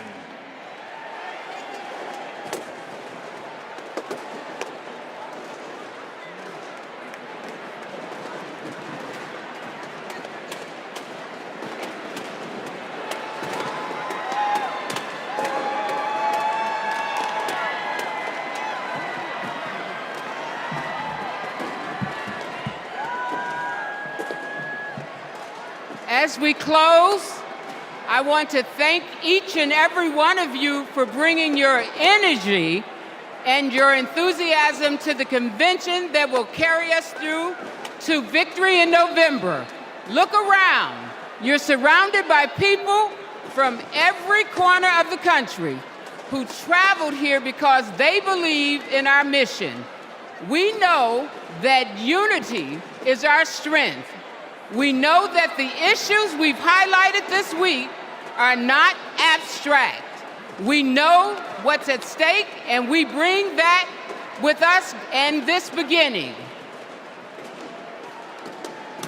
Over the next 75 days, we will mobilize like never before to show America what we as Democrats stand for. Together, we will fight for our rights, our freedom, and our democracy. Together, we will elect Democrats up and down the ballot. Together, we will win. Win that, as we know, we have to further business to come before the convention.